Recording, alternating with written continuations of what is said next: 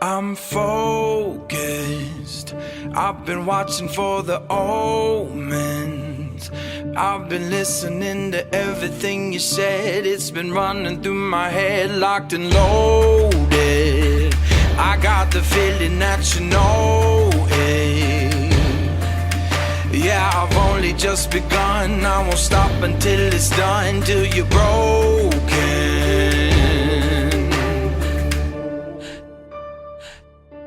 So welcome to the fire. I'm the one with the lighter. Feel it burning through your veins as we're walking through the flames, getting higher.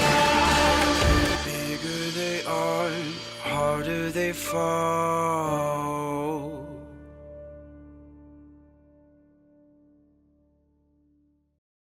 We return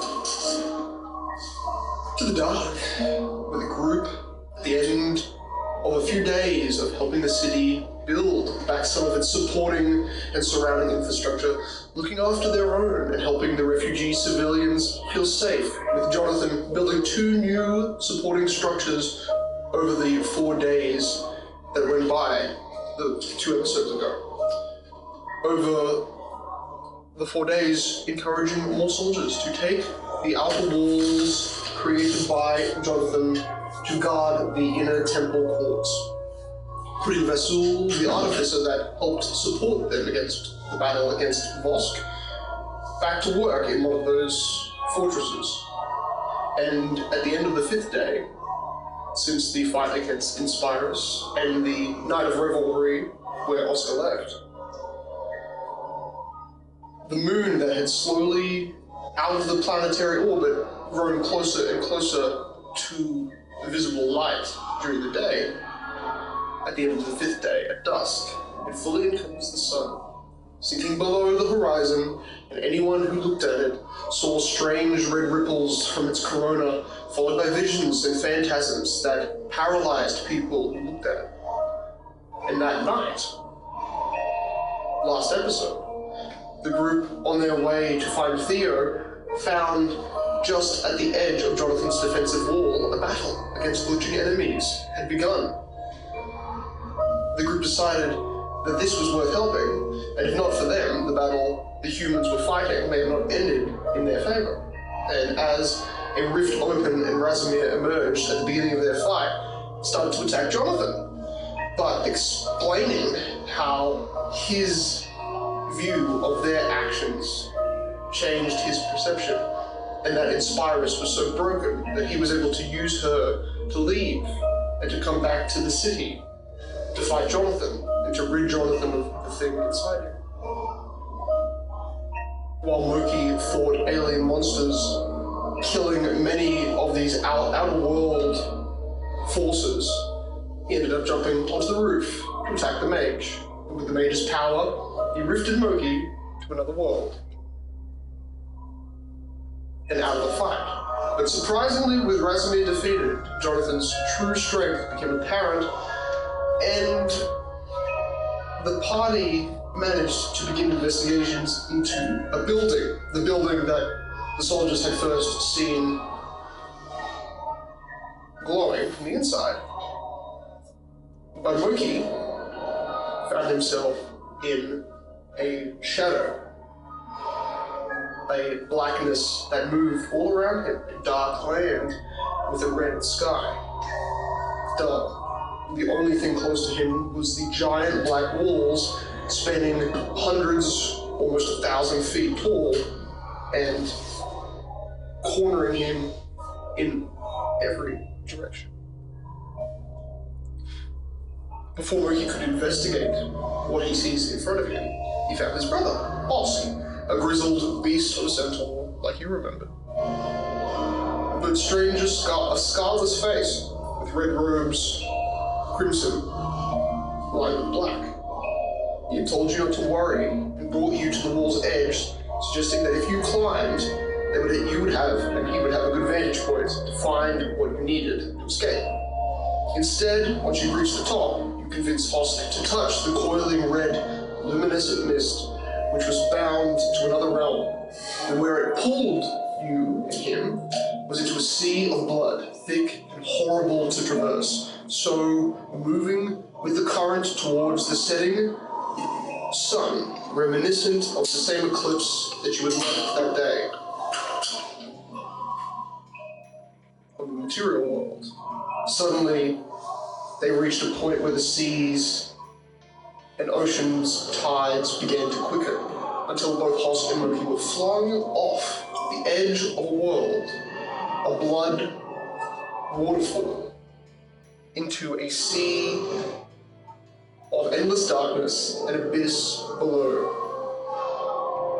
And only after falling for what felt like minutes did you and he see a strange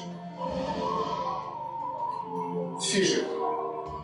A veil of blue light, like a puddle below you, surrounded by endless darkness. And as you fell into it, only Moki could pass through. Hosk needed him to invite his spirit inside. So Moki, repeating those words, allowed Hosk to fall with him through into a ghostly realm, where they floated to their feet and seemed to notice that Hosk, being slightly unaware of his own form changing to Moki, looked different. Still uniquely scarless, which you didn't remember, but now no hair on his face, no hair on his head. And a crown, 6 small blades hooked in a position, a mantle atop his head. Slightly more slimline and elegant elven face, but still the lower horse body of a centaur. His ears, a strange detail, was still as mutated from the blood rift, from the void place, from your world, still like yours, just as mutilated. When animals would bite it, tear parts of you off, that somehow didn't undo itself like the rest of the scars that were across his face. But as you move forward into a ghostly realm, you noticed there was a figure floating down towards you, called Isolde, led you in a direction. And while you don't know who it is or who she is, the feminine voice, you did hear her say that she would find you a way to get home. And as she started to float upwards, and your head tilted upwards, the trajectory of your movement began to tilt upwards, walking through air as if the ground was still below you. And it was as you floated up, walking upwards, drifting, trotting, that you noticed your brother beside you. His new form, hairless, slightly leaner for a centaur, was perforating a type of deep, faint red mist off of his shoulders, his neck, the back of his head. Curse. A tether to the blood place or the blood mist that had coalesced around both of you. Strange that you don't have it, but he does. And he told you that where he was, he bargained his body away, his future body, for this one, a temporary vessel, he called it. Yet you and him started to journey in this realm, of which has no name, not that you have known. And this is where we return. How far or how close do you stay from the drifting white cloaked figure, mostly transparent ghost Isolde that seemed to descend and tell you she would help you find a way out? She's drifting basically up and ahead. It is very much like a still upwards angle. She's flying towards the sky. Well, Murphy doesn't really... He has bad experiences with the women in his life. Correct. Every single one of them. And the worst part is that you don't see any details on her. Everything, she's wearing the full shroud, the kind of full cover as if she is like a widow, but these are all white robes, so you don't even get a detail of her face. It's this very ominous, very ghostly, like wearing a curtain over your body sort of ghost. Moki would follow. Because so far, in his opinion, he's been doing pretty fucking good. He was sent to what he thinks is hell and has managed to already escape out. Like minutes. Yeah. Like 20 minutes. Plus, what probably felt like a few hours of swimming through blood tides, but that time is very weird since you've now moved between 3 planes. Murphy's confident no matter what shows up, he can either kill it, run for it and kill it, or just eat it. Oh, that's, So far, do you try to touch your brother in this room? Yes. Are able to. Which is a great sensation because everything around you seems mostly opaque and invisible, and as you are moving, and as you touch him and reaffirming your connection, he grabs you in that kind of bromance, proper arm grab sort of way, but it's just a security, it's a stabilizing of each other, as you realize everything around you, there's no mountains, there's no trees on the Sure, I ground. lose him. I'm gonna give him Grook. You...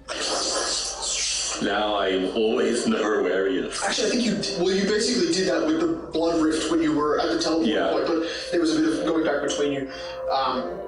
Grook, as soon as he enters Hosk's body, Hosk's body, reciprocates an emotion to you that reminds you of the exact same emotion when you were holding him at the verge of not being able to enter this realm, which is fear. As soon as Grook enters Hosk, feels fear. Very good little pep talk. Remember, you fear something, eat it, and you will become the fear. Fear becomes slightly angry. Yes! Fear and anger. I'm just talking to my brother's pack. He's kind of like doing that, the one eye, like looking down at his pack. Which you can see, I mean, he's lost a lot of mass, which could have been a result of moving through this blood place.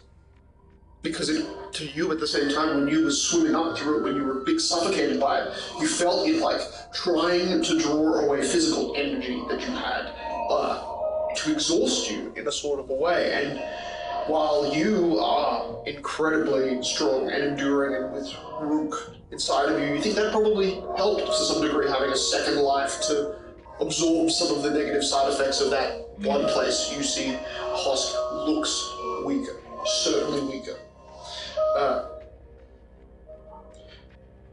And she's drifting up, and everything around you is this hazy grey, like everywhere in every direction is mist, but not, 500 feet in front of you where you can see her just as a small thumbprint in your proximity, just drifting up and ahead. And Walking behind. you see she's certainly outpacing you, but for all that matters, it's a direction, and you know that that's it. And for whatever reason, you've moved through so many realms, you're just trusting that where you walk is the floor or is stable, because somehow you can do it. You don't understand. She's walking somewhere, and I can be that somewhere and, find my way from out, not somewhere. And then you see there is a point, after what feels like she gets smaller and smaller in your distance, as if she's moving far faster than you, but slowly. It's a sort of outpacing. After maybe what feels like a few hours, you think you see the haze of grey ahead of you get a little darker. Like it's just a bit of a darker colour pigment to the other sides of you, which is more of a whitish grey, and behind you it's that still white. And below you, at first you're like, there was a floor when you landed, because you fell, and then you floated back up. Now you're not sure, because you haven't been able to see it for like the last hour. You're just seeing below you fog or mist, or this grey haze that's everywhere. But where she's going, it's starting to get dark. Like the edge of a very massive storm on the water's edge. That's like a wave of that kind of cloud cover that's just slowly perforating towards you. And somewhat a fear of that being what it is, you watch as at some point she just disappears, either into it or disappears completely. But that tic-tac ahead of you that was constantly moving up, you see eventually that fog or haze, she that touches it, moves through it, or just vanishes. But she's suddenly gone. You know the direction. You see that position ahead of you is a darker color than all of the other ones around you. But you hear Hoss, she's gone? Was this some sort of trap? That's Krueler. The trap with the violet. I remember when we walked along the coast of the wilds, when the clouds like this stood at the coast's edge. You knew what was inside was going to toss you around. We sure this isn't some sort of powerful storm we're walking into? Well, I've been struck by lightning before. We're fine. So you're saying we don't have a choice? Yes, we don't have a choice. It's either this or float around in eternity. Does seem very bad. Whatever this realm is. Don't worry, we'll be fine. I'll grab his hand and we'll wolf her. Trot through. And you see Hoss a lot of the time, he's like looking down while you're kind of not really worrying like that, but he's certainly taking more into like below and above, and there's obviously a little bit of a confused tone to his voice in that way where everything around you looks too similar, but ahead of you is somewhat different, somewhat scary. And you get to a point where you're so close to this dark haze of grey. To describe it as a cloud is kind of wrong because it's just your visible skyline, your visible area there's no light, and somehow there is this ambient glow which must be coming from a direction.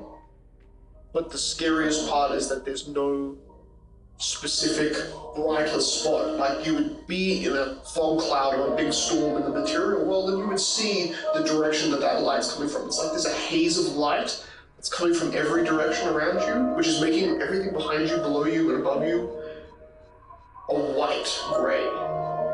And just ahead, it's dark. I saw that lady walking the darkest spot in the storm, right? I'll just do the same. I'll keep walking in the darkest direction. And it's as that cloud seems to encompass more and more of your periphery, your right and left, your above, where suddenly you feel a physical sort of pressure. It's gentle, but it's like a wall. If a wall could be a thin, still mist like water. You move through it. Through something that behind you as you step through this, it's shimmering white, like it wasn't black at all. And the air grows heavier, saturated with this metallic tang in your mouth. And the faint wail, the wind that was behind you now becomes this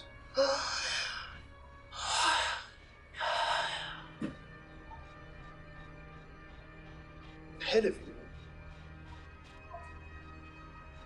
You see what looks like a human palace. Small, technically.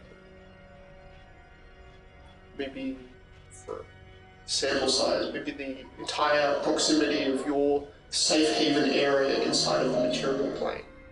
The size of the temple courts, but it's walls, inner walls, pillars that are forming little towers, larger interior towers that are kind of arched and almost elven, kind of elegant in shape and detail.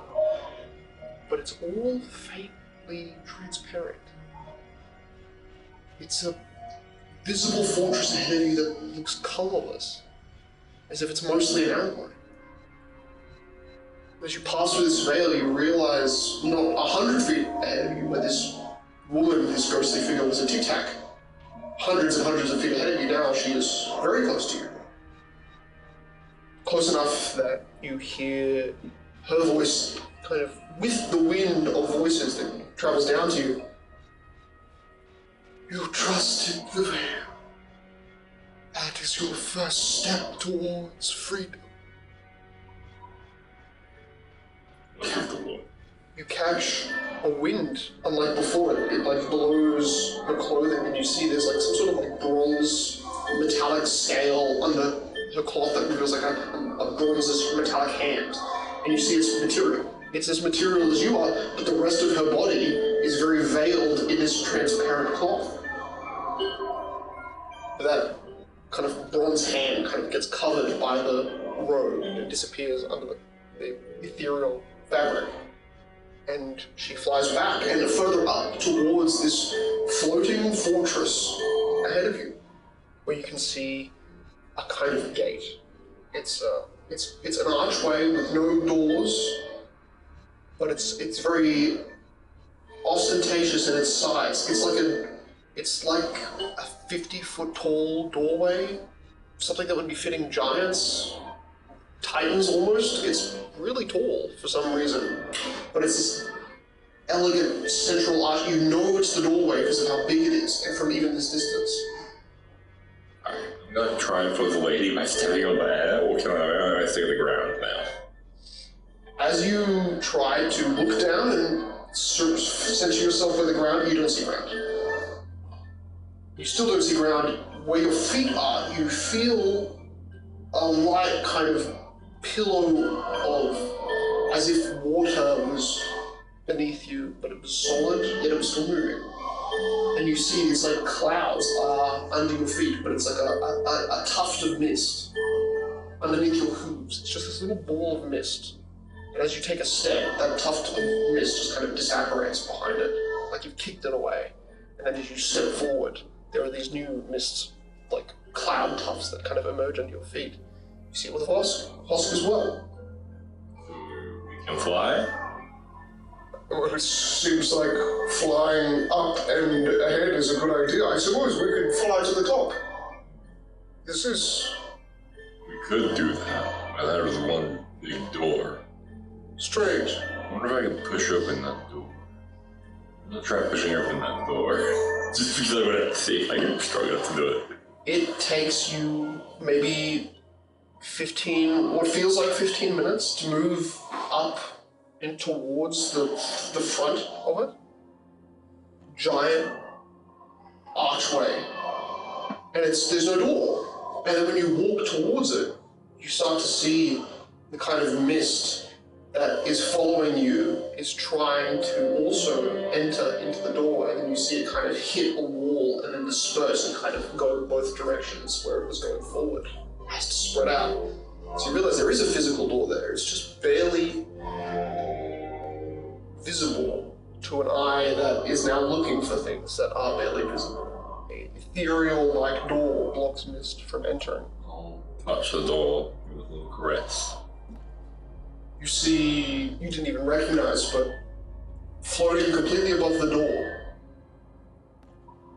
above the wall itself, she's about 100 feet above you. It's that ghostly woman. She's like directly above you, a few hundred feet. She's not even at ground level, and you realize there is a physical sensation when you try to touch the door. You watch layers of what would be mist, but are like ethereal ripples of water. As your hand moves to touch the door, you try to push it. Just sort of feel it. Feel it as you touch it multiple times. You see multiple different ripples, as if you're touching like a body, a still pond. And then you notice about 20 feet above you, 4 different brightly glowing white figures just appear out of completely thin air. It's a transparent door, so you can see through it. You can see kind of transparent streetways, transparent floor, like actual somewhat of floor, or like floating tufts of clouds that are together enough to make it almost look like a cobblestone street made of mist. And then following those streets would be more towers. So you could see through it, and then as you touch this door, appearing out of completely nothing, these white glowing, armored, knight-helmed with these little eye slits, Roman-style kind of pompadour at the back, shields. Some of these soldiers are carrying basically 2 giant shields as in both arms. So unique weapon styles for ghosts. They look less physical than Hosk, yet they're glowing bright white. So even though they're slightly transparent, they're glowing. And as they kind of appear out of the doorway above you, as you've kind of knocked on it at a ground level, this 60 feet tall, at the peak of the arch, 60 foot tall door. Bright figures illuminate you from below. And you're expecting something to happen, and Hosk is like, I don't have a weapon anymore. I lost it in the blood rift. What are we gonna do? Looks up. The first thing you're gonna do is take this and give him a great axe. Oh, feels it. Is this the dead flesh? Don't really have that. I think it's just a normal great axe, which is a bit broken from my switch when I had it. It's okay. And you see, even though you've got weapons, there's no reaction. They're floating above you, guardian, like in full. They're just kind of drifting. They're kind of pulsing, barely visibly pulsing, as if a sun is, minus solar flares. This is kind of small intensity of light. Excuse me, ghost thing. I'm trying to get back to the material plane to resume a great battle. Could you direct us to a portal being capable of taking us there?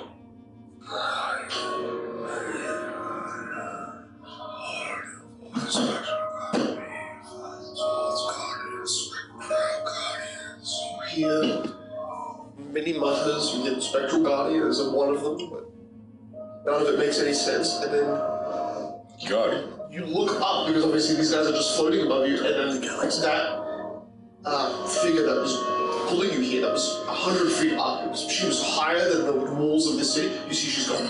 She's just gone. She was floating above you. These things arrived. She's gone. Said Hoskers, there was no turning back. We're good intentioned in this place. Hail, Guardian. Oh. Say hail the Guardians? I don't know what you got. Hail the Guardians! No, these are Guardians. It's near the monk. I don't know what you guard, dear Guardians, but know this. I have no interest or knowledge of what it is.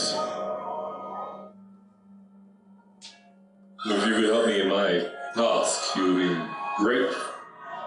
Good. Round of man.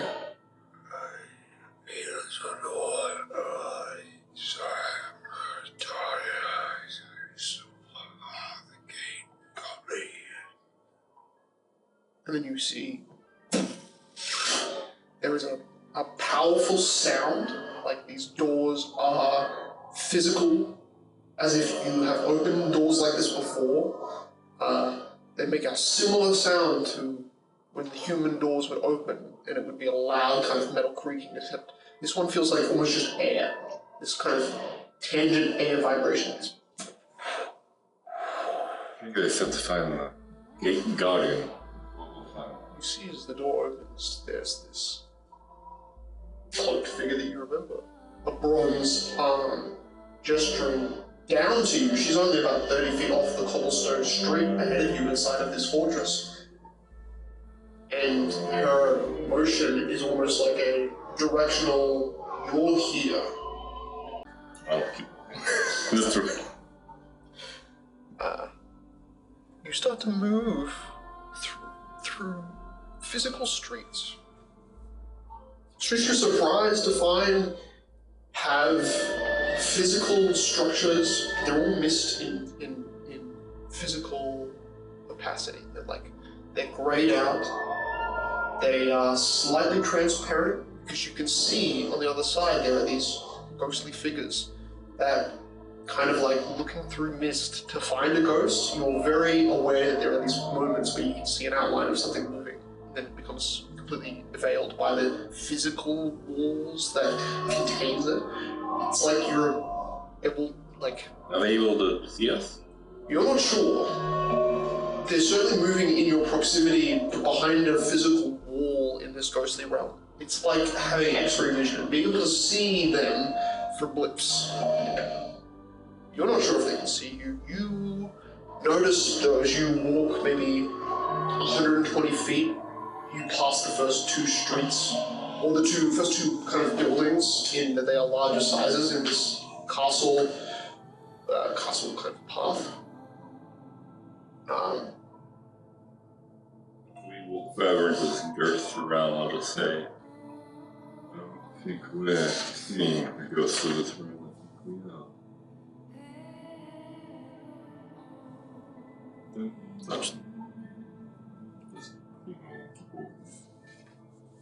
And your brother kind of nods and actually puts a hand over his mouth, just being like, for him, the idea of breathing louder might alert these creatures that he's there. You're maybe not, you don't care that things can see you. I think Hoss is obviously a little afraid. Or is covering his breath for whatever reason. You actually, for a moment, hear like muttering as he covers his mouth, but he keeps his mouth and kind of knows his whole face covered.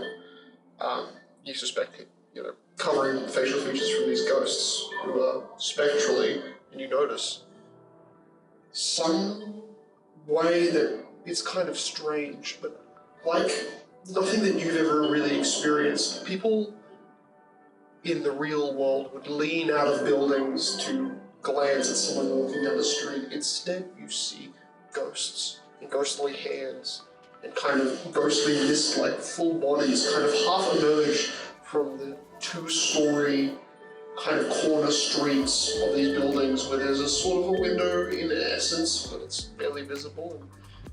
And you notice there are ghosts, not just physically in other buildings, which you can partially see, and you're not sure if they can see you, but they're certainly moving through those buildings. There are now things higher above you, kind of 10, 15 feet above your head as you're pretty tall, looking down at you, noticing that the way that you can tell they have eyes that are looking is that most of their eyes twinkle like little stars. One of them that looks out of a building 2 stories up, you see 2 little white specks, little starlight specks. Because it's almost impossible to tell the direction of their head, as it's mostly just a mist, a kind of opaque, nearly completely transparent form. You can barely see hands, but it is these hands that emerge first, and then a kind of a larger mist body, and then that mist body with 2 little specks of starlight kind of turns and peers at you. You see some eyes that emerge from corners of alleys far in the distance, little black specks, little purple specks, little orange specks, different colored eyes all around. You know they're looking at you now because you're certain that that is their ocular, physical ability to detect like an iris of a person. You've inspected human bodies very closely. You are very aware of that little dot in the center of their eyes. You're like, it's got to be their version of that, though it's quite big in the distance. And it's not 600 feet walking, curving through one alley, tight buildings, like you are walking through. Kind of a good example is Minaz, the defended structure in Lord of the Rings, where it's those, that kind of on a hill part, really narrow streets, kind of Roman style, kind of Egyptian, and that's kind of like, imagine they are sandstone-like buildings, but they're mostly just mist. They're very simple in shape, normally very square, angular. The streets kind of part and curve, narrow streets to fit these buildings, these kind of larger structures. And for a moment, you accidentally kind of pushing through. You realize it's like a layer of what feels like to you basically water. But as you're curving through a street, you realize at an odd angle that you're moving through, you accidentally walk through a part of a ghostly building. You just pass, you transparently move through it, and you feel that cold chill. Feeling of almost like rushing water over a part of your body, and then you kind of step out of it, out of the misty wall of someone's home, or some livable structure for these ghosts. In the distance, these spires are getting much closer, but you are noticing ahead of you a courtyard, a kind of centralized space. There are these white lanterns that are not connected to anything. They are floating orbs of white light that are surrounding in a kind of circle this larger courtyard,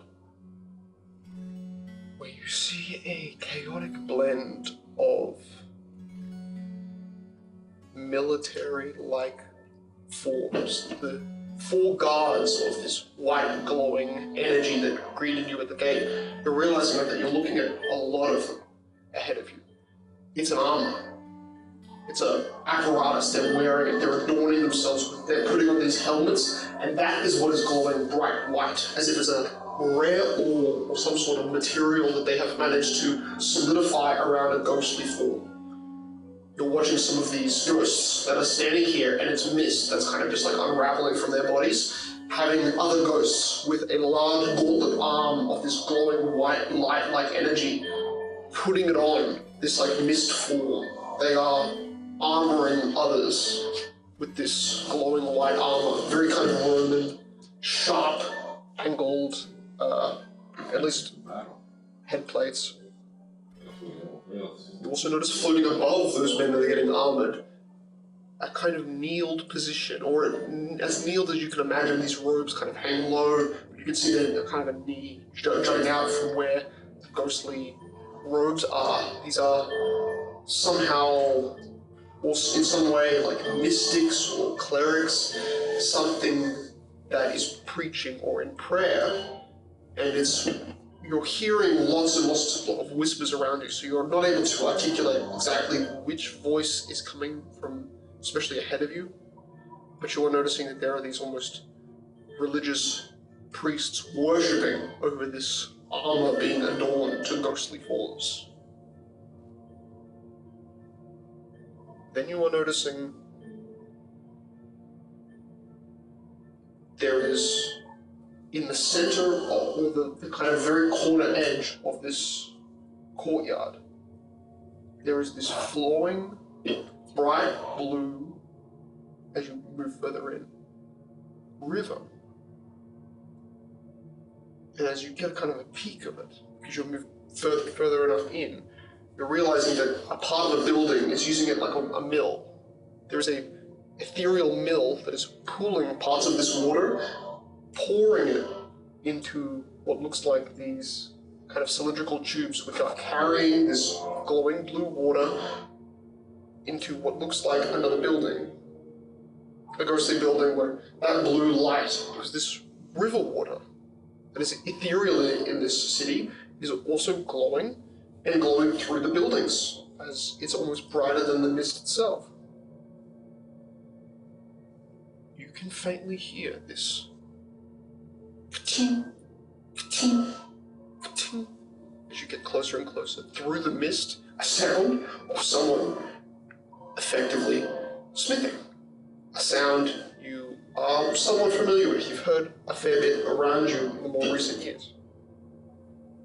And there are, as you get very close now to this prayer area, following this bronze woman who's following you, and she looks to be moving past all of these armored figures, these priests, you find these armored figures are kneeling, and mages or priests, you're not sure, are spinning their hands together and weaving a web, where you watch from the building where the blue water went, shards of very tangible blue energy seem to emerge from this building, out of this wall of mist, from where that water and that water mill was kind of pulling it into this part of the building. these wizards cast magic between their hands, and all of these little shards of blue energy seems to form into these blades that these wizards are kind of forming together with their hands. And then you are noticing that the priests that are above these armored knights are holding their hands as if to receive something. Yet in their hands they are forming some sort of giant white cross or T, a shape out of the palm of their hands, gathered in the white light. You're watching an army form, you're watching special crystalline weapons materialize from wizards or priests or both, pulled to armored knights. And the woman with the bronze arm gestures you forward. Her hand, her bronze arm, more visible and as visible as the blue crystals that were being attached to form basically just blades. Bastard swords, long swords around that. The things around this place that are very physical are very noticeable because of their transparency. And as you follow the hand, Hosk, at two different points, is very distracted and kind of falls behind you. There's only the first, up till you reach the courtyard where he's covering his hand over his mouth and kind of eyeing everything off very cautiously, but he drops his hand out of a kind of an awe or surprise out of what is being created. So you notice as you're walking, following her and moving at a decent speed, he's fallen behind a few hundred feet. I feel like I just wait for it and get closer, whack him on the leg and like, show confidence. Right, this is the... Show weakness, he's sensitive. Pretend nothing affects you, look straight ahead, ignore everything else. No interest. How are you not surprised by all of this magical witchy woo-woo? I'm in tremendous amounts of pain, it's hard to focus on. Right. You want me to help you with that? How would you do that? I have Rook. I squish it all. See, now you can focus. You're right. Pain. That's right, the will. The pain helps a lot. Okay, good. Rook, not so hard. East. My mind.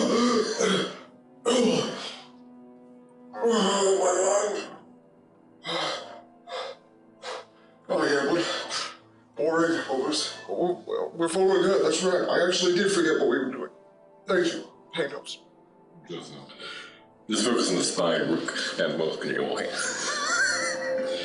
You see, as you are walking past, some of these armored knights in kind of bright white armor have glanced to notice you. But a lot of them are turning around and are walking towards a corner, which you kind of see better as you curve past the courtyard at the very edge, in a corner you couldn't see when you entered.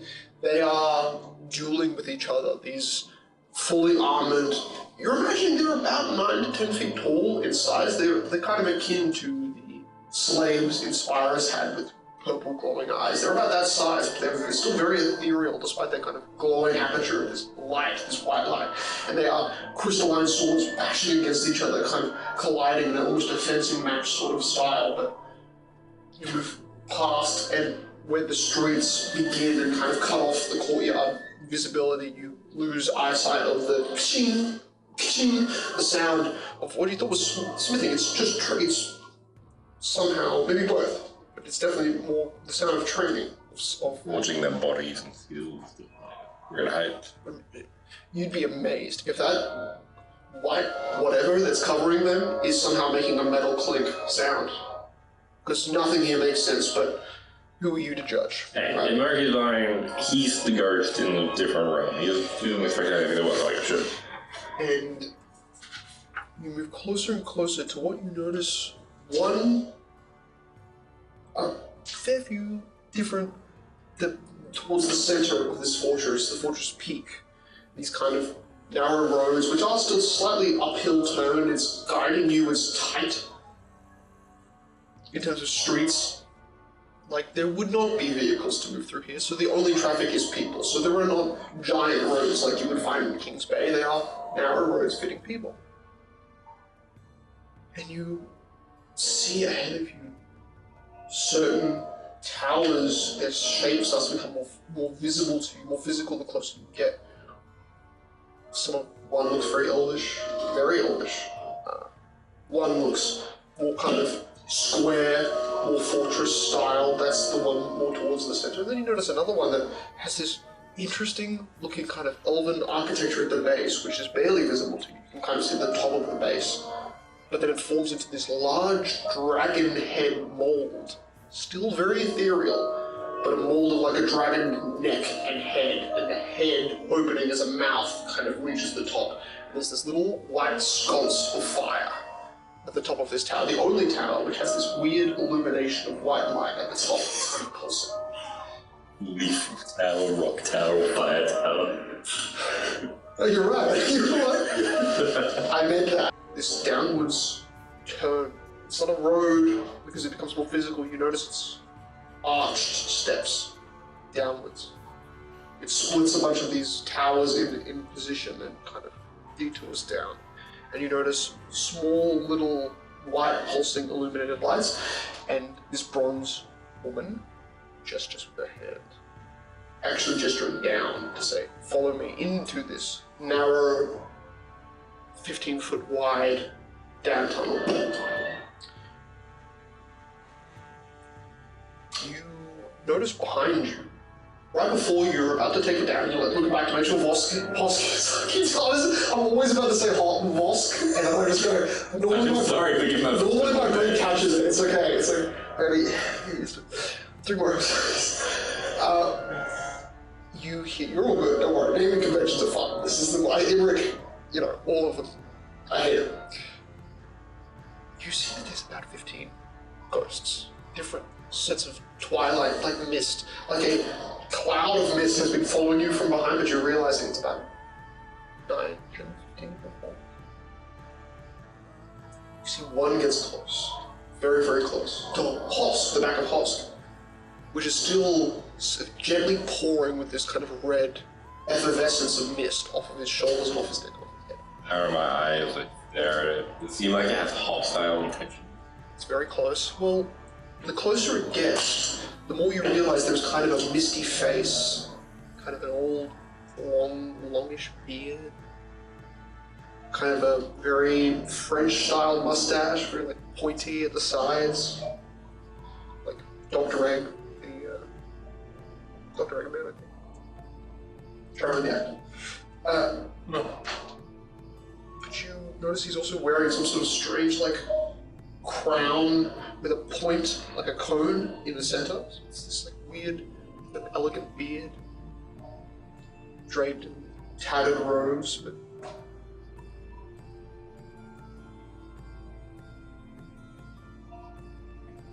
hear a bunch of other voices kind of like, I see. Hear these voices kind of billow up behind him as if he is being buffeted by voices of many other pinpricks behind him. There's much wrong here, much that needs help. If you find our Lord, tell him things are not the same when he lived. And he kind of drifts really close to you, and so close that it's a mist. You can see the neck, you can see kind of the chest. There's a symbol that you recognize. There's a symbol of Jonathan's god, Farina. It's a little pendant, and it's barely visible, like opaque, and it kind of hangs from his neck, from very faint, misty shoulders. The closer it gets to you, the more visible the face. It's a distressed old man. Are you John's friend? That makes sense. It doesn't seem like his sort of place.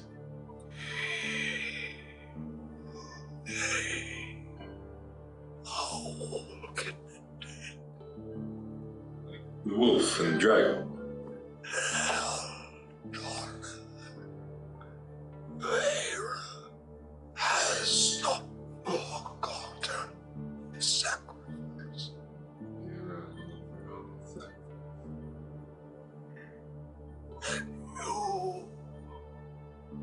sent from another world are not safe with your own allies.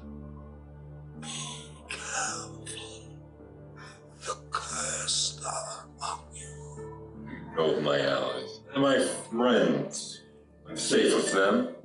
At the moment, you start to become slightly hostile. You see that mist kind of like, it's almost like your voice causes a plume of mist and it pushes them back. This is kind of like ripple. You see the very close figure to you, black eyes, fall back.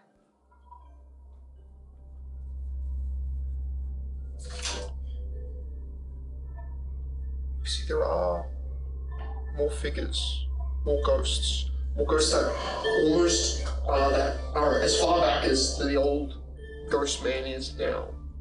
But it looks like they all want to talk to you, like they all have things to say. Your issue is... I spoke to them and go, I've already forgotten what he wanted me to say to John, so don't bother telling me messages, okay? You see many of the different little jewels, pinpricks of light kind of start to, some of them start to disperse. Some of them remain. But the woman at the bottom of that tunnel that beckoned you with a bronze hand says, "This is the Spectral Guardian's connection. Down here is the gateway. Come and return to your world." Well, I'm so good at this. Already returned to my world. That's great. Let's do it. Oscar's like, I have never thought that leaving It's so realm of easy. evil would be so easy. Yeah, it's so easy. I hope my wife can forgive me. You have a wife, of course. It's been a long time. I guess so. Probably for you. Hell. We're the material plane. We're gonna love the sun. It's very warm. I was hoping to get some tan back. I have no idea what my body looks like for in this realm. I feel different. Will I return like this? Kind of looks at his own hand, looks at his arm, looks at the weapon that he's holding. You're right. This body was made for you. And hell, But it was made by evil hands. who knows if it's even a real thing? It could just be an illusion. What is real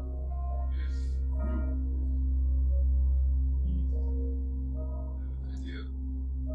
I sort of ripped my chest and lost a few strands of root that are in me. I will go see you in a week and rip it away. Give it to Hoskins Tide, essentially killing Root and giving it to You feel you implant your hand, and the desire to pull it out of you is not as easy as you think because it's thorny. It's like when you would call Grook out. This part of Grook I will grow back. is like intentionally embedding itself, trying to keep. So you Rook. sift your hands This isn't an end into your chest. to our bonds. It's an extension. You coddle Grook. You feel this little tiny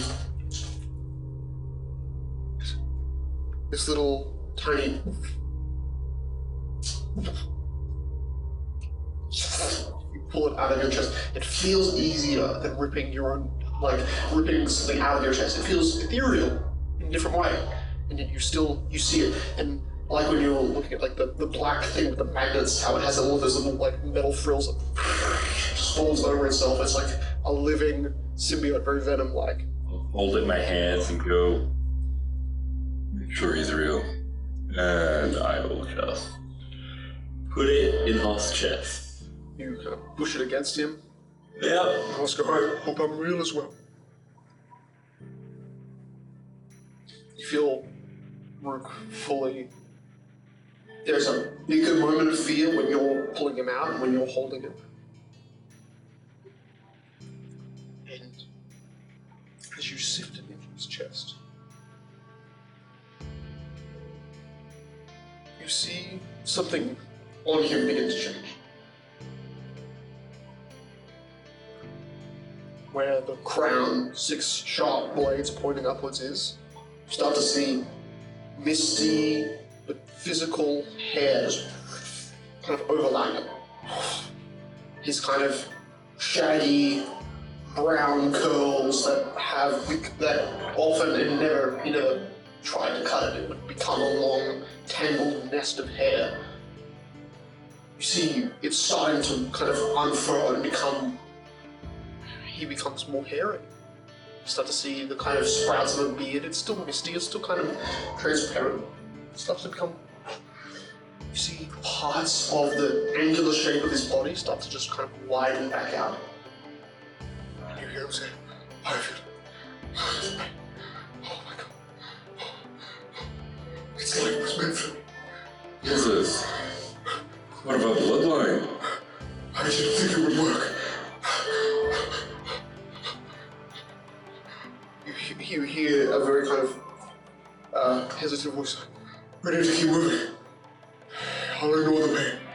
Follow the woman. He starts to walk down the stairs beside you. Pain only affects you as much as you want. Put that pain in its place. If this is what I found the way through, I've burned this for so long. But how long have you been in pain for to not feel this? haven't felt the pain. Not like this. Not nearly in the same power. It's overwhelming. It feels like it's trying to remake the Little throb. Every muscle, your bone. I mean, it feels a lot less violent like this one is. Maybe it's that I've not got the same body I once did. Maybe it's just trying to reform me. So close. And you hear him like almost cough, sputter a little bit. And he's walking down. You watch as the woman with bronze hair waves her hand. And it seems to part a doorway, ethereal, and it opens up slightly. You see bright white light on the inside of that room, down at the bottom of the stairs where you're walking towards. And you see, stepping through an archway, there's a small, 15-foot step, kind of spiral down the curve, not a full spiral, just a curve. And you arrive at the top of a chamber. As soon as that white light and the source of it becomes visible to you, you're actually feeling a sudden wave of disorientation.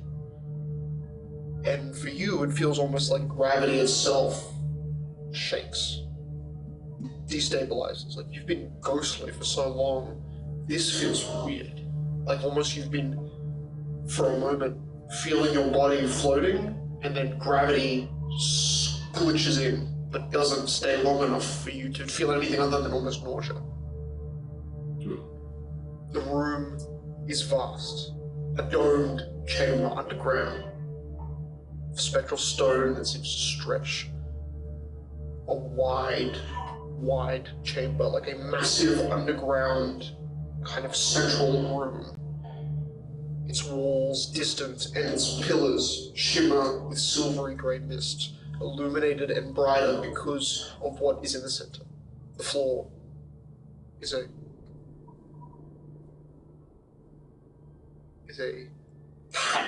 mosaic, but it's clearly wizardry to a degree that you've seen from Mitso when he put a bunch of symbols around the book that you were teleported to. This is like 60, 70 feet wide of sigils and patterns, all culminating at the very center of this room, where you can see there is this kind of small, barely extruded platform-esque, where you can see what disorientated you and what is hard to look at, this flexing, moving, gelatinous, chaotic white mass of liquid. It's in the center of the room. You see 5 mages, wizards, all with their hands together, spiraling their hands, muttering, flexing their wrists, while 5 priests kneel at the base of this light in a kind of pentagram-like symbol, each of them kind of in a pit, like wizards and clerics, side by side. Their forms translucent, wreathed in the faint white aura of what is directly in front of them. And their faces are beyond visible, gaunt, ghostly. Their eyes, all of their eyes, even the wizards, glowing white. Just like the water, the white liquid in front of them. Their voices slightly weaving together to form what you might think is a harmonic latticework of sound that is more of a vibration and a rhythm.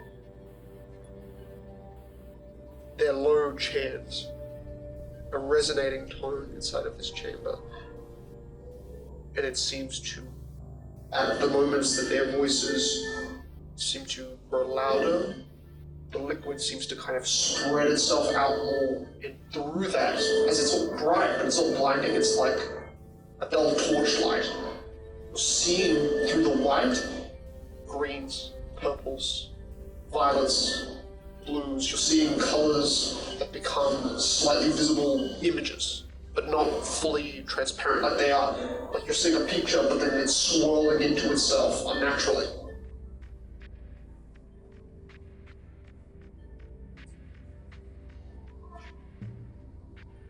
You hear from the bronze army, "This is a planar gateway chamber. It is the linchpin of Strix's rest survival, and its role in preventing damage from the blood rift. The white liquid is planar essence, distilled from the spirit river and infused with souls of fallen warriors, serving as eternal conduits between realms, maintaining their sacred duty to maintain the flow of its energy. But it strains the fortress's resources and fuels divide and our fortress's internal ghost politics. There is a tactician who works beside me and under my lord who is trying to keep this portal off limits to those who need rescuing. But the creator of this place, one who has touched you before, his essence lingers on all those he sees. If he has kept you alive, then it is our duty to keep you in the world you're meant to be in. Unless he asks otherwise. But he has been away for some time, and while we are not fearful of this spiritual boundary, we will use it to save as many as we can. Lord Goulash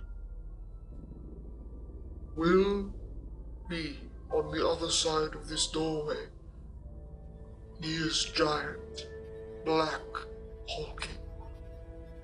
He is absorbing the evil of your city and using it to fuel his power to keep a gateway between here and your world, so that we can save part of your city, so you do not have to. Lord Goulash is a philanthropist and pulls us all one step closer to a better world, so we follow the chaotic steps he makes in the world.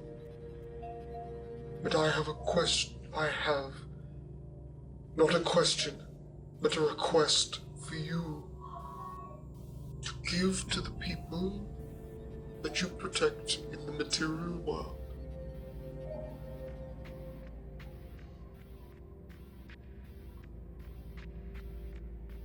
Deliver this message that will protect your people. That the forces of other worlds see the strife you are in. Thanks to our Lord Goulash, he sees the evil your city contains and will help reverse its effects. But that will take time, and the military forces in this city must be willing to stay on guard for at least another month, while we eradicate the evil dwelling in the realms trying to reach in. Trying to stop us from absorbing the desecration that has plagued your city in recent weeks. So tell the city leaders this, and consider it a generous favor from a king that wishes to be forgotten.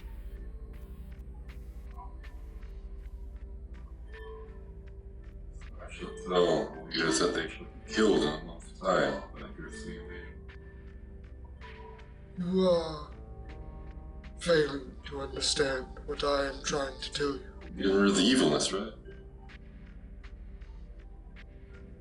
The humans are not the evil we are trying to rid. Oh.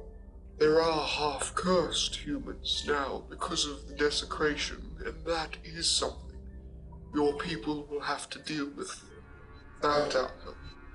But the land itself, upon being desecrated, is an invitation for the evils of other worlds to find habitats, to cohabitate inside such a place. I get it. I'll tell them you're taking their land. Sure. That is, in essence, a part of what we are doing. If Lord Goulash is generous, that land will be returned to him. If he sees your rulers as fitting for such a large settlement of land. But we will be keeping this gateway open to your world through that city. And we will be resurrecting our own fortress inside of your city where this gateway stands.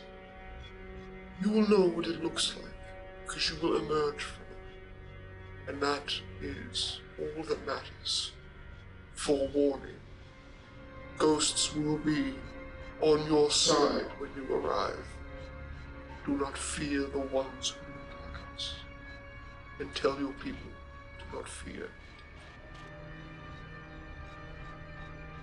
People fear me, so if it's not to fear you, don't fear you more. Maybe use a more charismatic figure. I'll tell John about what happened and he didn't do the politics stuff. Yes, tell this John. And if you ever return, know that, assuming you are helping this city and not destroying, you are welcome. However, we cannot provide food or bedding because we are ghosts. Goodbye.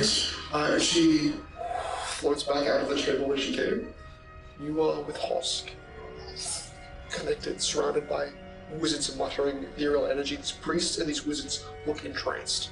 They look like they haven't looked around, they haven't looked at this conversation, they've been stuck, eyes affixed to this gelatinous liquid. I look at it and go, you notice that every chest he sheds, as she said, vaguely threatening. I have a suspicion. What they're trying to do is not necessarily of good intentions, but of... They want to invade the human kingdom. Do it. I thought you might do that. Does it seem like good people are probably opposed demons and undead? fight the battle for you. For us. Yeah. I can eat some of this goop before we leave. Try to swallow some on the way through. Just he's looking up at it like, probably good. And then you see him turn down to you, and there's still that strange mist emerging from his back.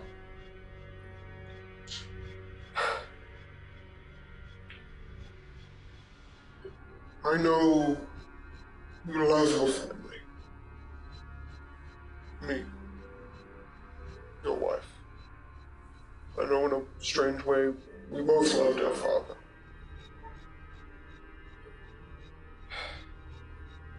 That is what made us so valuable to each other. That is what made Hoss so valuable to me. Ugh. God damn it. I shouldn't have hoped. Why? God. Possession is so common. You should have. I'm gonna eat you before we leave, and I attack. As you attack, your body leaps for him and for basically Grook, which you know is inside. Yeah. You know the target because you can kind of see the black mold moving through a slightly ethereal form. I can still set through.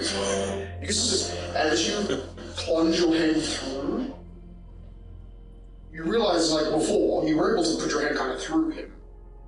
You plunge your hand through him, and suddenly you feel your hand get like stuck. And you see his body kind of glitch.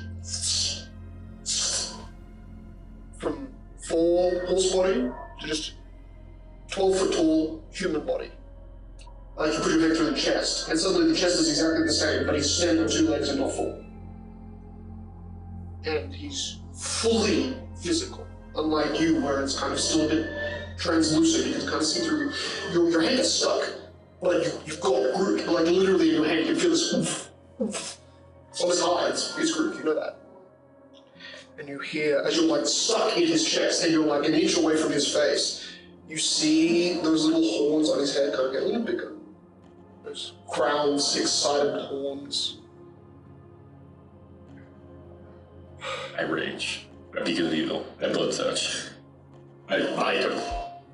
Which will exactly what You get to, yeah.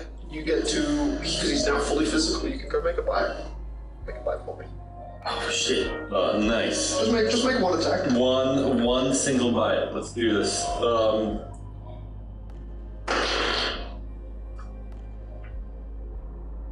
I have a plus 31. 44. I should have got this up. I'm sorry. You say I can't succeed but 44? No, 44 might be it. You might be doing it, dude. Congratulations, you did it. I do think you did it. You can manage. Battle stone. Oh, here it is. Yeah, I know. I'm doing all the primal attack. You said 44. 9, yes. His AC is 48.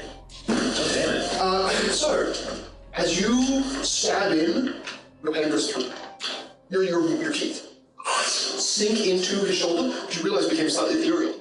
And then you realize your mouth becomes stuck, unable to move. Your hand also stuck in him. Your mouth becomes sewn to his shoulder, in which you start to like pull out. You feel immense pain, like to pull out from a physical shoulder. You are ripping your entire jaw and mouth off. I'm completely fine with that. You feel an immense pain as you rip off your lower jaw because it's fused to your shoulder. You're the only one here who takes pain from this whole thing because you failed. I'm a ghost. You take 11 points of physical bleed damage. So every round, you'll take more. Cool. But you regenerate. Yes, my kids were all bleed. And because obviously you're rage and you're healing, it rips out from nowhere. You're just like your jaw just pop. All my bones are like teeth. And you see he smiles. And there's this grin that's not your brother's. But you notice, this is way too happy, let me change them real quick. You notice, his teeth are like metal.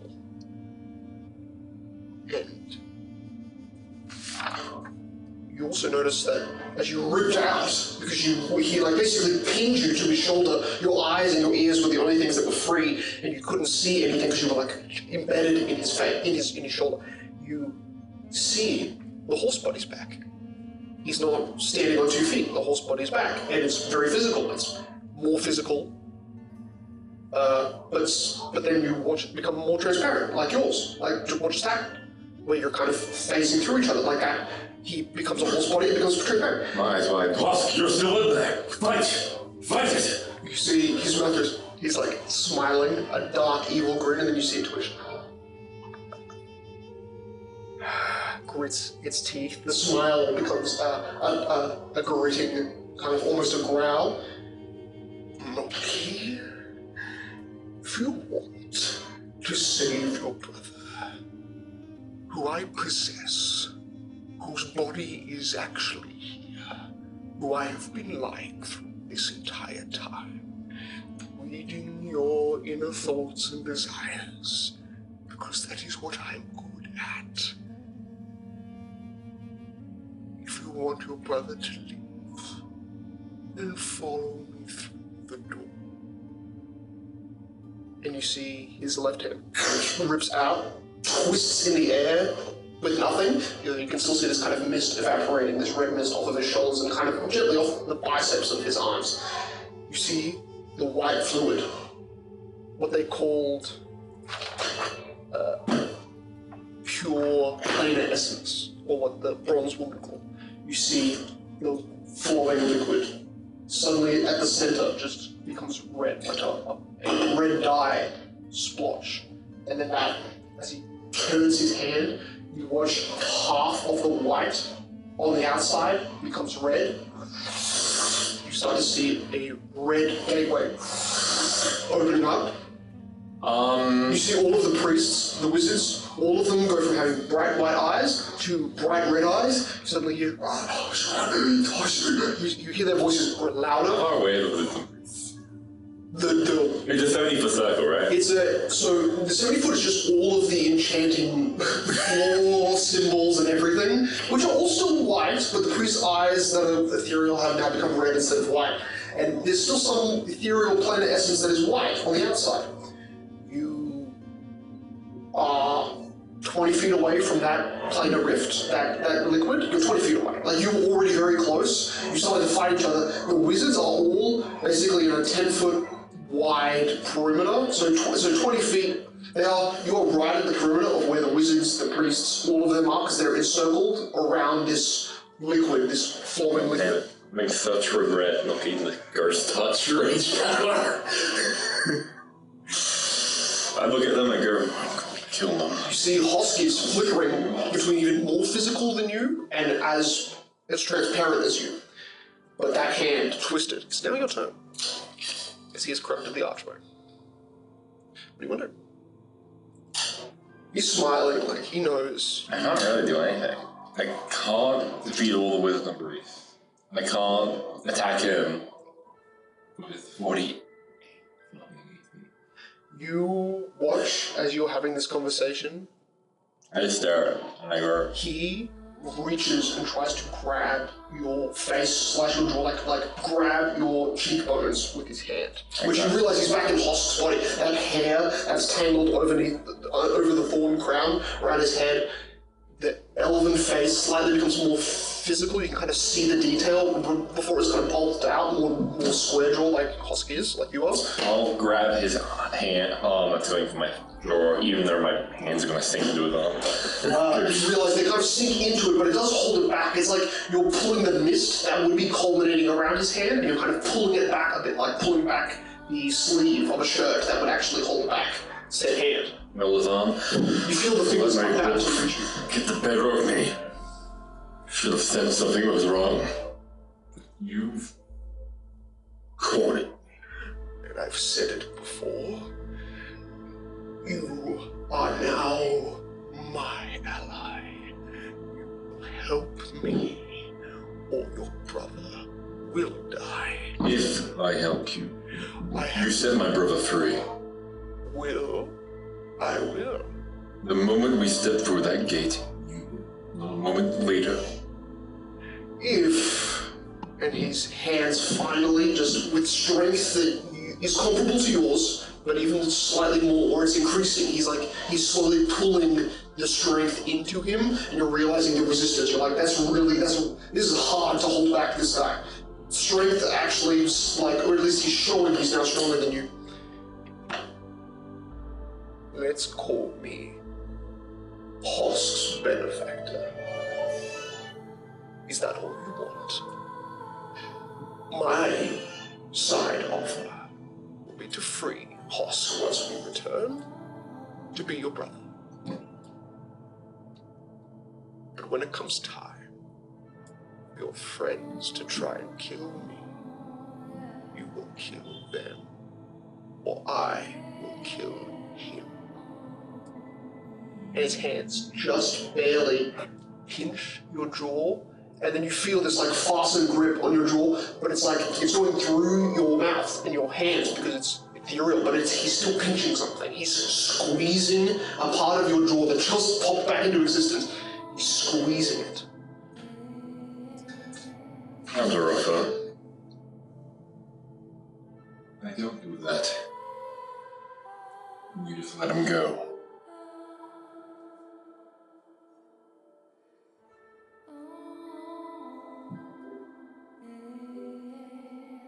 There is no bartering you have on your side that I need. There's nothing I possess you want. Nothing at all. Not that you didn't already give it. Rook is delightful. The pain helps me. But I know you can see me and feel it through me. And even if you take part of it back, I will not lose it. Oh. Rook isn't mine. If you want it, you can take it. But you not. I know. We're just gonna do with big flesh and try and possess him.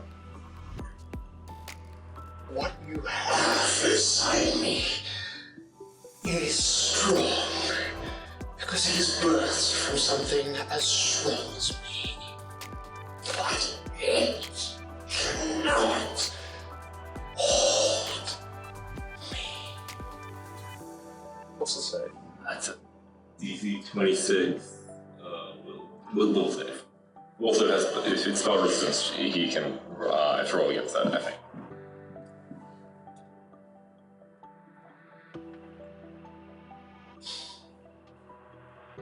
I want to make this fun for you. This is spell resistance you couldn't say. I want you to make me a D20 roll, and you have to get a crit. No. No, I haven't gotten an actual nat 20 crit in so long. Your overcoming spell resistance of 40, which I believe you couldn't do. No. However, crits will overcome such a thing.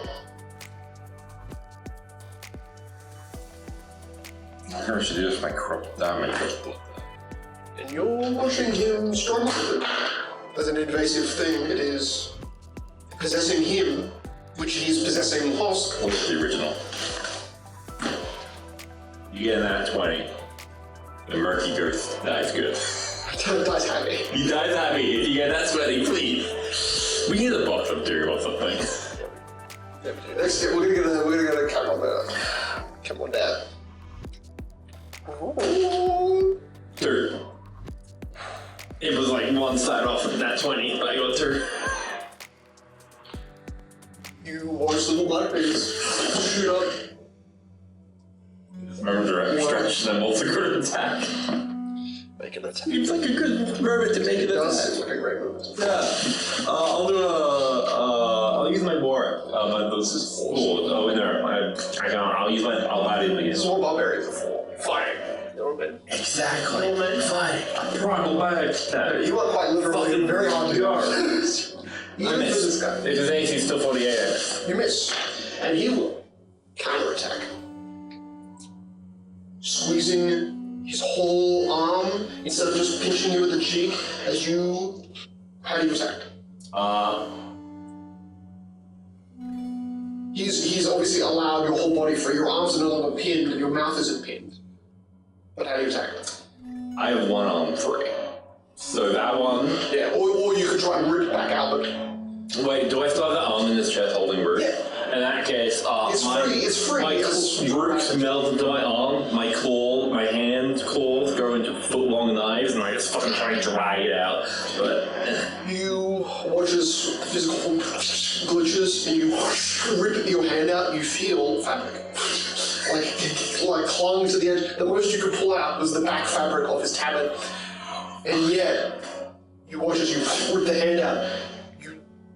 You realize that the gravity in this room has shifted again, and you feel very physical, like you're actually stepping on things, but the ground still feels very kind of loose, like you're stepping on kind of almost water, a little more solid than that. You watch as the two fingers trying to grab your jaw becomes an entire hand, and his body rends you off the ground and kind of pummels you through the archway. God damn. As his body rips through, this battle can becomes useful.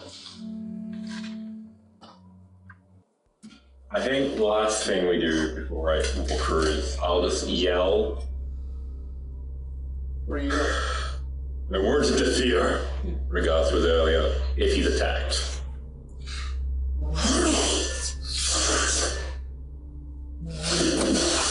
You feel this immense suction, almost anti-gravity, levity off your feet, and then ripping back down, you emerge here.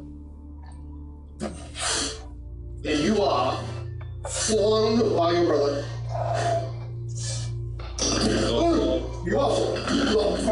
You are hitting sideways with the edge of this part of a tower. Your brother also emerges through the doorway. And you can see he was like, as he's emerging, he's in the action of kind of still throwing you, his arm slings around. You realize he's not in red and black robes, he's in blue and gold robes that would match somewhat of this place. He is husk-full, chiseled, grizzly face, strong kind of square jaw. He doesn't have that crown under or in his hair. You notice, I mean, it's not the perfect example, but he is husk. He's got religious adornments that you kind of barely pick up as you've just been flung. And you see, you smash over here, landing sideways, landing on part of the bridge that you feel. I was about to fall off, my legs split into 8, and like move back on. Step back up. You look at him, and you look at him like looking at his hand.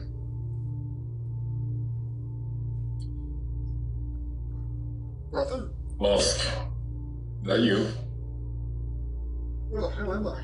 You aware of what just happened? I think you're playing for you. What is that behind you? Wait, no, there's a tower. Looks around. You see behind him, there is this unnaturally formed, kind of jagged there's no like color emerging or anything like that. It's like a dead doorway. Look around here. Mosk, quick. Who was your benefactor? What? Yeah, the benefactor of the arena. He called, No. Who did you give your body to? What are you talking about? Shit. The benefactor was Lord Norton of Serotuni, the one who bought me from Where were we just now? What do you mean? I was sold as a slave. The last thing I remember was being in a dark room that Lord Norton told me. You were in hell. No, I wasn't. I was... You gave your body to a demon. I did not. I swear to you, you're... I just rescued you from hell, through the blood river. Why do you talk? You sound mad. Your body is not yours. Look at your scars. Scars? They're different. They're not yours. Why My ears, one of them is still like I was bitten off with the hyenas. I'm missing an ear. It's the same. I'm the same. I don't have scars. You are not the same. He doesn't have any red effervescence going off him, and he's wearing adornments of humans, like priestly human robes. But he's, well, by all accounts, He looks like a can fix anything. What are you talking about? I can fix you. I can get you better again. Just stay with me, and Where are we? we're in Kings Bay. We're in a human city? It's been destroyed, don't worry. Oh, that's kind of... Yeah, it's like good for us. for them, yeah. We can kind of move through all of whatever the humans did makes sense. I am currently defending the city with my team, technically with the approval of the king. So you went from being a slave to humans to working with them? Whilst I thought Not we were really. against them. Well, with, sure, not for anyway, I don't work for them What anymore. about that saucy young elven woman, the, Neowolf? She's an elf, she's not a human. The one that was in the arena that was always flirting with you in the cage. Yeah, she was here occasionally, but I think she's gone now. But look, figure this out, but be careful. We're still in a dangerous city. There's tons of undead, ghosts, demons. I mean, he pulls a mace, a gold embroidered mace that looks very like noble. It's like, I have everything I had with me before I'll have to tell you about it. and you see him leap down his powerful horse body, which you notice is as bulky as you remember it. When he was in the void place, that he's back to that same size. He's real husk size. He lands. He is still very muscular, despite not having scars anymore, except for the ear damage. And you I'll jump down, grab it like the damage. have to figure out exactly where you are. But as you do, he describes he was taken directly to a nobleman's house after being sold. He went, instead of going into an attic or a barn where he thought he would be, he instead got pulled directly, straight away, into a cellar where there were these people in red robes and blue robes, like he was currently wearing. They told him to put on a red blindfold. That red blindfold was soaked with blood, and as he got blindfolded, and his eyes became completely drenched at the moment he knew it was drenched, that's the last thing he remembers. Shit. There was even in the red blood, when my face got covered, I swear I saw a flash of light. And then it was like the blindfolds were removed, and I was here. I'll save you. I'm here, you saved me. Whatever demonic deal you possess, I never made a deal. save you. I did not consciously. I swear, I have no memory of anything you're talking about. They probably took it. But I'm here. Where's your wife? Well, we're in a Where's separated Becky? phase right now. Where's Vosk? Oh, he's dead. Oh my goodness. You didn't absorb him, did you? That demon dragon thing he was trying to absorb? No, that does not seem like the right path for our clan. Like, I'm clan leader now. How is this not a miracle? I declare Vosk a heretic. He's alive? No, he's dead. Post-mortem heretic. Okay, let's try and get somewhere safe so I can figure out if I'm a heretic. Right? Is this a problem? We don't know if I'm corrupted or not? I'll hold his hand. Just slightly more. I want to see if he has blood. You feel your creature sift into him.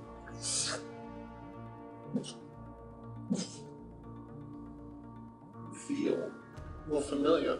Give off a kind of feeling of reluctant calmness. As if a connection was formed. As if this is not even a fake vessel, this is really Hosk. Or at least it's really the essence of a Khan that could be within someone of your bloodline that is well. This is the first time you've actually connected with this other than your son, You had it fucked up. who had a fucked version and then got completely cured, and then still had it, but it was weak. This at least you feel is somewhat tangible with Rook. It's an actual feeling of the Khan. Is it? It's a single heartbeat, if you call it that. Do I feel it present in his soul, in which case I would hardly be able to feel it in his body, in which case I would probably be You're able to feel it. You feel it like it is in the soul. You feel it strong like a proper adult of your age would have it. Like your father kind of explained not long ago. But so you're feeling it. And by all accounts he looks normal, minus all the scars. He's missing everything but the ear scar. He's missing every other scar. Can you, I unrage and I do my legs look back to normal, my lower hands. Can you... That's so disconcerting, I'm so... Can you do that? Can you change your form? I'm obese-like. Stand back. Fast. I'm not gonna do that. I can't. I don't know what you did. I just feel the urge to release stress. Because I inherited all the strength and with a connection. Maybe it's training. Maybe I just need to be trained. You're older than me. Yeah, but I don't know what the hell you're doing.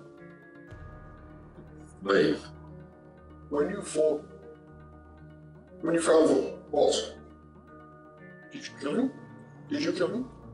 I was part of a group that killed him. I would have killed him myself, but the fucking animals decapitated him. We need to. Oscar buried his head in the ground, concaving it. Oh wait, if you want to meet Dad, he's at the temple here. We can go see him. You looking at an expensive city? Ah, very, very lost. Make me a survival or perception check then. Your DC is 25. Nope. Okay, roll me a d6. Well, I was just trying to remember, without looking at a map, what direction it is in. Northeast. Correct. Fuck yes! Which means all you have to do is find the coast. It's not daytime, is it? The opposite direction. For you, it's late evening. You remember it was very, very late evening / beginning of early morning when you got teleported away. So this is either a full 24 hours later or more. But you can't even see the coast. So you're surrounded by city without a sign of coast or water. You, as Spider Moki, intelligently, to some degree, climb a part of a broken building. I'll do that. Get eye line of the coast. Orientate yourself. Make me another perception or survival, whichever you pick. Same DC, but you have a sense of direction. You just need to. This is. No. Okay. Roll me a d6. Fucking. 4. Okay.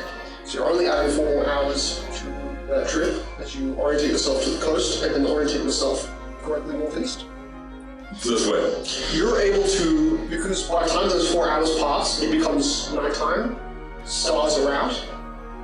You've been avoiding the eclipsed sun, which you're realizing is something that you have to obviously tell Hosk. It's like, eclipsed sun, don't look at it, it's red, but it's on the setting coastline, so you know where the coastline is from that, and then you look at the stars, orientate yourself based on your knowledge of traveling with those, which direction is directly the stars above the temple court's safe haven. And move in that direction. This is where we cut. To Oscar, where we return to Oscar. Day and a half. Flying. Electrical wind beats become more tolerable, more rhythmic. Timed, the same, never changing. Quickly, you realize your mouth is very dry, covering your face with little bits of cloth help over the days, but you dry out after the first day, and by the second day, as the city and the islands that surround Isora and the capital continent become visible,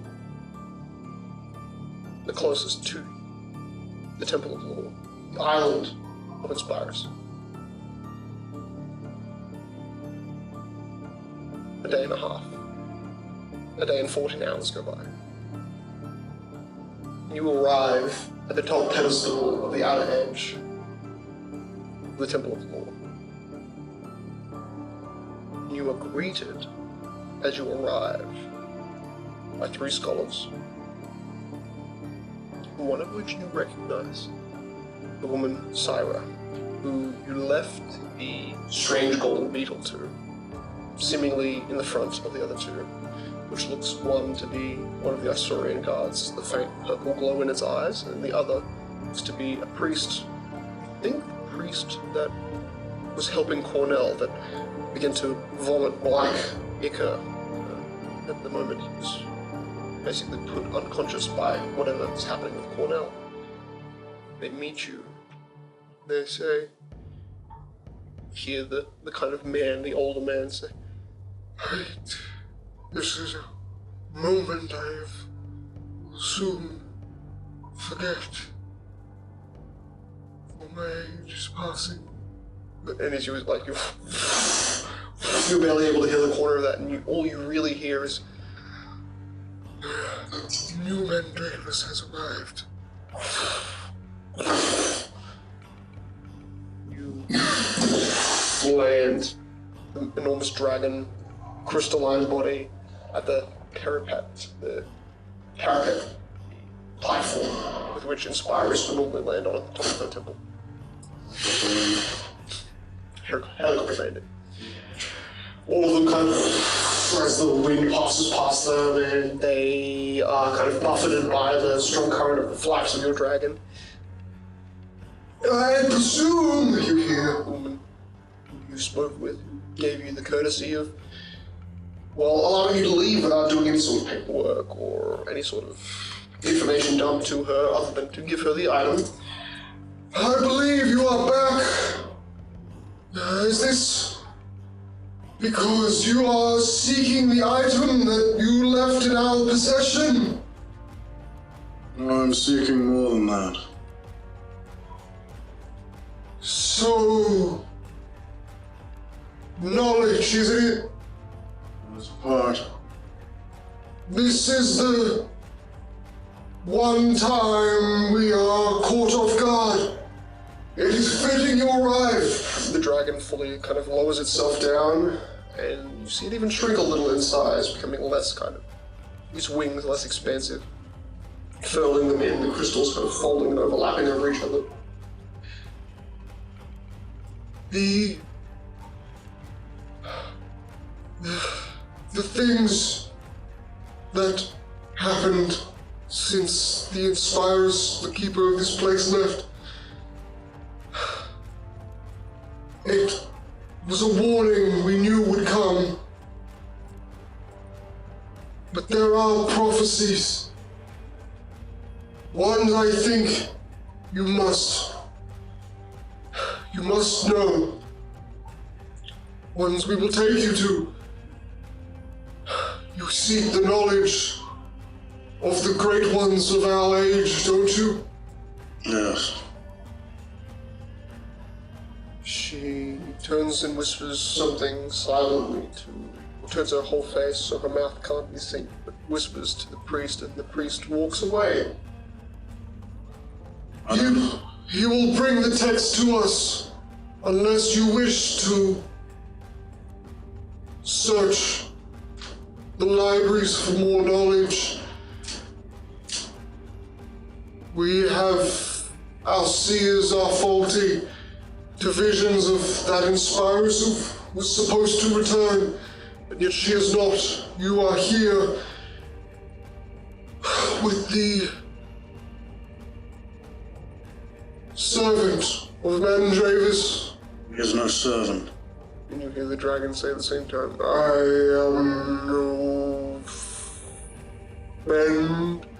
I am no pet of Oscar.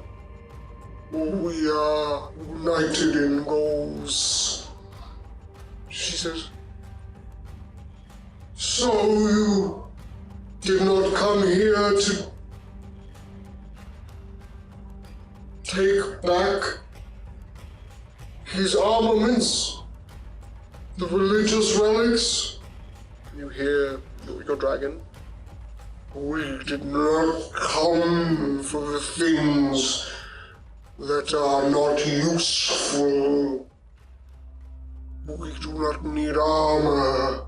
We need answers. And maybe some cool weapons. I see.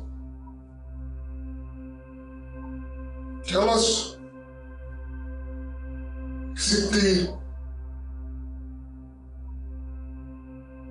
Is it the Sephra that you specifically wish to commune to? Some of them. There are things that I do not know. Temple. My memories are actually keys. It's time you start speaking truths.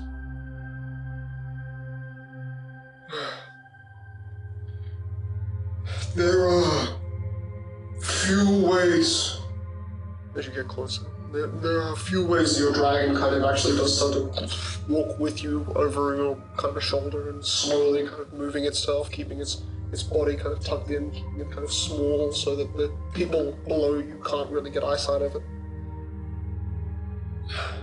There are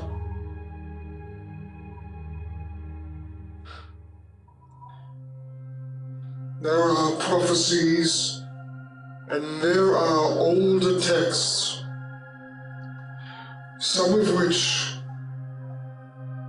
I know Spires has allowed you to see, but to see more of the evil risks bringing the evil to you. I ask you, what sort are you after? What evils do you wish to learn of?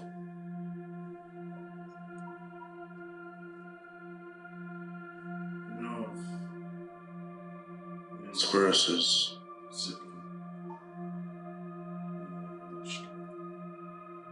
No, it's wrong.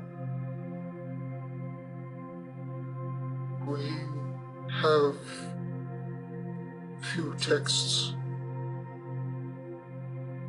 Debrol. She looks down, kind of not able to meet your eyes. Has been at the request of the other Sephra, of Zeta, and of Zalshox. They have been purged from this library. She looks at you with a bit of remorse. Those texts, the ones that we tried to hide, inspire us, sequentially removed with the knowledge that they were hidden here.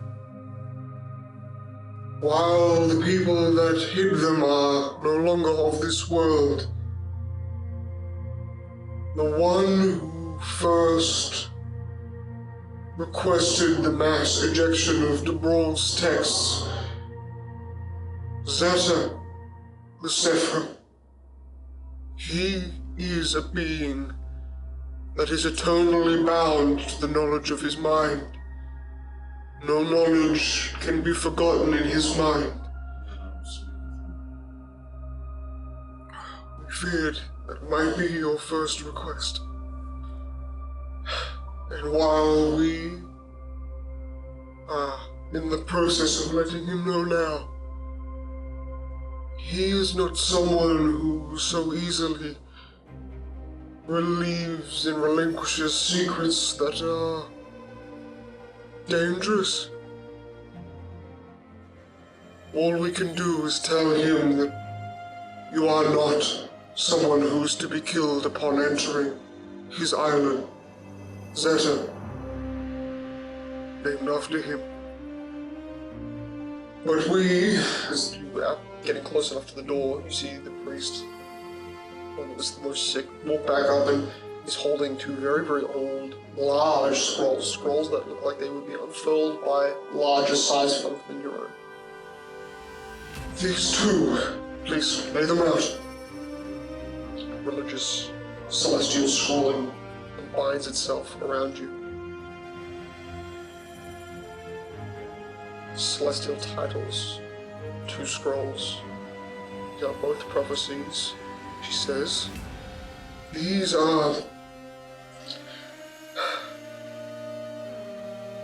do the Lord of the Sphinx, the brawl, to do with some of the things I worry have been recent plagues from what you have explained to me so far. These are the prophecies that hold the most apt of purpose for what you are trying to find. The scribers of these texts are all dead due to the age of the scrolls. The labels which is marked on all of these prophetic scrolls are held as symbols of Zeta. So while no humans are left alive to explain what these scrolls meant, he can. He holds the knowledge, the truth. One of the people Mandravis trusted 1,000 years ago, and one who might have keys to the truth. But I'm worried you are.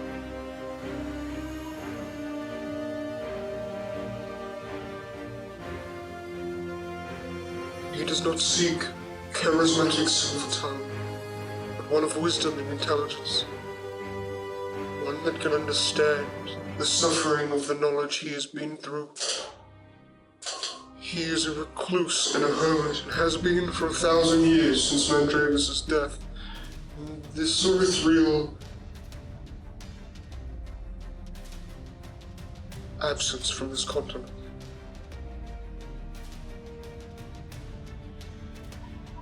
Then you see in the celestial texts of these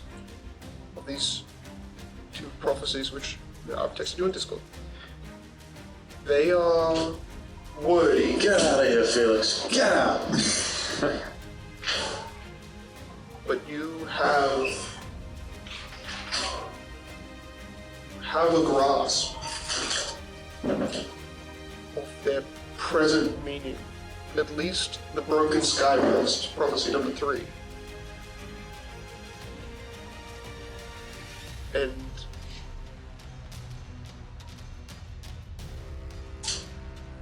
the strange feeling like the 4th one is, at least from the kind of abstractness of the 4th prophecy, the confluence prophecy, as it is titled in Celestial. It feels like it abstractly describes a few of your different party members, and yet not specific, and also not clear to if it really is or not corrupted essence. Lots of little clues, but ultimately does not give you a single answer, only opens more questions. Prophecies.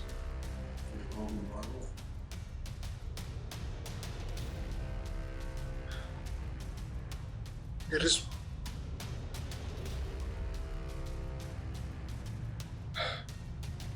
is the issue we find today, and what we have found in the last year.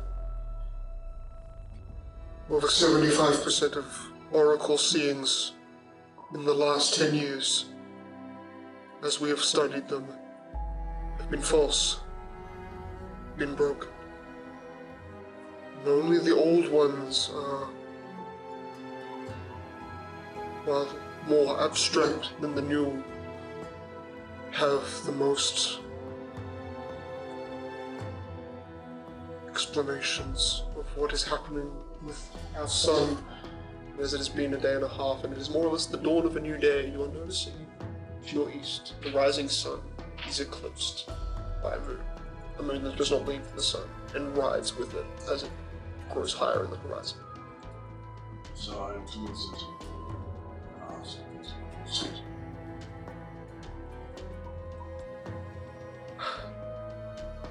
Zeta, out of the other Sephira, is likely the only one who truly understands the balance and what time has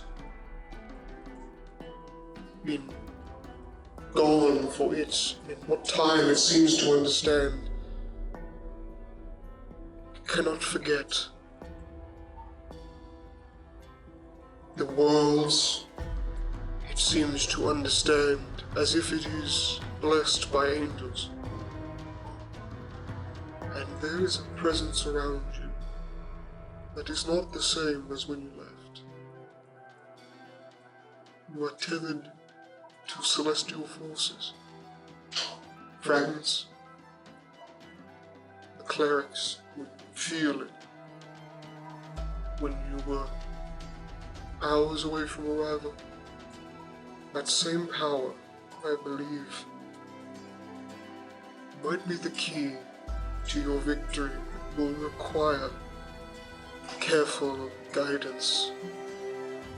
And the issue we have is, while prophecies on our continent are failing, the knowledge of how to handle celestial power in its entirety is only knowledge held by two trusted Sephir, Spirus. Zalshox, I believe, did understand it at one point. For the last 1,000 years, he has been slowly driven further and further from communications with any seers. And I believe Zeta might be the only one who also knows what is wrong with him, or what pulled him deeper into his volcanic mountain. I will warn you, it is a swamp where Zeta resides. And look for the three-headed dragon. That is Zeta.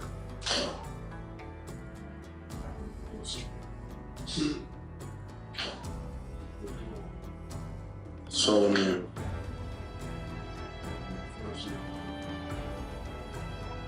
Story.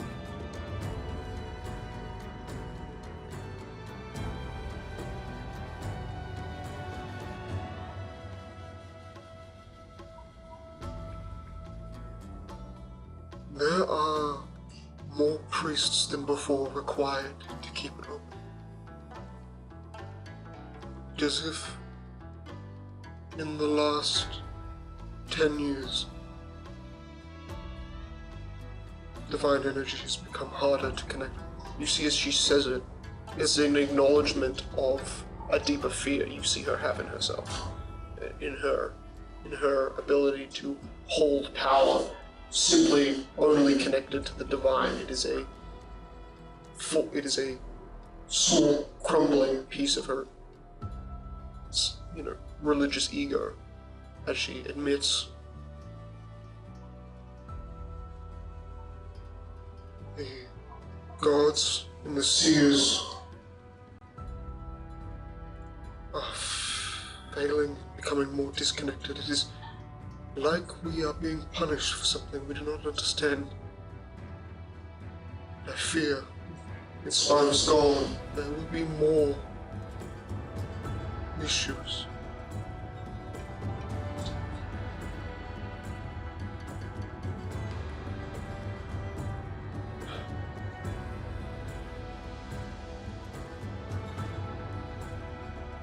If you wish, we'll go now. I believe I can take your dragon, as she looks up at him. But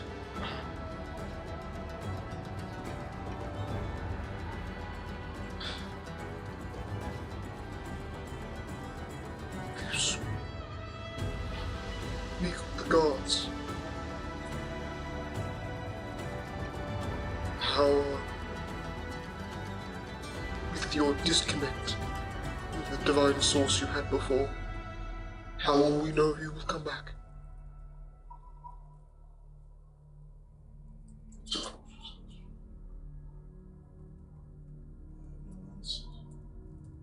What we need Someone.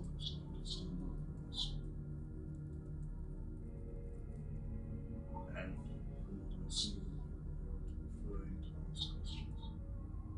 I have been since I was in Christian. Questions are often leading to further mysteries. This world does not give without cost. However, Nothing at all is free. you have come back here with a calmer eye, and it frightens me to a degree, as Inquisitors do not have high ranking and do not need it. They have a job to do. It seems your job has changed with the stripping of your divinity.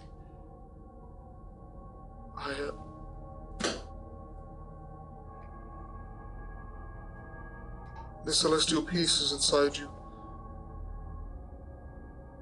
are likely essence that will bring you closer to the gods if that doorway is open for you. It is a two-sided invitation. They must accept you. So if you wish, Also, nothing is certain. This time, anything is I see. You hear her hum, and it becomes a small, quiet, celestial rhythm.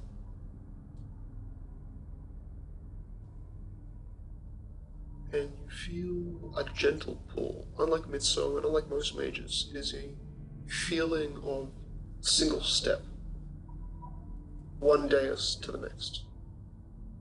Suddenly you are on another elevated precipice, a platform very similar to the landing pad which you just landed on, except in the dead center there is this liquid, white, amorphous chaotic. seen it. It's horrifying to you because it used to be a white, almost marble, sculpted doorway structure. Now it is. You see 12 priests, hands glowing with white energy pouring into it. Each of them muttering something a bit unique. Each of them, you're blessed. You're both great. You're giving your lives, our energy, our purpose. See the light. Be the light. Become divine. Heal. You watch as the Syra beside you and the dragon move closer. You see the dragon start to become a little bit larger, and you don't know if it's controlling itself or it's simply letting itself kind of become bigger. As you know, it can kind of change its size, but there is a tangible, slight difference growing behind you. Purple crystal size growing behind you.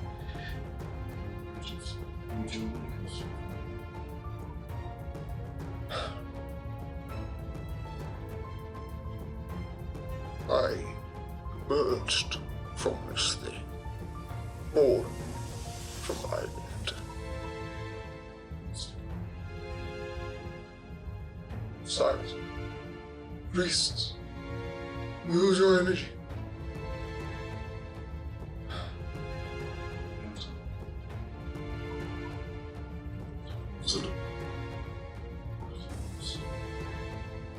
The chosen vessel. The next champion who I saw, he has the energy. You see the priest say, we understand, in unison, as if they are one mind. We will create the link. hear a rhythm that sounds very bassy, very deep, and almost barazard in kind of tonality. Stage gladness until you touch the door. This is different from how you remember, but you are going to be its link. You hear Sarithriel say, I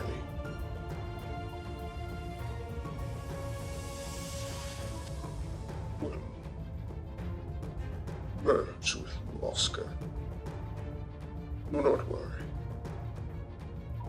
For a time now, I knew I could do this. It never mattered. But I will help you. And while we are in a divine place, I will be a part of it.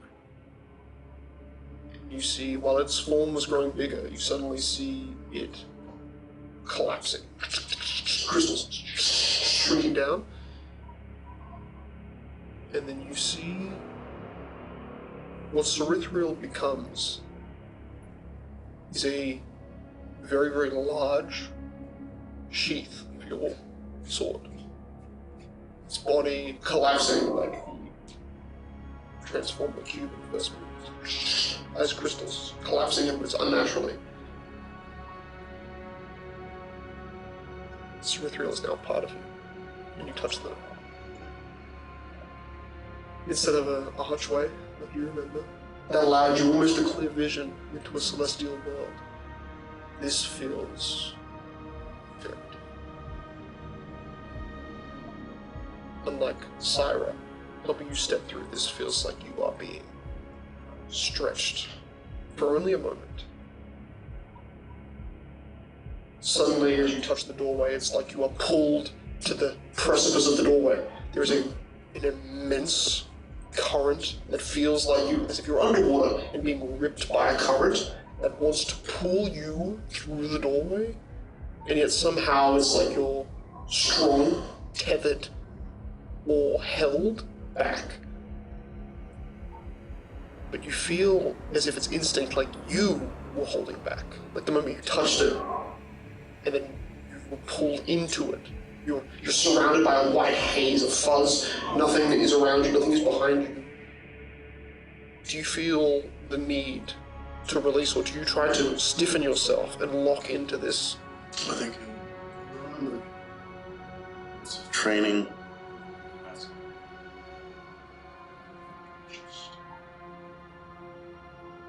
Finding that smoother path through the swamp. You'll try to relax muscles from his body. Almost let it flow now.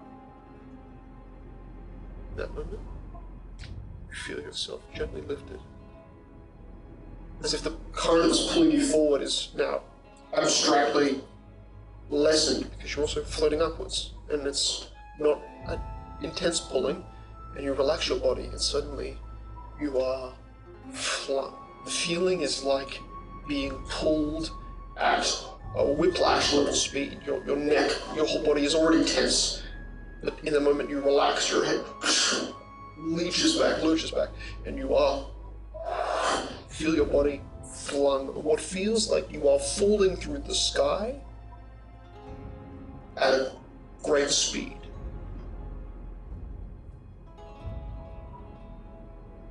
And there is a moment where you're beginning to understand what you're flying towards. Like you were kind of spinning in some direction. But you're realizing you are propelled down towards a mountain that looks like a glacier, but it's white. It's just a white mountain. You are instead of hitting the mountain, as you are kind of relaxed, and your body feels like it has been pulled into a slide, but almost upright and controlled by wind, a current that has thrown you, and yet somehow controls your descent. At first you thought you were falling down, but it feels more like you're flying sideways, propelled by wind, tunneled. And then you feel land, gravity, space collide forms around you. You land in a pure white floor, white chamber. The floor resonates a dull light, but you realize you are feet away from the ground, and the ethereal purple wings have emerged from your back and have pulled back and allow you to land with your feet down. The wind current didn't feel like it was going to smash you into the ground, but it did feel like it was tossing you almost into the space, and Cerithrial, connected in you, cushions you so it becomes a graceful land. I feel like It feels like a trade, but there are things missing. You're seeing the giant legs up to the knees, and then above is kind of perforating light from one direction, the more golden light from one side that kind of blinds you. You're realizing there was only 9 thrones, now you see 6.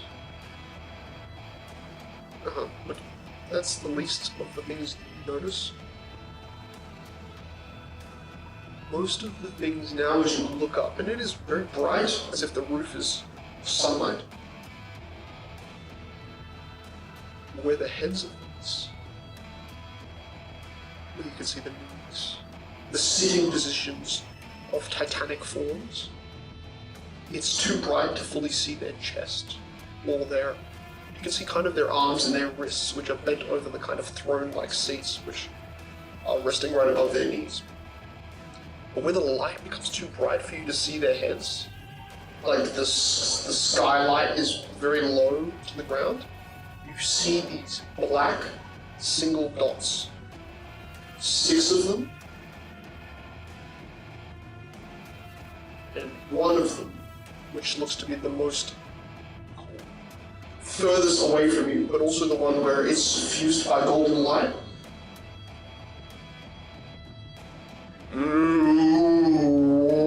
Welcome. You are not what we call a normal vessel. You have passed some of the tests we sought to put upon you, Oscar and Inquisitor. We saw your ability to plan, to be strategic against the enemies, and your best efforts are not enough. And yet, you come here. Why? None of the other voices talk. And the voice you are recognizing is likely the same one that tried to kick you out, or tried to be certainly the most aggressive towards you in the former meeting.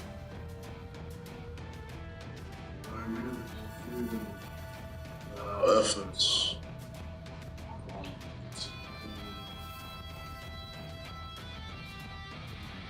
You dare suggest we must influence the world again? Yet you know nothing of the cost of it. Right. That is what I mean. Questions?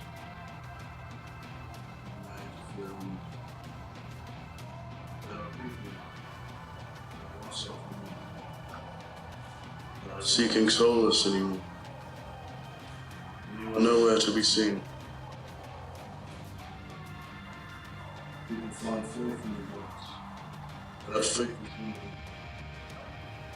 I felt it. I'm sure you feel it now. Sorrow was once a great, Divine capital, where the people your gods intertwine. Settlement. Not God. I fear this will Time. Obvious has changed.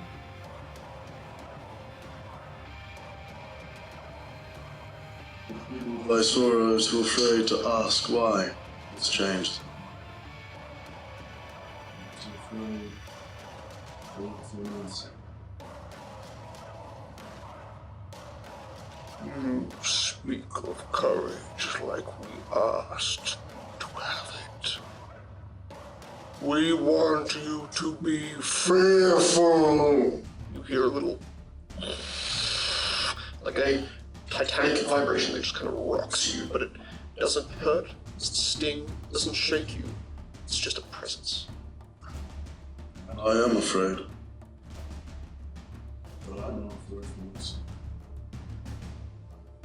I'm afraid. The gods that I grew up. So, fall.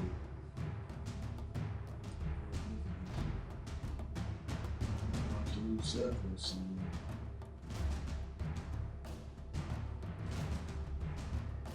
People.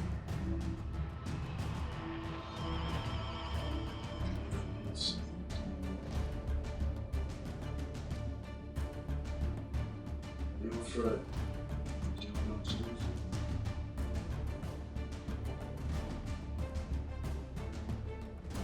If hope or pain succeeds, then we will lose them. Because those are two forces fear does not correct. We are and have waited for a millennia to see the human growth. In our absence, and yet we have not seen enough. The prophecies you have read, some were not meant for you. Some were meant for others a century from now, who will help this world better than ever could. Because they have enough fear to make a difference. But the people who are losing faith now are not strong enough to contain it. Faith is tangible in the Eastern lands, and that power that we left in the world is meant to give them the strength and the fear to move on from us. For our interference 1,000 years ago caused nearly a full and utter annihilation of all humans. The reading that we first made, that we permitted to be born. Nearly all of them were dead. Now all of them are half-breeds and long descendants of true blood, pure beings. We knew corruption would leak. Fear is stronger than the weakness of bloodlines.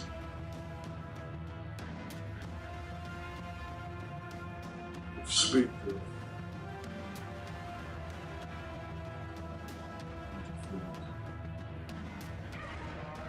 You are acting like General. You are farmers.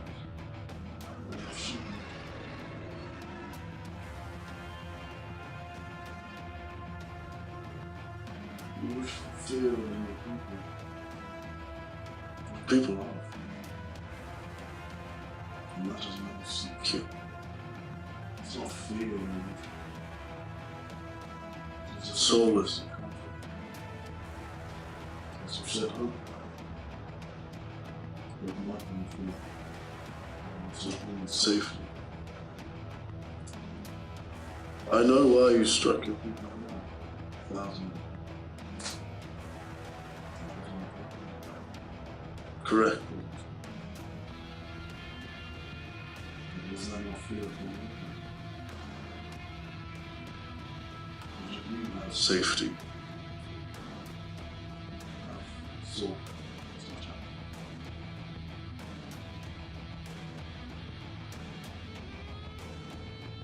You hear the voice. He speaks with honesty and with understanding. Lux. Which obviously this is almost less to me, you are able to listen.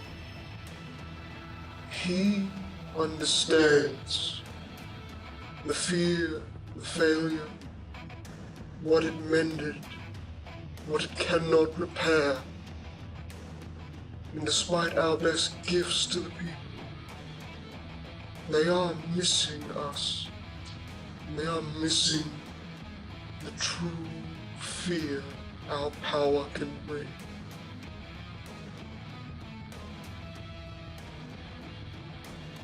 I am not going to give a part of this council back to the material world, for the danger in itself is explicit. It is of hubris that we thought arriving in the world to begin with was a good idea. Our power should stay as far away from humans as it can, and the power that remains is free for them to fear and to care for. But don't you see that we still cannot strip them of the power we gave? And that power, the dwindling gift that it is, will only be used against us. We do not draw more to the right people.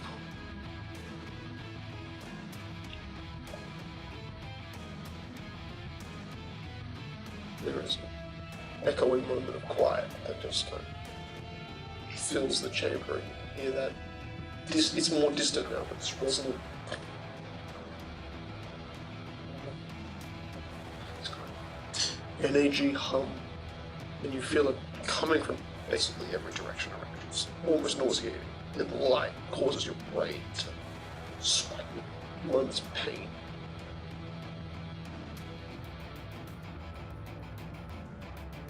I do not think our ideas of truth align, Oscar. and I would not expect them to. You will fly right to them. That is your question. Well, right. Our greatest beacon is people have. Every morning, they see you. I'm not looking for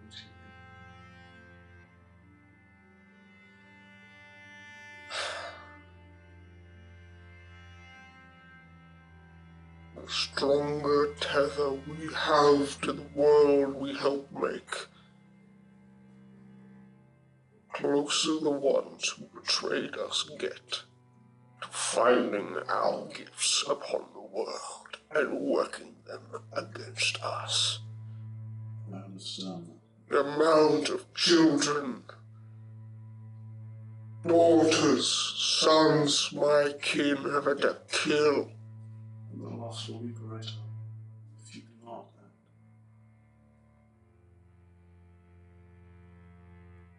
act. The ones you fear are already on the Material plane. They are actively returning. They will continue to do so, with or without you. Who allowed this? You hear, and it echoes, and then gets more intense. Who, Nutterfly, who opened the gate? And you hear another voice, one you have heard before. This, I think you remember as the sister of the goddess of rest. I had to make the guardian of the first gate, the core, make him also her. It also guard our first gate, the gate of iron. It is not my fault that our daughter, you're saying, vile, can't handle her job. She does the job. It is not her fault that things as old as her are finding ways of slipping back in. It is exactly her job. Her job was to guard the core, not iron. That was the goal of the one born by DeBrawl. We banished her and kept her away from DeBrawl. So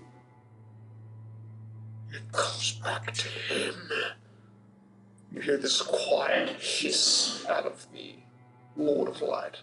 If I may add,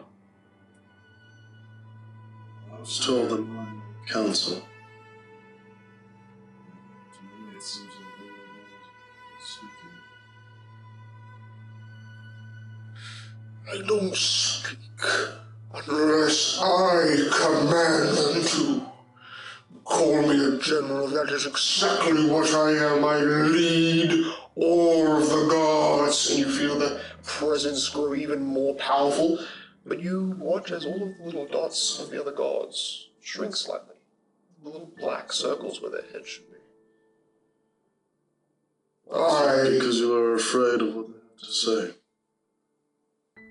It is because some, like I have just learned, have been constantly, over millennia, letting me down. The laws we keep, the impartiality, they slip and break. It is the job of a leader to punish insubordination, and it is the job of a general to imprison those not befitting of letting me down. The laws we keep, the impartiality, they slip and break. It is the job of a leader to punish insubordination, and it is the job of a general to imprison those not befitting of the work we give them.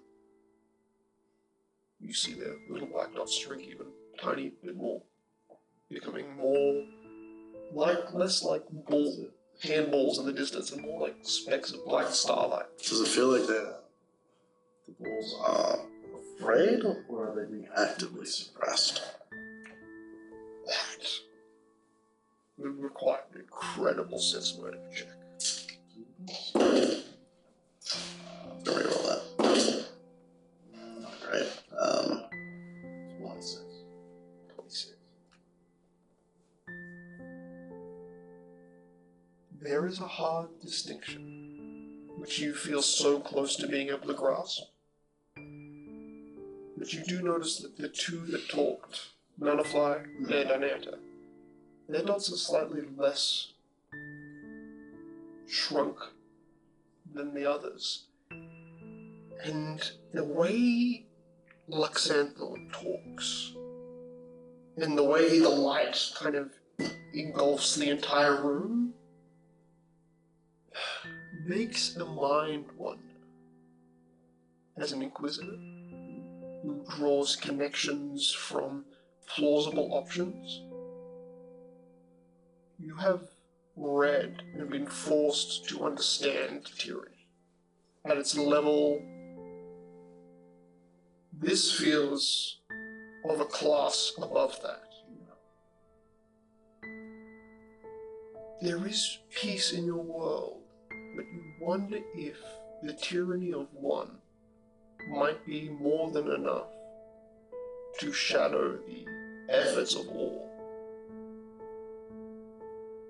And then you wonder, how long could a hope in this world be suffocated by such light? And how long since this God before you, how long he has been like this? Because he does not sound like someone you would be reluctant to worship. So either all of the faith worshipped a general, or they worship someone, this someone who is changed. And likely, even in your assessment of religion, if the goals of the people and their understanding of the God differs from the God and its intentions, the fraying of connection begins. To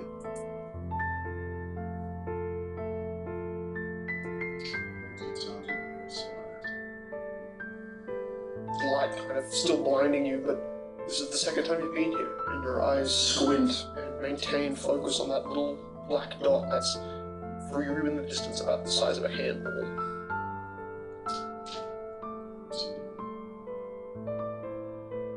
that's my hand. You hear from her voice echoing from everywhere. You hear, "What?" And then you hear Xanthos say, "What is this?" He hisses. But as you stare at that dot, his voice seems to even grow more muffled, and that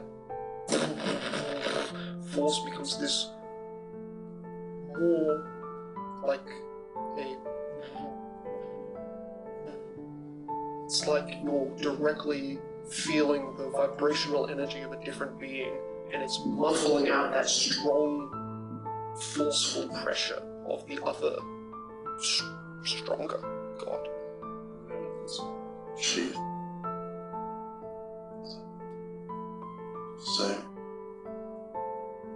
So is here opportunity.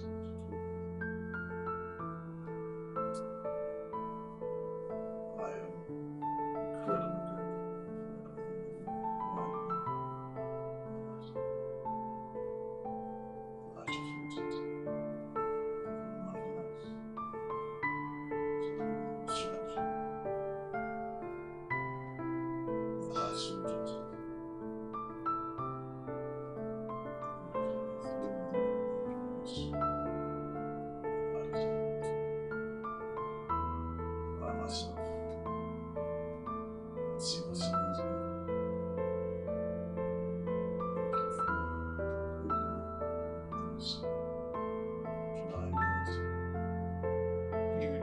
Kneel and look up. What do you your eyes you watch in the darkness, in that little ball of light that she, all darkness that is surrounded by all of the light that's diffusing. You watch it kind of see okay. Wider eye, looking more carefully. Bring an old friend, one that warms me to see that he has chosen. Zerathriel, you do your ancestor well, and you do Mandravis a kindness. For he is not a bad inheritor. You see the softest voice whispers down towards you, and the dragon who hasn't said a damn thing. Oscar, he holds more power over all of the gods because of the trust we had to put in him to banish the others. He is afraid of the engineers who made us, who hold him accountable. He has power. They made him powerful. They hold us all accountable. To go against Lux is to go against the founding architects of our universe. I cannot betray. I cannot, and you hear this stronger in the background. I cannot stop him from crying.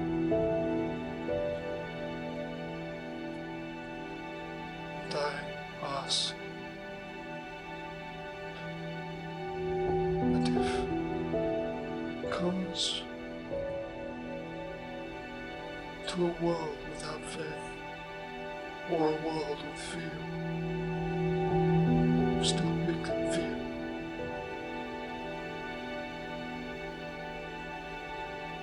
And then you hear this, why? Stop talking to me. And you see her sphere of darkness shrink a little bit. You have done enough. You have enabled enough.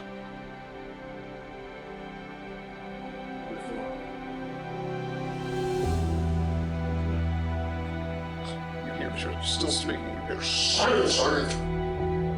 You can't even hear him, and yet he says that.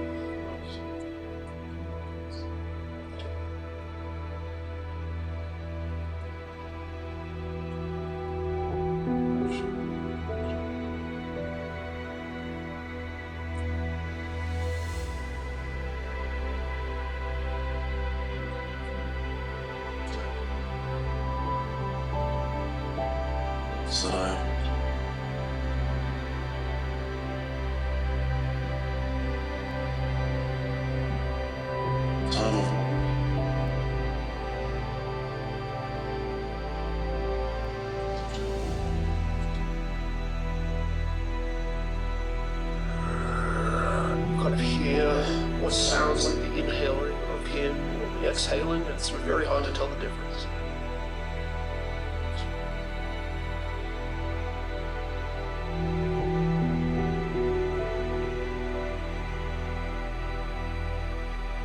It's a home.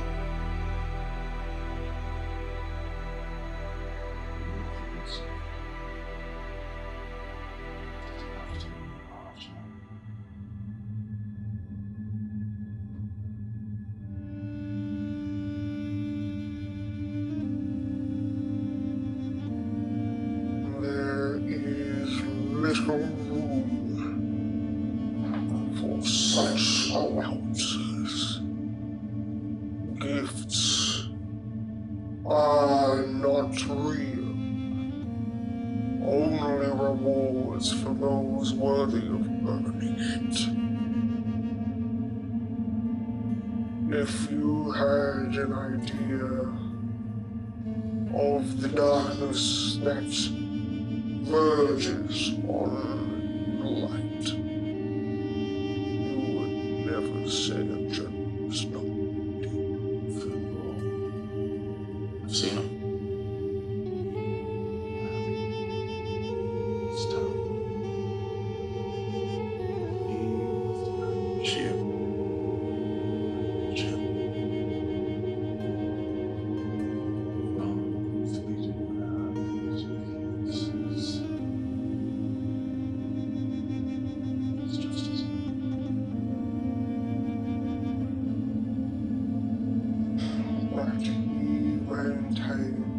Physical form that he can use to whisper the truths that you might slowly be understanding the scale that we are made from. his ability to understand the power beyond the gods is what makes him dangerous, and what I have to fear.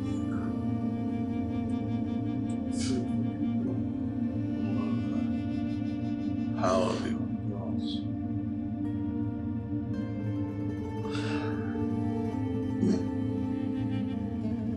It is because hope has spread to the people that I know to draw his way. Perhaps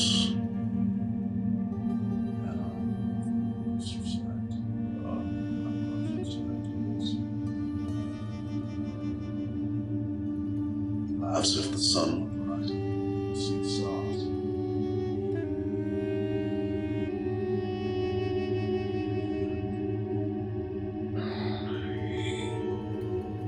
What did there was no light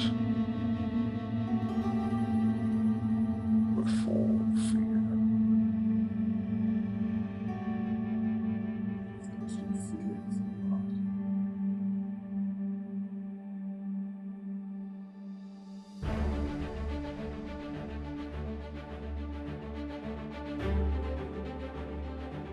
There are the forces beyond this world, from the dark, that want to be rid of the fear, of the divine and what it brings. Sun. These forces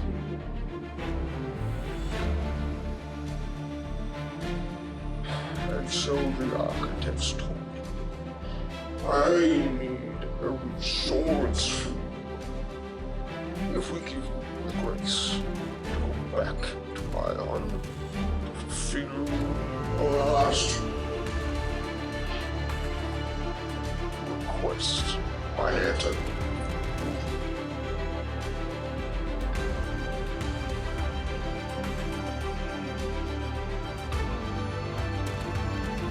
There is a way for us to use the last of our power to make them forget us.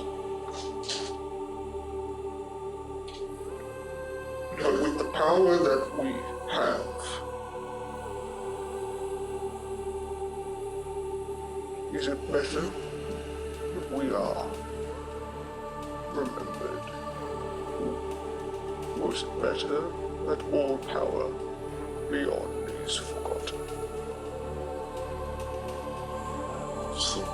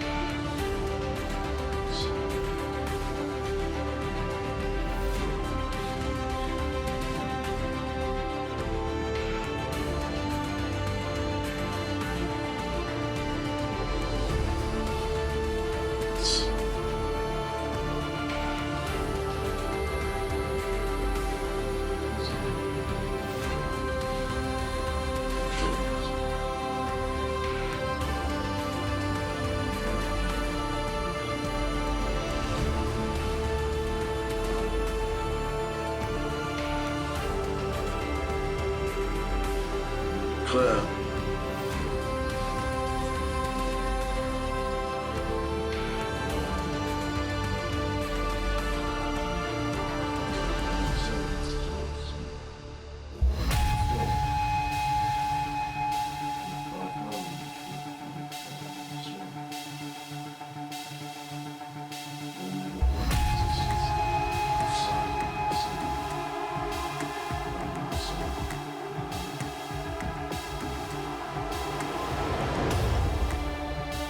Should I represent?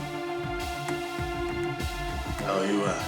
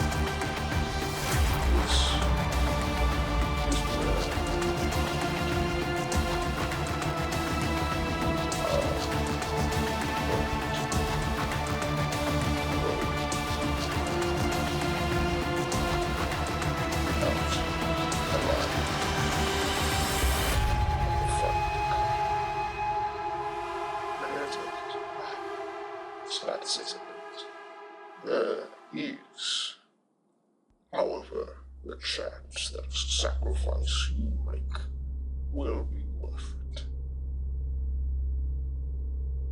That is all I can say about altering fate.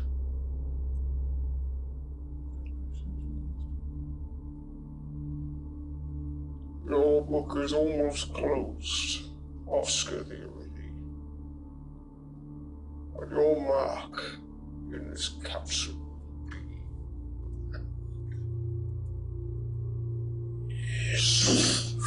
you feel yourself pulled down, gravity like it would squish you, but you fall and phase through the floor, and then you're shunted forward, out, and instead of ending up back in the room, your feet sink knee deep into swamp water.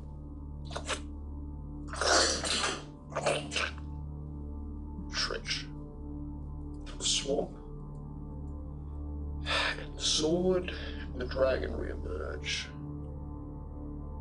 That was so crazy. The dragon says, but I know we have been put into the right spot because I feel its presence. Where the clouds grow thicker at the swamp floor, Zeta hides himself on the outside. With my wings in the sky, it should only take mere moments, maybe an hour. He takes off without you. You kind of grab onto his wings, he's flying out just to kind of get yourself out of the swamp for a bit.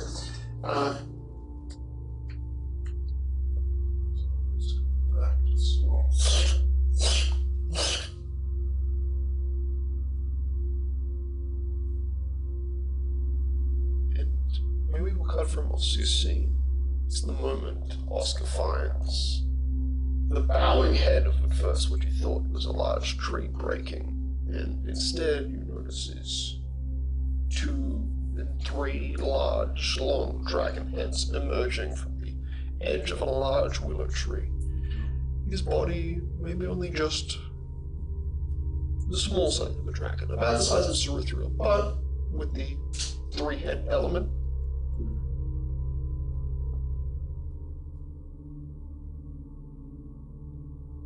You realize, as I'll send you all of the details of your conversation with Zeta. His 3 heads whisper in discordant harmony, and it explains to you that the moon that has arrived, called the Hidden Oni, is not a planet, but the tether of the void, and the void's edge, which is the Brawl's realm, which has invaded this place, and that its tether to this sky is the reason that these creatures are able to appear in desecrated areas and are stronger forces. And while you process the information that he gives to you, which we will let you retell to the party towards the end of this episode, he imparts on you a gift. The dragon setter calls from the swamp, deep under the swamp muck, buried in a draconic pool of swampy water, a blade, strange in design.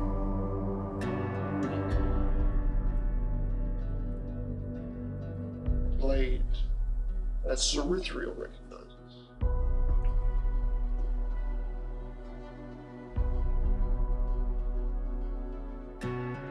Mandravis, Cerithriel says, my master's former weapon.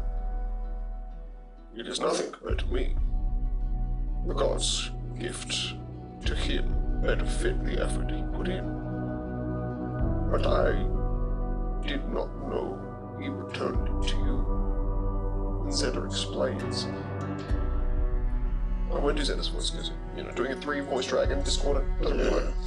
But Dragon basically says, Mandravis, in his effort to prove himself worthy of the gods, buried it in the 4,000th demon that he had spent an hour warring against. The weapon that had slain 1,000 demons was made precisely for that purpose. The dragon knows what you want.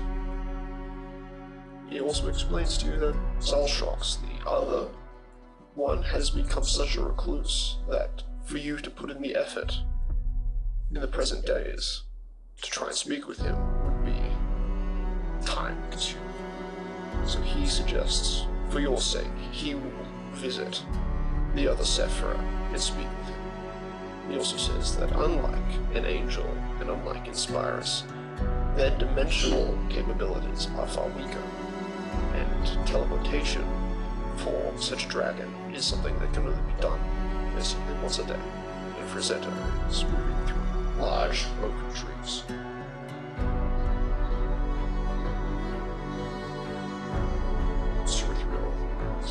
It really does feel like we have reversed the circle of the past.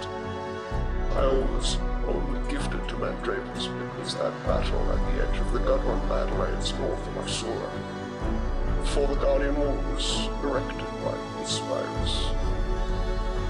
Now you are being gifted with that. Likely the same reason. Cerithriel says, you are kind of baby Hydra. Zeta smiles but turns away and begins to walk back into the swamp, and then after about 5 minutes, you and your dragon are beginning to take off. You hear in the swamp this cracking and bowing of many trees. The sound of a much bigger bodied winged dragon. Of course, his wings were furled when you'd seen him. What you hold and have been given as a gift is in some way almost elven in shape. A sword that its purpose, built from an angel, by an angel. It's cold iron, elven elegance to it. Keeps all demons within, all creatures counted as demonic within 60 feet from leaving the plane, as if by the dimensional anchor spell. Basically, anything that is using this weapon to fight keeps demons anchored to a place where they can be killed. It's only a +2 weapon, but its entire purpose is not to be the killing weapon, but to be the anchoring weapon. And knowing that, Zeta also explains something about the soul stones which you absorbed can be used to pull the puppet of the Brawl back into the material world, using your body as an anchor point, using the soul shards inside you. He says that there are specific rituals, which some glyphs in particular he has to visibly show you, have you look over as they are very ancient, merging what you can understand as 2 different elements, one planar travel and teleportation, fusing them together in a runic sort of amalgamation of power. And knowledge that if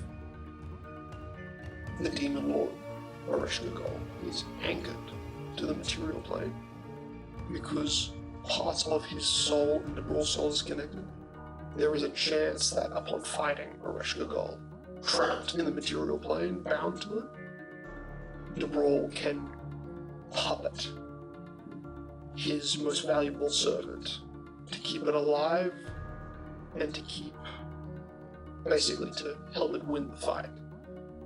Zeta informs you of the Brawl's biggest weaknesses, which is that it needs to be able to read your mind, to detect your thoughts, to discern lies and discern emotions. And he says, the dragon says in minor ways, there are easily weaker magical items, powers that can be crafted by mortals to help fortify yourself against this threat, but it is one you and your allies must trap and bait. And in that, giving you the weapon gives you says trust in my knowledge, but adapt when needed. Earn back the respect of the gods, and they will be forever by your side. That is what I've learned. Gods need true acts of service to other mortals. You don't really explain the whole situation that you just went through with the gods, but in a way, while he doesn't understand what you've just been through, his ancient wisdom and your level-headedness and your wisdom are very fluid and merged together, despite how discordant he is to communicate with, despite how slightly warped and kind of secluded the mind of a dragon like this has become. And from your context, he has spent 1,000 years not talking with anyone except for a few seers that came to his island to confirm whether visions or prophecies were truly prophetic.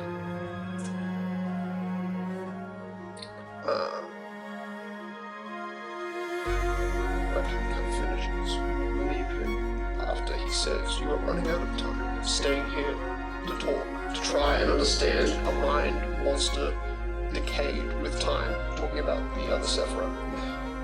It was not in your best interest to allow me to head over to communicate with you. That is the I, at least, can understand. It's babbling.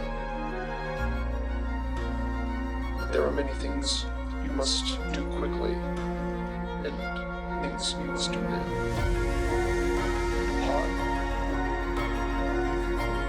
You return to my sword, but you just head straight back.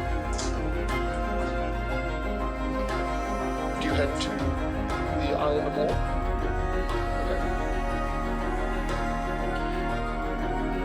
Lay back along platform as a dragon. Yeah, Syra is probably again the person who greets you, and obviously took you a lot less time than you thought to move between all of these places. But she is back in her temple, which makes sense. She greets you. smell like swamp. That much of swamp. So you suppose it's very well. I need items craft. Will I have that? Some.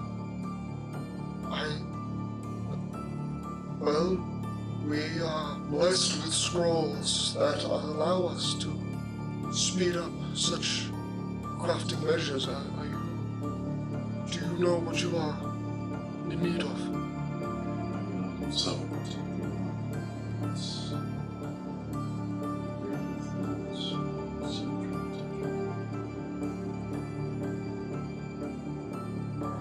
You see vibrations kind of emerge from her hand, and she puts it to her head, and she says, I need Skull of Sun with a ring index for all of the scrolls that affect the mind. And you see less than a minute later, as you give her some more description, the man comes up. You see not bald head, but kind of kind of really plain looking man with kind of a short, trimmed haircut, dark hair, pale face. But it would take us days to be making items. These are some of the scrolls you might be after, and he's got them kind of tucked into his shoulders. We've got this one, and we've got scroll protection against discernment. Is there someone we can obviously communicate with? We are solving capital, try and get these crafted quickly, but it depends on what you are particularly after. Scrolls, in worst case, they can be infused into some of the items you used to carry. You see Sarithia says, roll come on to my wheel. Okay. There's a scroll case with about 7 scrolls. Is there something else in these services? Is there more that you might need from us?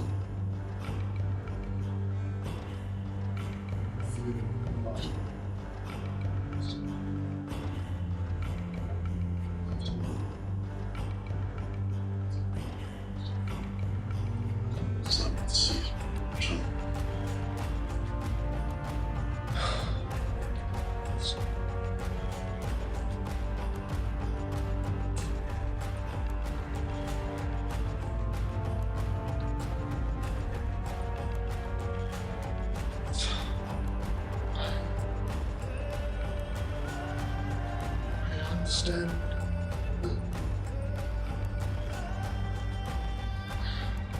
how the schools for that sort of thing, items you might have, certainly. I would particularly protection of the mind is what you have to, what you say. Protect its Myris's secure stash. These are items that she will likely loot for herself. Or she's back and I do not know what has happened to us. Go to her, she walks on the top chamber where you are, she walks to the back and she walks to the archways of the spires and unloads what is a small glass container, or glass kind of opening so you can see what's inside. And it is a necklace. Necklace that you notice has almost a piece of brain.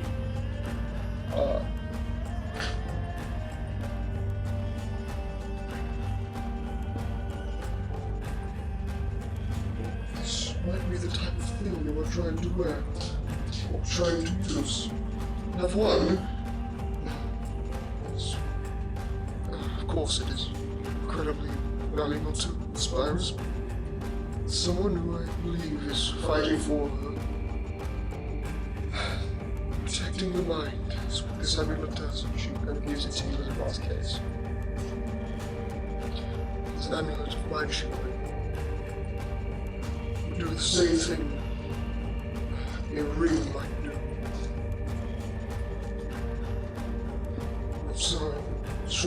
such short notice.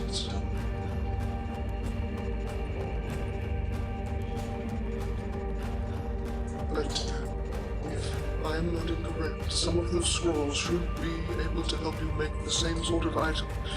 If you need it to be used as a form of replication, it can likely serve at that function. So, we're on my way.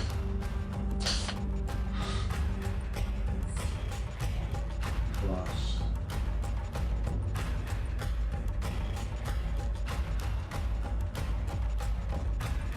The ownership of the glass here has changed.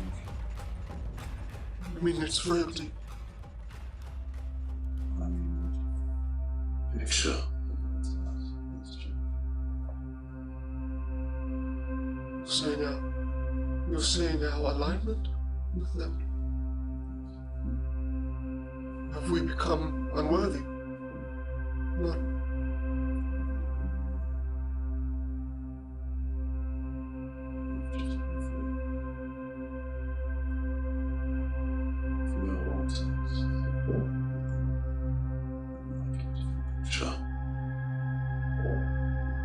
I mean, of the Great Divide, when they were around?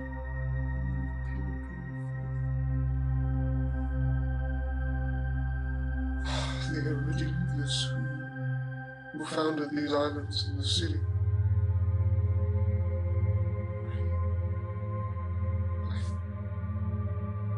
I have no idea where to start looking. I'm sure there are some. This is... Have we progressed too much? Have they lost faith in us? Somehow. She swallows, and you see her, a little bit of fear, a little bit of doubt, and maybe even a tad of guilt kind of sets into her. It's powerful. It's strong. It's strong. It's strong.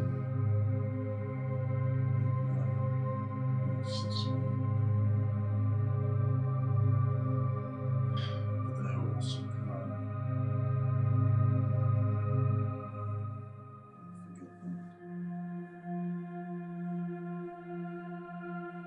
She nods, and has no other words to say. It's a little confused, but get back on the dragon.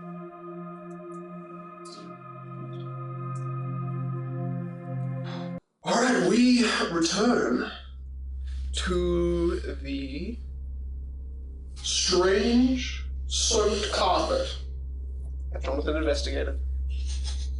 Andy Brick and the demon monster that is Cornell, that is slowly eating the half-transformed bear rug mythic monster.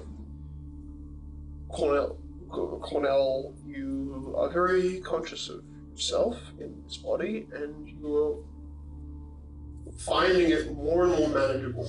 You hold back certain reels. The demons' tails that would be tearing apart this building just by their natural flapping. You've kind of managed to subvert all of that ferocious kind of natural whipping and tail bashing that this thing would do. And you're controlling it for the first time, being tucked into such close proximity of the building. You only have splintered like 3 walls out of like the 15 in the entire building. Yeah, those tails are under control, and Jonathan pulls the soaked carpet back, which it's a red carpet with a dragon on it, so kind of hard to see the red soaking blood that kind of leaks out of it. You know, obviously the walls were dripping with blood, and this thing was soaked, but none of it was merging together. And then you realize there are these little grooves in the floor tiles that seem to run almost invisibly. The blood that was dripping down from the wall hits an almost inner gutter in the actual floorboards, where these floorboards, like, completely, almost invisibly, because they're about a centimeter wide, they run that blood at a slight downwards angle towards the desk of this room. And the design of this whole room, now that you've noticed the soaking blood carpet, the small separations in the wood where the blood is allowed to flow through, you notice it's intentional. And the strange latch, the metal latch that emerges from what would be wooden floorboards made to look kind of like, even if you removed the carpet, it would be pretty hard to see the wooden latch that's kind of like barely, not even visible. But as you notice the square cutout of these wooden planks that have been glued or battered together to function as the lid of this latch, makes it smooth and not even technically noticeable by any less perceptive person, you two being very perceptive in this room. This room. The floor specifically. I see. Magical. I'm trying to determine the blood type. It is either A, B, or AB. I have no idea what that means. Don't worry, it is a medical thing. What blood types is this? The more you touch it, the more you kind of tell, like just the faint, tiny. I mean, kind of for you, maybe even tasting it would help, but It's choleric blood. it's been stained the carpet, so. It's most likely human. There's a latch here. You see Imric grabs, pulls. You pull the latch? Sure. It's basically just a tiny little handle where your fingers curl under, pull open the wooden kind of latched door. It's like, it's a crawl space if this was under the office desk, which it was until you moved the desk back to reveal the carpet, the soaked carpet. You get the idea as the latch opens, you realize, Imric being the first person to stare down, that it's probably about a 30-foot drop. It's a decent. It's cold. And you notice at the bottom there is a staircase, but it is like broken into a fair few pieces. Like someone either broke it, smashed it apart, or somehow it's naturally just decayed in like 2 weeks, or maybe it's been broken for longer. But it's pieces of at the very bottom of this, and there's not much light because you're looking down and you've got your own source of light, your dagger. Yeah, I'll take out one of my extremely rare, very expensive several thousand gold daggers and light it on fire and drop it in the hole.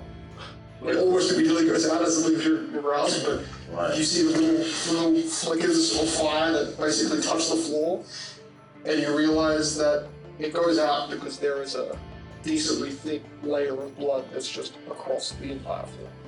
I think we found the sacrificer. What does your expertise say about this?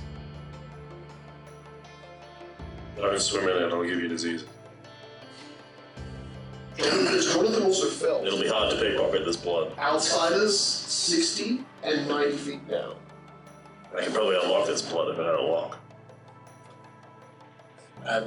If I stick to the shadows, the blood won't see me. But like, only if you had to hide a body or anything like that, you would... I guess if I throw a body down here and be hard to find. Alright. You asked me about my expertise. Now there is no ladder available to the blood locks just are covering the ground, just locks covered in blood. If I was down there, it'd be hard to do backflips. Well, could you figure out what the person is thinking? Like, as an investigator or anything like that? Just the chamber. You were trained by us. I think you'd be better at... I also really do blood sacrifice. The demon is just leaning over your shoulder as the conversation happens. I don't do that. I haven't chanced in months. Should I go down there? Give me a moment. Yes. Detection. He raises his hand. There's waves. Just like This one's before, the waves fly out more. you notice ethereal presences. Before they were 60 feet away, now they are 60 and 90 feet, now they are both 30 feet away. But they are glitching like they were before. They are You feel them for about 3 seconds, and they kind of flash, and you even feel them return. It's like there's 2-second differences between when they're there and when they're not. Alright, there are a few demons down there blinking. We better deal with these two. I don't have my crossbow anymore. How big or wide is The manhole? It's about 5 foot wide. Alright. I could shoot, but I can't see them. I won't be able to fit. Should change back into Cornell. I don't know how. Let's see. What should we call you? Or just call him Cornell. He is obviously not Cornell. I have a name. But you want to give it, so give us a proxy.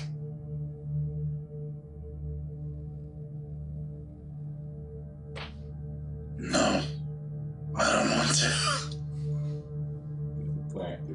I see Well, he man, knows. no one there won't do. I see he knows all the tricks. Alright, well, we can get you down there, you can take the edge. I guess you should prepare for a sneak attack while I jump down. Does the chamber open wide? At your angle, you look down and it looks like, because it's at least a vaulted room, it likely has a pretty decent sized chamber inside, but it's hard to catch because it's very dark. My dragon form is about to... I should be changing my accent for dragon form words, but whatever. My You dragon can form... half the time call Jonathan in Dragon Voice, it's just like... 7 mouths. That's 2 mouths. Correct, how distorted should be. Cornell's gonna go outside and grab one of the bodies and bring it outside. Yeah. The demon drags the body through the... Is this one of the demon bodies, or is this one of the human bodies? Decently sized body. Okay. I'm like, where is it? Like, oh, I'm going to play as like bait. a crossbow around. Do you have any... He points to the general facility, but... Where is it? Going up? While they're planning, the demon will make an incision through the middle of the body, which will then begin to release a small amount of blood that almost catches a very, very small faint ember, and he will crawl inside the body. And I'm going to dimension door into it. Okay. So, completely outside of the view of these two, you guys below, as Imric can't see anything. What does that mean? Imric suddenly sees in the blackness these outline of 3 tendril-like things that are just at the bottom of this. Die. Fair enough. And you probably hit I some. missed. Do you? I rolled 3. So total up? Like 10. Okay. Because it's strength throwing. No, it's a hair crossbow. Oh, I just can't hit anything ever. So. nice, dude. Alright, I'll Didn't go work. as well. He's gonna phase out again quickly. What the hell? You get down. How the hell did you get down there? Cornell is Sewer access very makes same. sense. There are. It's 30 feet at the corner of where you're noticing. It's like a stepping Well, you can go to the platform fence if you where the want. ladder would have been connected to. That I'd rather you 30-foot just have everything connection that gets gets me lower, first. gets to about 40 feet, Okay. 10 feet away from I'm it, gonna and have to then follow you 50 then. feet. So it's about a 50-foot deep chamber. And you notice at the widest parts, like it's pretty amazing that this structure could be built underneath a building and that the building would be fine, but 2 central pillars, and in the center, there was this slightly elevated, certainly this series of shapes on the ground were made with stonework and have clearly been here for a while, but you're noticing a platform-like pentagram shape filled with blood, surrounded by a floor covered in blood. Barely floating off the ground are 2 faintly invisible, like fully cloaked ghost figures that are just kind of bobbing off of the ground. And they're about, from the hatch, they're about 30 feet deeper into the chamber. No, 40 feet. Can I do a planes check or an arcana check? Yeah. So I figure out if these ghosts are actually here or if they're just like. Sure. What do you need me to roll? Do planar. Yeah, so 36. That's perfect.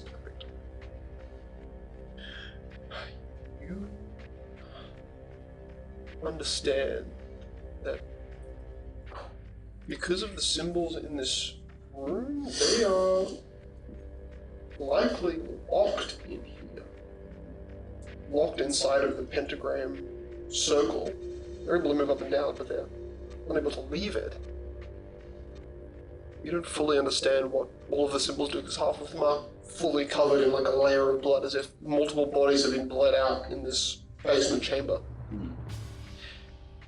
But there is something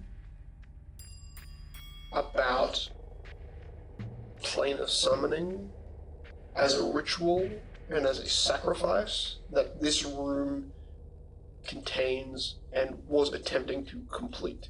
You have a feeling, a physical sense as a demon from the place that this place is, this dais is trying to link to, feeling that there was a almost completed connection. This was a forming gateway. These spirits are stuck here in sort of limbo because they were likely maybe the final sacrifices, or they've already been sacrificed and now they're just stuck in limbo. No, it's completely. The ritual that you had stopped in your battle. There's more down here. 30 feet? I see. The ritual was never complete. Yes, Ray stopped it before it got any worse. And now he walked off for some reason. So do you head down a small jump that just jumps? And you hear the demon down there? You're not getting attacked. No. But there are entries here. I can catch you. Well, You see two three-fingered demonic hands just like barely appearing out of the hole that you can see now. Jump down. I got you. That sounds like a personal question for yourself. Just make me Are a. you trying to avoid me? It's a very small hole. I don't know if I can avoid you. Make a strength check, just to see how kind of easily this can be. DC 20. 27. Oh, my fucking legs. You feel, as you're about to fall down and about to take an immense amount of pressure, you feel the draconic body just grab you, pin you to the wall, drag down the side of the stone wall, and then kind of like land with you. The dragon kind of was Cornell, the demonic body, had to kind of propel himself forward, use the wall to cushion himself on the way down, just so you didn't hurt yourself at all. But I'm gonna claw you a little bit too. Sitting in a Just pool like- of blood, you didn't really need to. Ow, it's ripping my flesh open. and as you step in, Yeah. like the blood is maybe only about a foot deep. Like it's not Ow. enough to cushion. Like Jonathan's still rubbing his back from the fall, and his body is certainly slightly drenched. You kind of don't have to worry about that. You're welcome. And Walk back to her. walk back to the I'll slap you on the face with this.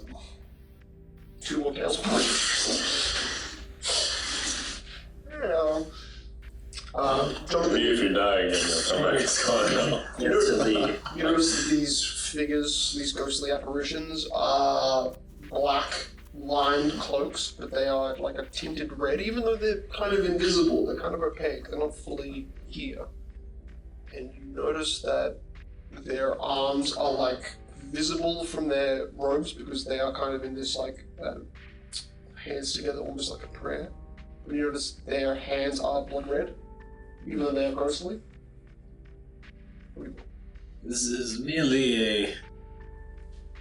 I haven't looked at it properly. It will take a few minutes to figure it out. But I'm thinking that these two are the things opening the ritual on the other side, to link our dimensions. But I will have to double check my work. Make a plane check for me. Plane check? All spellcraft, either way. I'm better at planes because it's been all the Stealing knowledge from the brawl, but... I think I'll do that. I'm gonna try and trip you. Stepping you. I know. Oh, God. I know. It's the issue of it, like, Cornell's trying to trip you, and then Your the tail is bloodstream just so, fucking tail. it's just so going. big that you kind of fall over the tail, and just because of the immense size of it. Right. You get two stabs in before you watch the ghost kind of like No way. try and like float upwards a little bit, try and Me float too. away from you as if it felt you, but it's rotated by it. My apologies. I thought you were normal ethereal. You're advanced ethereal. Next You time. hear above you just this. Talk as well. Better. You know, basically standing underneath it, and at first you're like, oh, it's demonic. And you're like, no, it's not demonic. It's kind of adult. Like Crazy. it's kind of just like mindless whispering. Yeah. 24. Together. This particular chamber has elements that remind you of the binding magic that Mitsu put around the Book of the Damned, one that kept demonic forces locked in, but that can also function as almost like a channel, like a pillar.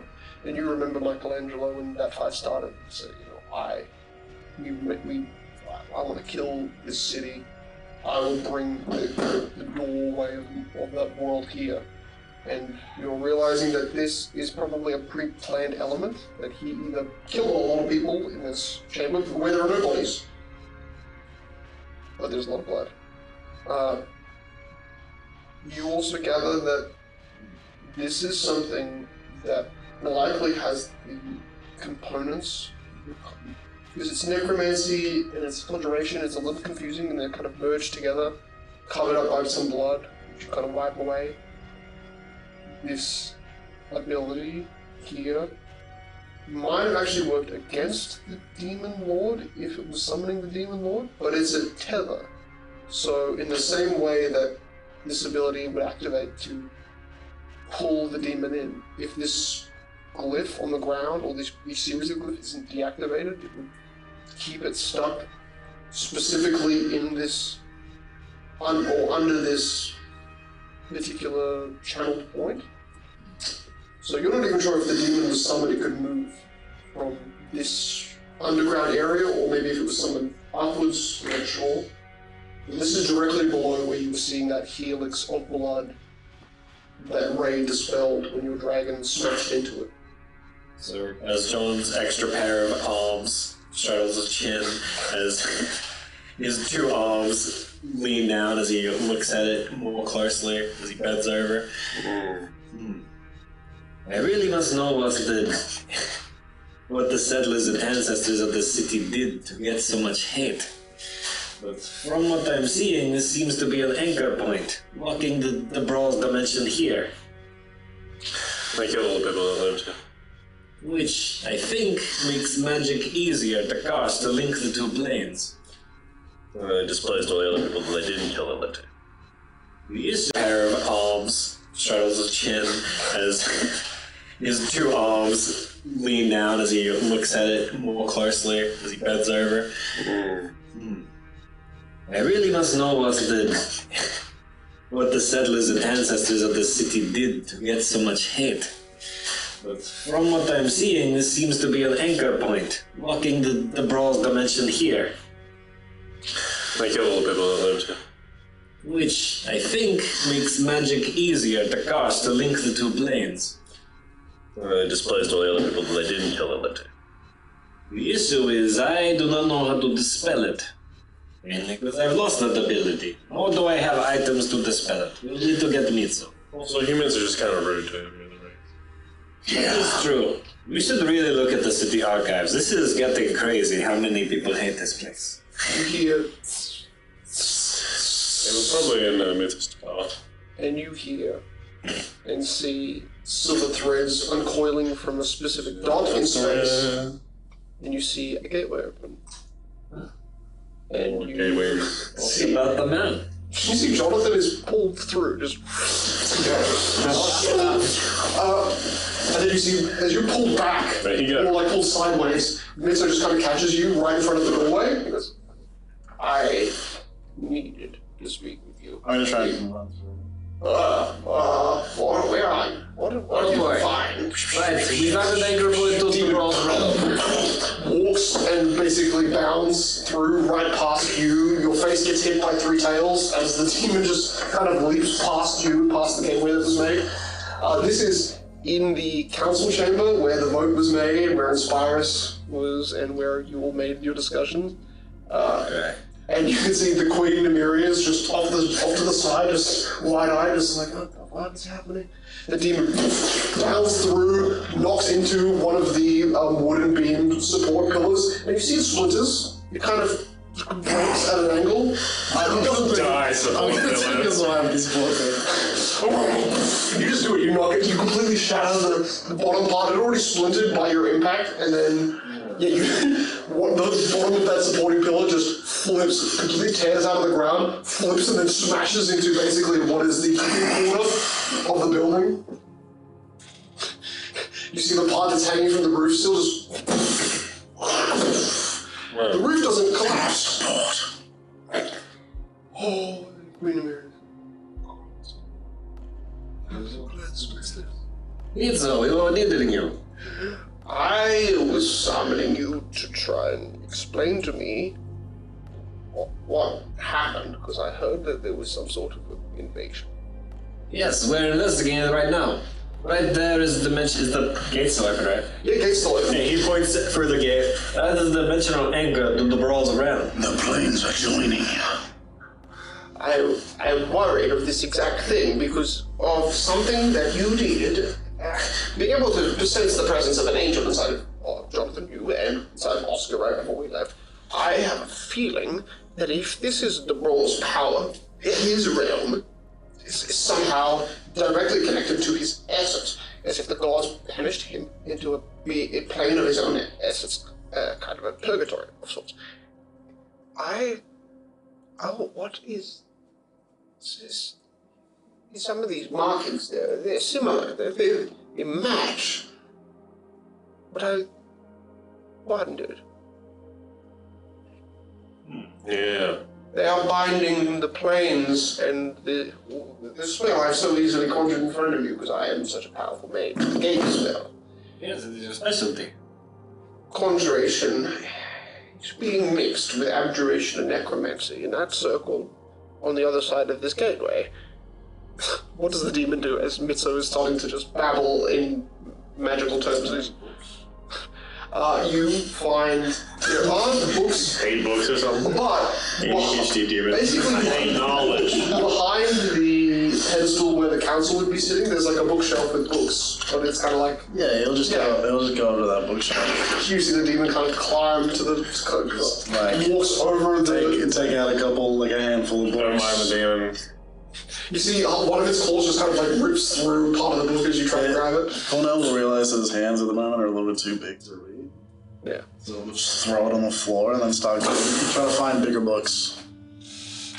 You pull out 3 or 4 bigger books, and one of them, luckily, it's got some iron chain around it, so you grab that without tearing any of like the leather binding, because you feel your claws very naturally just rip through things. You're like, oh, this is annoying. And in some cases, you watch the demons now like backing up, and in one of its 2 claws is like pinched a book that's very much intact, but like it probably has 1 puncture wound in the center, and you've got about 3 books, 2 that your tail has kind of grabbed as you. Are there any desks? Desks? Desks. Yeah, you would have to step over a desk to access those books. Oh great, he'll Move the desk into he'll hope that as it lands it opens to a page. It lands upside down. Face down. The table, the books. And you look over and you're like, oh, it opened. It's on the floor. So the demon just. You see Queen Miria take about 10 seconds. Obviously, Imric is able to see all of this, just as Jonathan. She takes about maybe 20 seconds to look at everything, look at Mitzo ignoring the greater demon, and she just walks back through the portal she made. They're clearly very confused. Wisely. Mitzo says, just kind of ignoring the flipping of pages and books behind it.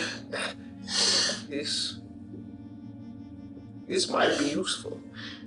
If we are able to use these same symbols connecting the planes, maybe there's a way to...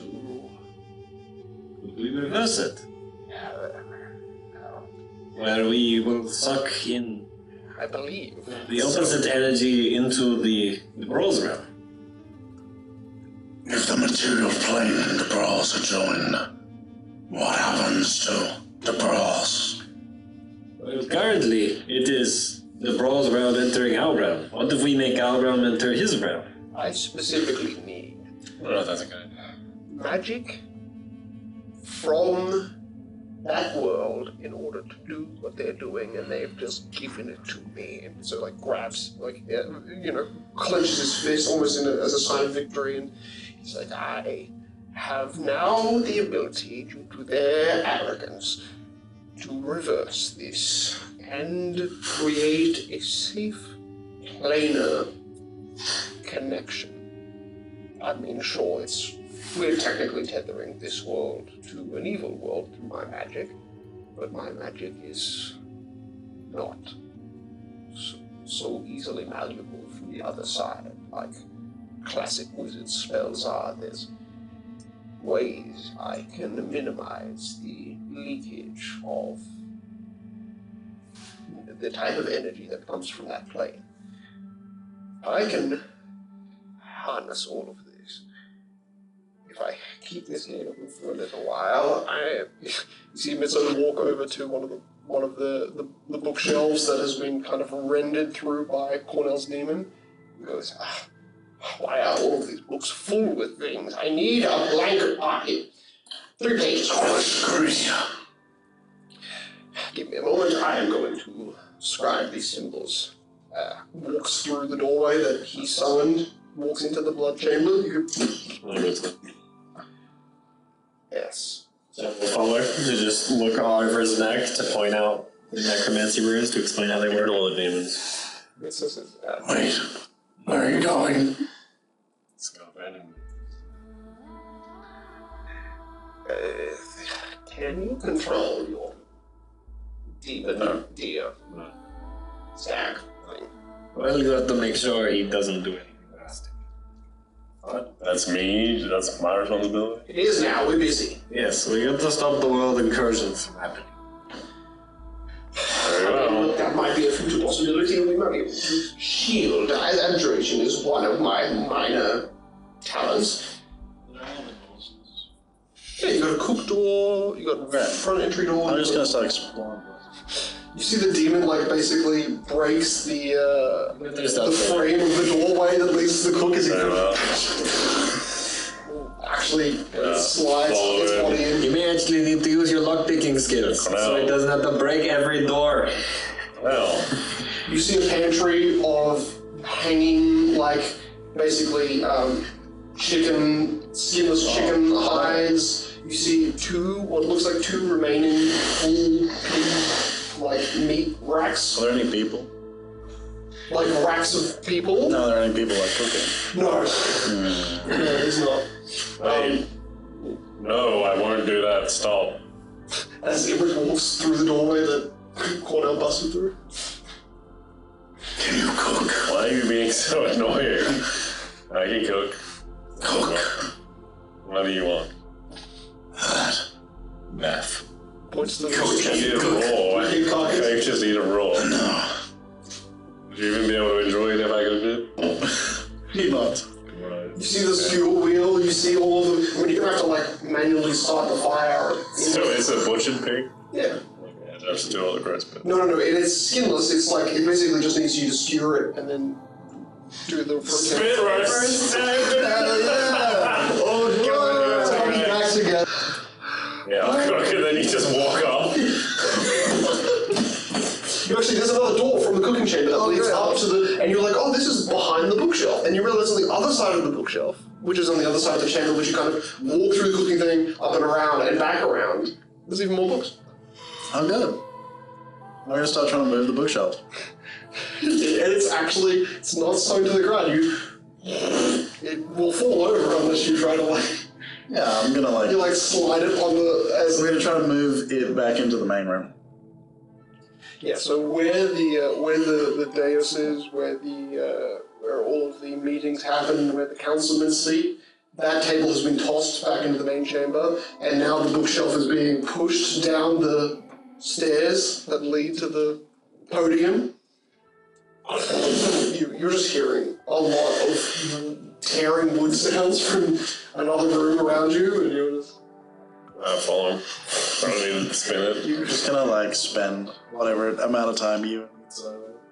using to make like a little nest. Just with books. Just with like any furniture I can find. There's a ton of spare chairs and smaller tables that are Why are you being such the size of your fist, basically. Do not speak.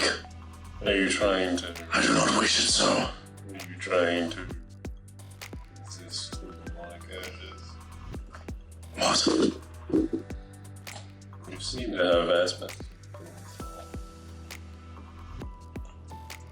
I am.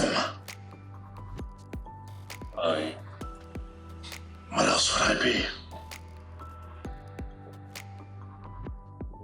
Big demon.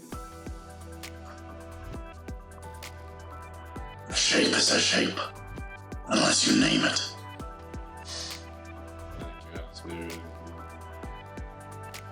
Right. That's a little problem. Was. So this is sort of Nest trying to make himself up. You told me to wait. But to the pool shelter. Would you like to read one of the books?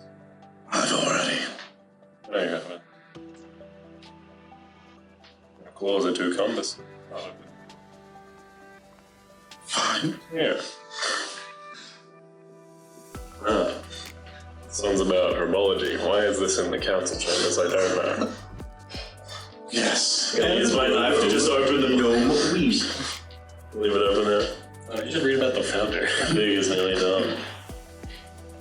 Sort of like. Lie down. Flip the page. I'm just gonna cast Mage Hand for the first time literally ever this campaign. Oh, yeah. Just leave it next to the thing. Whoa! He's using his magic. He has magic? Yeah, you flip over one that's like a type of like a how the kind of essence of healing potions was founded by Queen Reeves. You already know this. You Her- don't need this. Like Something else. tonics. But then obviously more other ones like the founders of King's Bay. 5 families. Read I doubt about, this information won't be useful anymore.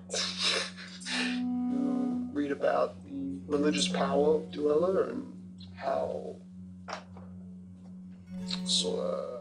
use of souls was the leading beacon of hope in the city. Still feel a connection to Tuella, even like this. Why do you speak? Why are you deflecting my answer?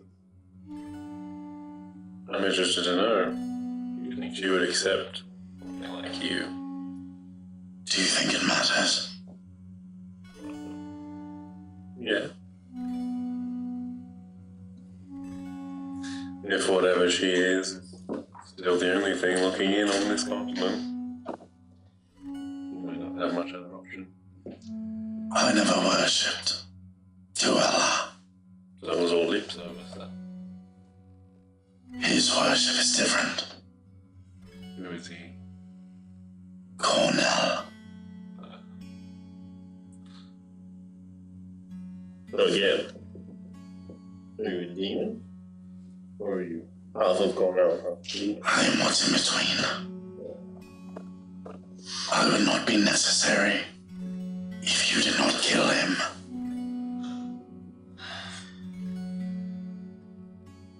Why do this half measure? I don't understand. It benefits. This is the only way you can manifest. It's the only way I choose to manifest. Fear this real. No. I fear the other realms. Well, it looks like they're trying to come in. That much I'm aware. And you want to be here now. Doesn't seem like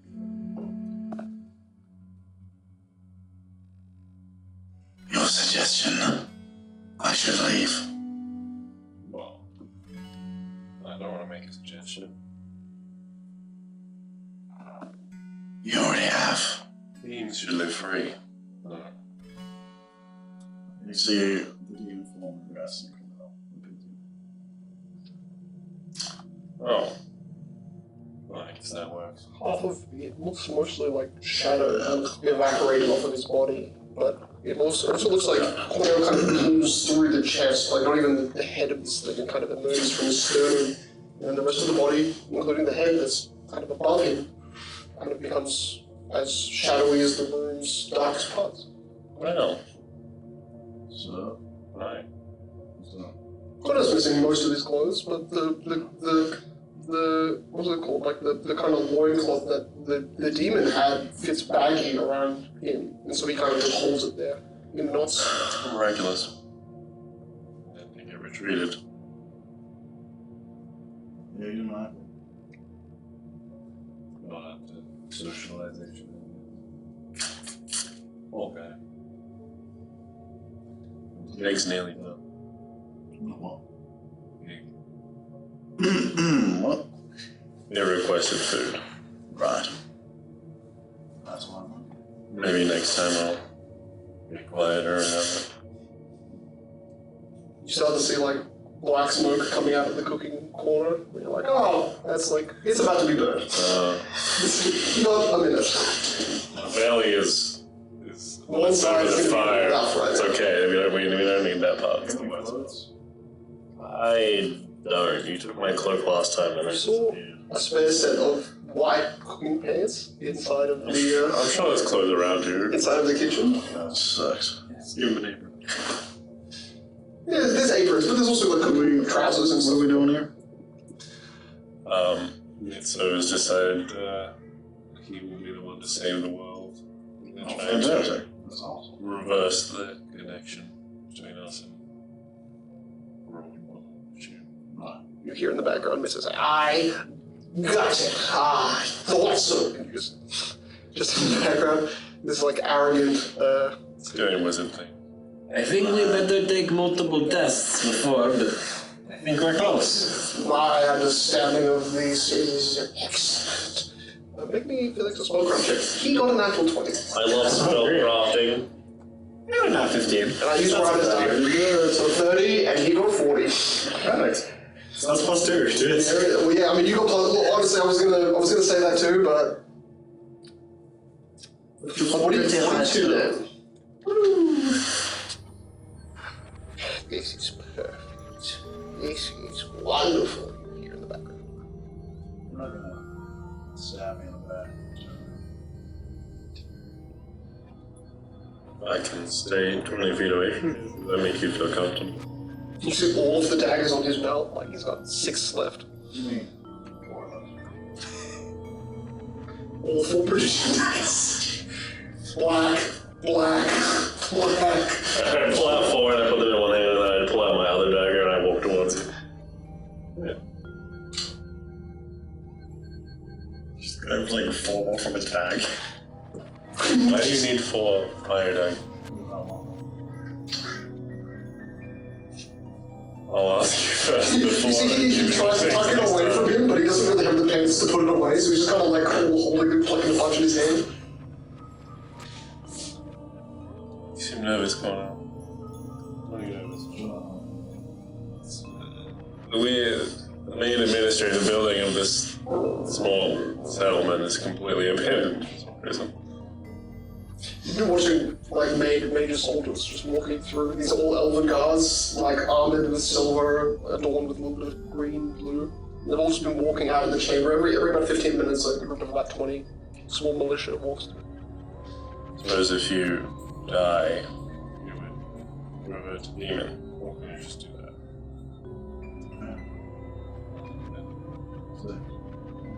What does that mean? I'll coexist.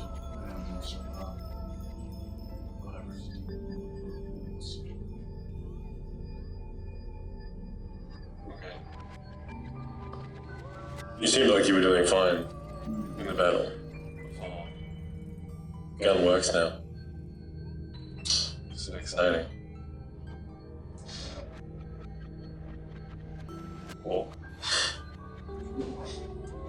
You see on a skewer there's just a large chunk that is cut off and just I mean, you could serve it up in basically like some of the cooking larger platters there. Part of that. You buy me some pants? Pants as well. Yeah, you walk back into the kitchen, he pulls out, you've got basically some white overall pants that look more like you'd be wearing them to make sure that you don't get mess on your normal clothes, but they're baggy, they fit, and they're a little stained with meat juice, but yeah, they fit correct. Where did this elastic come from? Oh, this is not real. What the hell? How do these pants fit? This is magic. They're magic cook pants. Clips. Wow. Little under the belt clips. No, they're not really under the belt, they're under the pant threads, which is, like a tangent how these things hold well together, although they are quite finely made. He can have either the kind of loincloth pants that his demon stretched out, or you can give him a bib. Pants. They're pants and they're bibs. You requested pants. Yeah, you got the pants. Like a bib as well. What would you like my shirt? Yeah, give me that. Very well. Relatively the same size. Eberic's thin, muscular body, visible in the What's knee. the dagger do? Fire one? No, that one. Was like a giant's relic. I don't know what it does. But it sounds pretty good. Yeah, it hurt when you stabbed me. You heard? You heard? What you saw me stab. Oh, hurt. Sorry. Yeah, I don't believe in that. Well, you're sorry. No. That's unfortunate. As Mitsu and Jonathan walk back through the portal, it kind of shuts behind them. Well, I've certainly marked that area, but we have the sigils needed to begin preparation. What are we preparing for? Something that's very important. Jonathan, please be Did you informed. figure it out? To a degree. But yes. Yes. Very. Very likely. Well, are you on the understanding of magic? Very. Heron. Sorry, I couldn't stop it from ripping your thing apart. And the planes? I tried. Not less so. Right. Well, you see, from the markings, we have been able to tell that the ritual anchor point was created by the cultists. Obviously, somebody, a spy amongst the mists, had to have created it on our side. We don't know if there are more agents of the brawl here. But with this dimensional energy learning, we probably could track them down as well. That is not the main important reason. The important part is that we are closer on figuring out how to shout them out of this around. We're gonna reverse the ritual that it belongs to bring.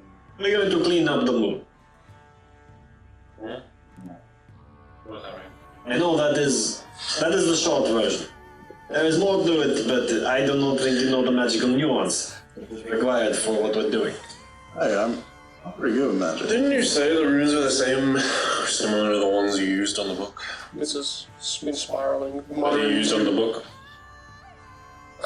Yes, of course it is. So he's suspect number one then. This is a joke. You have no idea. There is over hundreds and hundreds of half-gods or half-cursed. Easier to be possessed, easier to be handled by darkness. We might not have a weak inside. We might have weaknesses that can be exploited from the inside. 7 him, so. Yeah. Yeah. Casually molested him. You said he's suspect number 1. That is the exact same as a police shoot him in the back of the head. That's exactly what I said. Shoots him. Pull out my gun. See reaction. Well, since we do need you, I guess it doesn't. Oh, never mind. It's not So you did 2 shots? I want you shot. An initiative roll for Cornell, and you make me a reflex save. Whichever's higher. Right. 16. Awesome. 20. So you are literally a distance away from noticing that a flash of gunfire, 30 damage, this is a quarter of his health. You watch like fingers blown off, blood spurts, hits, kind of wets both of you. It's very small out. What are you doing? You this God, he's an idiot. Oh no, he's fine. Cornell, please. Put on safe. That's not a good test. Please restrain yourself from causing these. You suddenly see like a shield of energy surrounding him. Too late. Well, if he was a bad guy, he probably would have tried to He kill would me. also react the same way. Nah, he would have immediately become aggressive. That is not how I it think works. that Cornell has sort of He'll touch him, lay of hands. merged with the demon, and it affects him as Cornell, and it affects the demon I as the demon. understand why you might think so. I think I should start studying him. Well, okay, my second sentence was, since we need you, we're gonna ignore that you're the main suspect. Do you have any apprentices or any lesser thans that you might have thought, but That's fair. it's really bad would know your room work? Probably. Out there too, but fuck it. Hey, I'm sorry. That's not HP. That's not that epic. He was actually in proximity to the planar binding, so he gets infused 20 hit points every time you heal him. Oh, He's fucking nuts. It's not HP then. Yeah. You watch as he looks over you. There's some rage in his eyes. I understand your reluctance to fire. Oh, fuck. It just has some intrusive thoughts. I wish you would be quicker to fire on. I'm gonna faint. This is not going well. I'm trying to remember the things that we just learned. Hey, if you really need it, I pass him over a minor cure wounds potion. He just like grabs it, trembling with the other hand. Yes, slap it up. And there's no blood leaking from Jonathan, but you see him take it reluctantly. And, oh God, maybe this. I can breathe normally. If it makes you feel better, I only fired one barrel. That does make me feel better. Yes. I only fired one. Withheld no strength. Guys, I think he's good.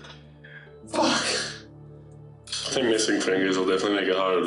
I have been working closely with Weeks, and I have not seen anything suspicious. You never truly know someone until you shoot their fingers off. What kind of people You do just you made meet that in up. your town? That's not I didn't make that up. No, Jesus. You are a very dangerous person. Yeah. I think you need help. Oh, It took you this long to realize that. You didn't tell me he was a weak human. that is funny coming from the person. Remember when he went to you for help and then you ate him? Yes. It is a shame. I think we all need to have some therapy sessions together. We need to go over what is making you so you. I can make your skin iron if you want. That would have been plowing home before you shot me. Oh, I would have had iron fingers, and now I am missing those. hey, I can. He starts to like look on the ground for where the fingers are in the blood. There's a toe of this one. There's a pinky part of this one. Look, Anyway, If I can. God damn it! Grabs another finger. That's the 3. Oh, here, I can help you. And he's gonna go over to the chair with a big staff, with shape. Okay. The chair's gonna turn into 2 little fingers. we have magic other There time. you go. Oh, but I can try and stick these to these fingers temporarily to see if I can. Want me to sew back on? I've got clerics. The nubs are. Look, I can You don't have clerics for that, actually. Is Saul missing? Or did he like Saul has What do we do? No, no, I It's can not the one well. for you as well. It's not well. Here, I'll just make you a glove. Wood shape. Here you go. Making things out of wood is not. It is not It's a stem glass. It's not really. And it's got an empty space. I'm so impressed that you can just use that stuff. It's an article. Yeah. Would you like me to sew your fingers back on? Plant growth. It's fine. Very familiar with Listen, I. Elven No, Actually, it's not fine. I need stitching. Damn, this really derailed that whole breakthrough you guys were having. I mean, it's still a breakthrough. It's amazing. It's only Hey, can you message Moki and make sure he's alive? I did. Nothing came through. Oh, that's really He unfortunate. did get sent to a different dimension. We've got to go find him. I messaged also Oscar, who said he's close to arrival. He will be shortly. Well, I can tell you. I thought he was busy. It's been nearly 6 days. Do you know where any sewing kits are? Yes, there's. I'm gonna go look for a sewing kit. Or a first aid kit if you have one. You see Mitsu just starts to walk past you, kind of like half delirious. Starts to walk out of the main chamber. You're gonna take 30 damage. Oh, what a drama queen.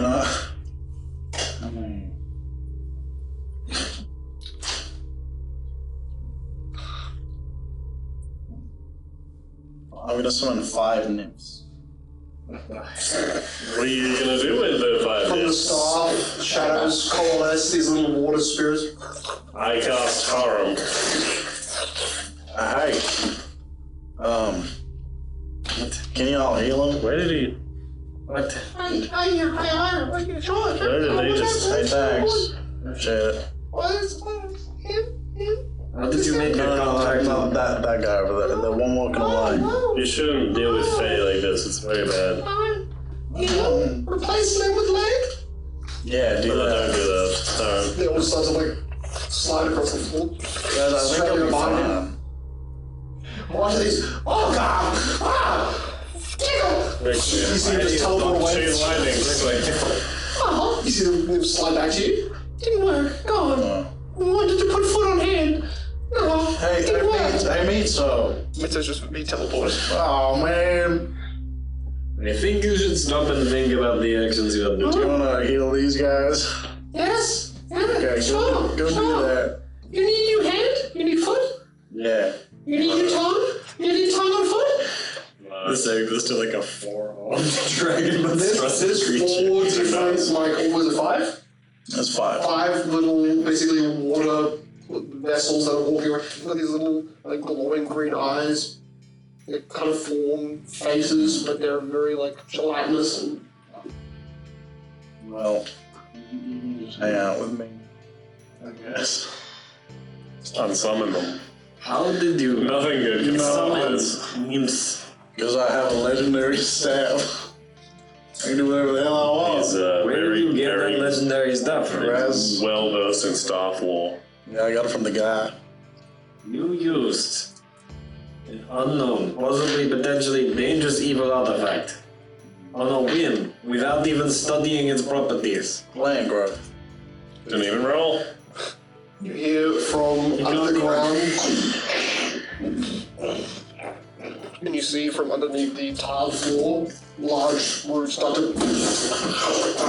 Okay, how now can we do You this start to see somewhere the central else? chamber just start to become Somewhere else, anywhere else. overgrown suddenly by giant I'll see overlapping roots. myself You out. can ruin your own workshop. Oh, I like that. I don't You hear know. the nymph say, believe it. Suddenly they just start to disappear. I don't know. I feel like you have been given that you're a child that has been given unlimited power. Yeah, the demons definitely destroyed his ability to self-regulate. I'm right. You hear one water spirit that's still being... Are you really right? I believe in you. Oh, And thanks. it gives you a +4 bonus, an insight bonus on all will saves, Hell yeah. crafting checks, and performance checks. Awesome. Great little lady. That's so nice. Thanks. Really knocked out. Well, your friends left. So you might as well. Okay. You're being rude to him now. I didn't mean. He goes above his leader. from his plane. Eat him and you'll give up. My watery face to cry. You miss your chance to eat it. Well, he's in a bad place now. You get outside, there's about 5 or 6 different. Oh! The better place is outside. Alright. Don't look at me like that. Come on, let's go talk to Mitzo and whenever he comes back. You start to see. This is like vanished. But you walk back outside, you start to see trees. This place was pretty sparse. Trees. They're gonna make this place a forest. About 6 or 7 of them just start to suddenly sprout in the distance. That's a bad thing. So, alright, guys. Okay, Cities aren't meant to be make fast. this place look nice. I can summon more. Alright. Okay. I think we're going to confiscate that You stuff. should give me that stuff. Through this drug. You see about 60 feet up in the air in the center of this thing, 2 of them seem to be encircling each other, and you're starting to see dark clouds just. Okay, well, I don't know. I don't know what that's about. Pick out some of them. Okay. Little distant sounds of thunder in the distance. I'm gonna.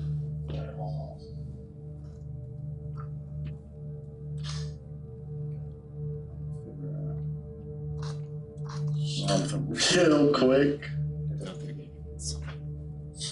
I don't want to kill him. I'm gonna summon 5 satyrs. Do not summon more Third creatures. summons 5 men. We don't need 5 moved He men. waves his staff to the side, and you see from one of the new trees. 4 just big guys. the tree splits open, and you see. Hey, Hey! you guys. Wait! Hold on! Hey! Can you? Oh my God! Why none of you wearing underwear? Oh god. We don't need. We're clothes. Can you make sure they're not like getting in trouble and stuff? Relatively kind of slightly tanned, brown hair, brown wool over covering where their whole parts are. Also, like, I bet my play your love music and biscuits. make people happy and tell them not to look at that moon. What? Don't look at them. Well, it's dark.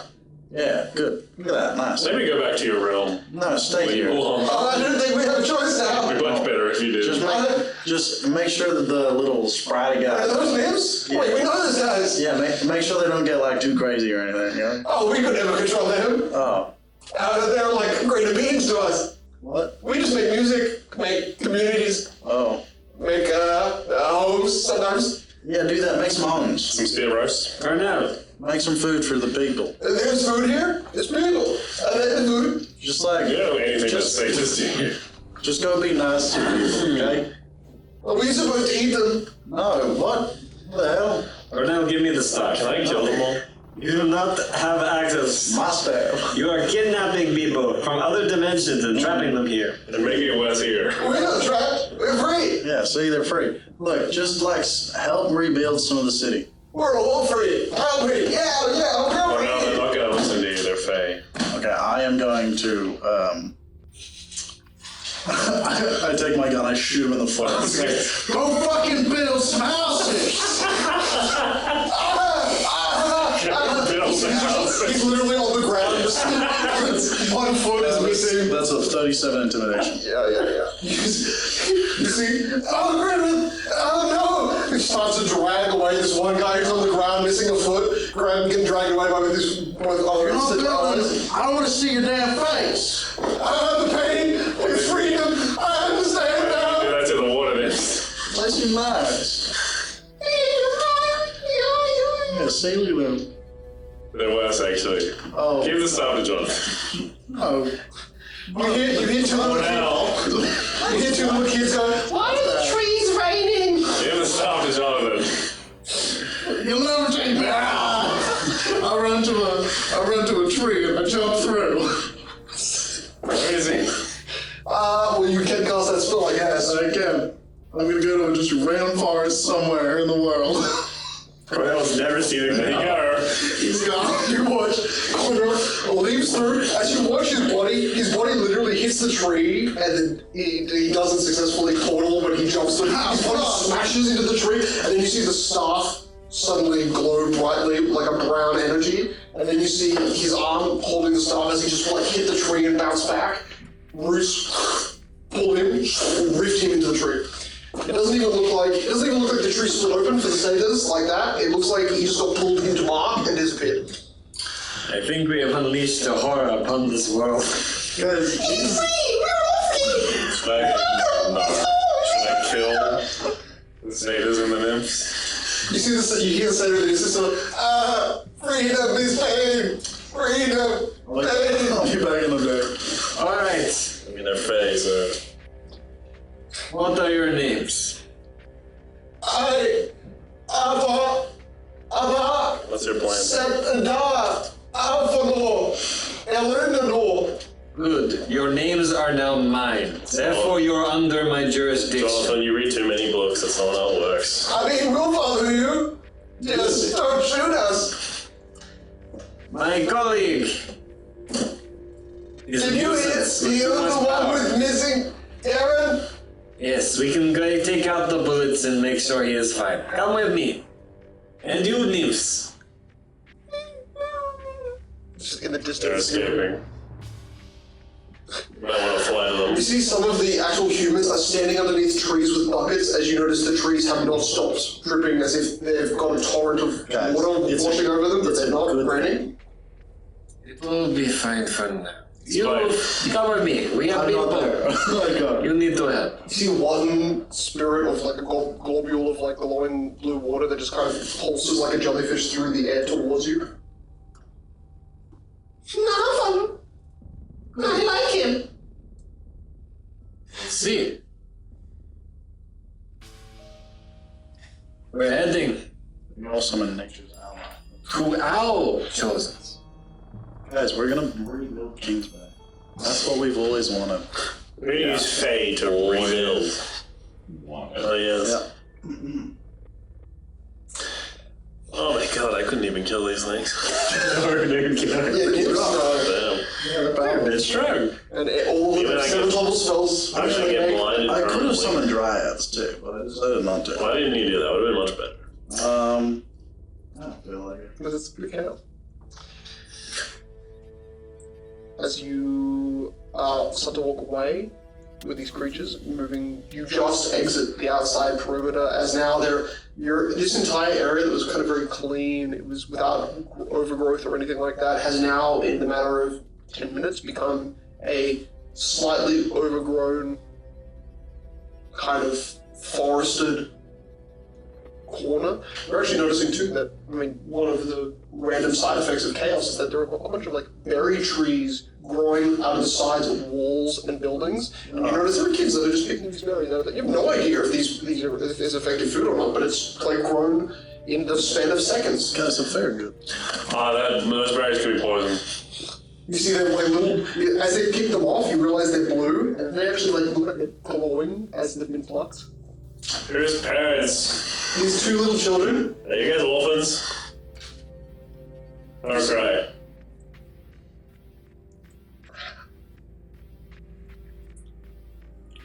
If he dies, if he dies, he dies. I see. What's wrong with the berries? You realize That child is about to be brutally altered. Never steal food from the Fae. It's not stealing, it's on a tree. you hear the next word that is happening. You realize you just spoke Sylvan. Yeah. He's like, it's Sylvan. Wow, this tastes really, really great. You should kill. No, not the children, the water nymphs. I will not be able to. To be safe. understand you. You're speaking a new language. To be safe. Well, You then should also kill the kids. I understand. it should be dispelled soon. It should be just an hour. I don't know how that works. I don't think that's how that works. They remain for 20 hours. It should be just an hour. It should just be 20 minutes. You hear in the distance, and you actually hear above you, quietly growing.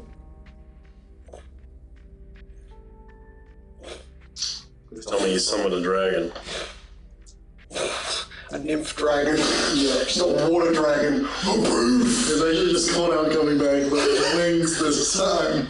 Just water wings, just like Come back, bitches. I got something to tell you. Because Cornell is the new Theo, except he's got one fucking powerful item and nothing else. Modern warfare just like flies through, creates the dust cloud. I'm gonna make my kingdom of the Fae. You hear as, and you see the glittering purple crystals. You see Oscar and Cerithriel the dragon descend from the sky, now just gently flying over the structure of the stronghold where you were in, and kind of landing ahead of you. He lands in the graveyard area, more clear, crushing maybe one or two gravestones, but ultimately clear of any of the people and out of the way for those new grown trees. The more times you look behind you, the greener the temple courts, the safe haven becomes. The bigger the trees get, and also the closer the storm clouds seem to be moving. But they're kind of circling you in that they're kind of advancing on and over you, but they're not above you yet. There's still a kind of dull morning sky. It's mid-morning or early-ish morning. So why did you come back so fast? How did you get here? I flew on a dragon. Well, you were. I thought you were You're supposed to call me so I going can on an epic journey. come and check it out. Sorry, I was. There's a lot of.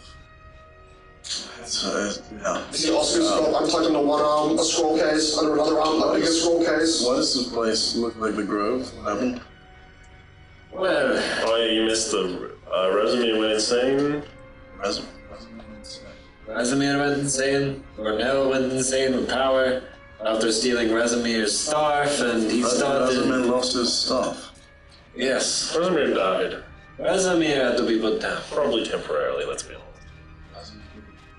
Yes. He was infected by the bro. Or something. Doesn't make any sense. Yeah, well, I read with any of the things he was saying, so.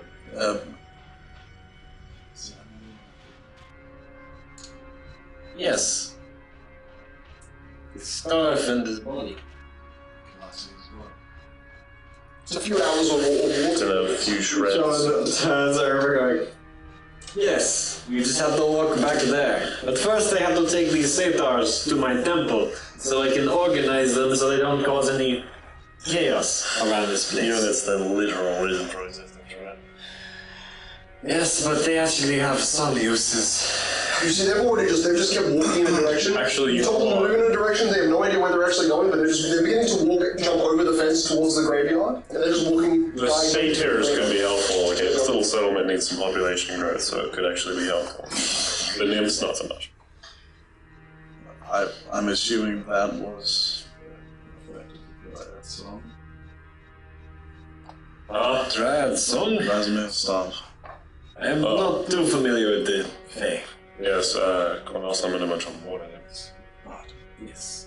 Fair enough. And he summoned a bunch of sea. He went mad and then he ran away. We tried to take the staff away from him. And we spoke, give the staff, and he ran, jumped into a tree, and proceeded to vanish. Also, Moki got banished and now probably dead. We are very busy. I'll send. Okay, I'm sending to the fucking stuff. Tossing into the stuff. Okay. Wielder of the staff. Hey, can you Oh, that's how that works. give the staff back? Like, it's kind of. You see a little head, a ring band at the back of his hair? Pulses. It's sort of the last ornament of my dead mentor. What? Yeah. Why the fuck would I do that? I don't give a shit about your dead mentor. He's dead. Fuck off. Did he say something rude? Yeah, he did. It was not. Yeah. That guy sucks. Can I see the body now? Well, we can point you to the direction. That'll be enough. For the tiny little You see rooftop that fort fence. district around the, where was it? In the middle of the city, At the perimeter of your fortress walls. I don't know, I thought it was at the edge of the fortress walls, which is like 500 meters that direction, but I guess it's going to take you 3 hours to fly there. 6 kilometers. He's grown the walls out further. Right. So Ezra flies at 200 around. 30 seconds. If it still has the energy of Azamir, I can sense it. It doesn't feel like it's here anymore. What? Why do you so you think he was corrupted by Troll? What was he doing? Well, it was like a big incursion, with a bunch of phasing in and out blood monsters. during the Bronze Incursion, he appeared before us.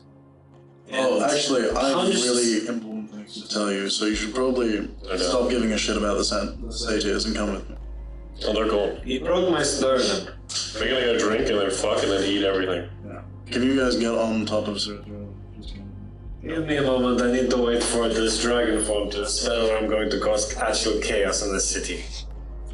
You see, like, literally 30 seconds He takes later, a few steps back as he shifts back into a giant. his back literally blows out as a giant demon just explodes out of his He back. doesn't know It dragon. looks kind of demonic until you see the dragon. It's still angelic. The angelic form is. No, I mean the dragon. Oh, The zombie dragon. For a moment it looks kind of demonic, but then you see the dragon. As the gold comes up. Yes, I fuse with the dragon Okay. as a proxy. I can also fly 200 feet, so we can go quick. So you're saying that he was attacking you? Yes, he... Don't specifically. Why would he attack you? Well, you know when we went really drunk? Mm-hmm. Well, apparently stealing the bro's power pissed him off. Because it was weakening... for the name. Maybe it's just he didn't want you to have the power?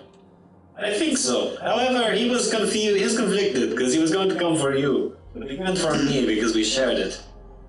But since we split the power, I think we screwed up someone's plan. Maybe, I'm not sure.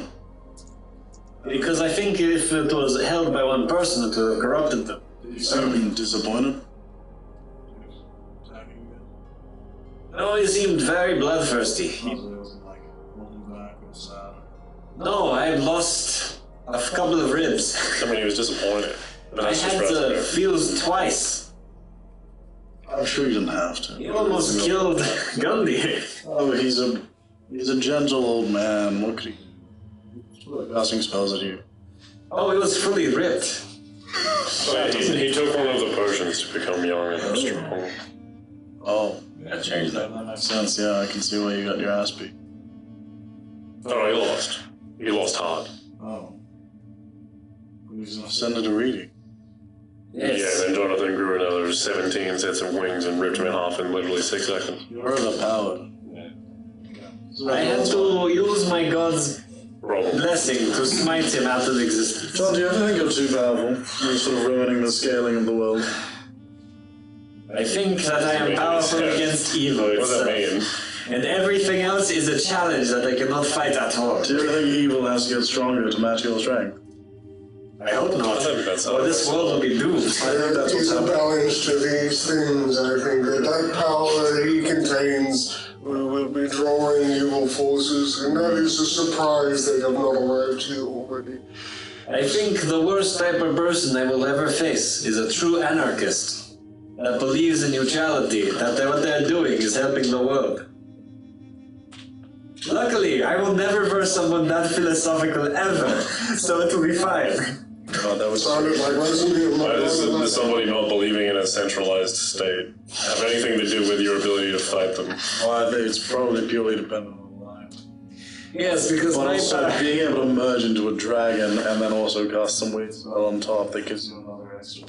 That doesn't sound like it's alignment based at all. No, I had to smite Razumir with my god's energy. That's what killed him. Okay, sure. Yep. And my Oh, master look, in I their see his body there. And there. You see Crickets there. multiple parts of the body. Oh my There's a bit over god! there. Oh, it's Like, all horrible. the sea of dead here. What the hell happened? I was Those are all gone. been pulled together by Cornell's demon. I was gone for a week. Oh, this happened Today. like Do an hour do I ago. find his robe? Yeah, you find actually the blue robe, which isn't even close to the remains of his body. It's perfectly fine. Just lying as a beautiful blue robe with gold filigree outline. It's like old fabric that still is Yes. totally. Didn't realize he was so close. Dirty. Buster. I'm so sorry. For your loss. Shut up. Sorry. I get defensive when people that are close to me die. Never was able to tell what angel or god he originally served. I serve the 9. He betrayed them, I apparently. don't know what that is either. Well, when he gained the power of knowledge, he probably... I don't know. He lived for a very long time. He probably got his own way of thinking. It's a shame that he's gone. He was a good man. At least his divinity lives in me. Right. What does the cloak do? Fabric. It is. Oh, you're just gonna pull the disgusting blood and shit covered cloak for sentimental reasons. Would you like me to get some servants to clean it for you? No. The hate is to they'll make it worse. I have news. I'm going to die in the fight with Debray. Seems I legit. see. Unfortunate. How How did you find this out? did I find that out? Oh my god, stop. Would you like me to If you go to heaven again. play devil's advocate and make you, Unable to die. Again. Yes. I already have death roll when I fight. So I'll do something. Let's see. I forgot to use it last time. Oh, wouldn't have helped us, but it's safe. Technically, I'm also immune to energy drain whenever I'm fighting. I see. Yeah, you're immune, so you're not immune. You hear the dragon say, "There are key things we must all have in order to win that fight. Where is Mitsu? I need him to craft some items. We will keep Oscar alive We at do all not know. costs." Oh no. After all, I'll shot his fingers off and he teleported away. What is with that guy? I think he went Half a mad. demon. Oh my god. I sense the Archmage at the tower where the artifice lies. Let's all go meet him. That is across the sea. No, it's right there. Oh, right. It's about a Made the 15 tower It's yesterday. about a 15-minute walk, and you made the tower 2 days ago, and you are. Tower, good. It is, you made 2 more structures that fit in the I line. think Mitsu should hear everything I have to say as well. Unfortunately, it's kind of a lot. The dragon takes off again. Really, we should get Moki first, and Well then then. we'll do this. First, let me dispel my wolf fusion. Surathril, can you smell Moki for me? I smelled him where we left, but I did not smell him I'll elsewhere, do the dragon fusion. except for his child. Fusion on go! Children, plural, there are 2 of them. Mount. Those two can look Wolf fusion on go. It is better we do the intelligent thinking without the beast. I agree. Wolf fusion on go. Dragon. I forgot how many phases I had.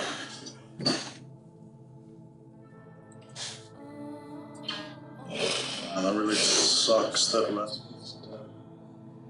You were so cool. So I know how to make the elixirs. Yeah, and you knew him for like a month. So surprised to you. He's my best friend.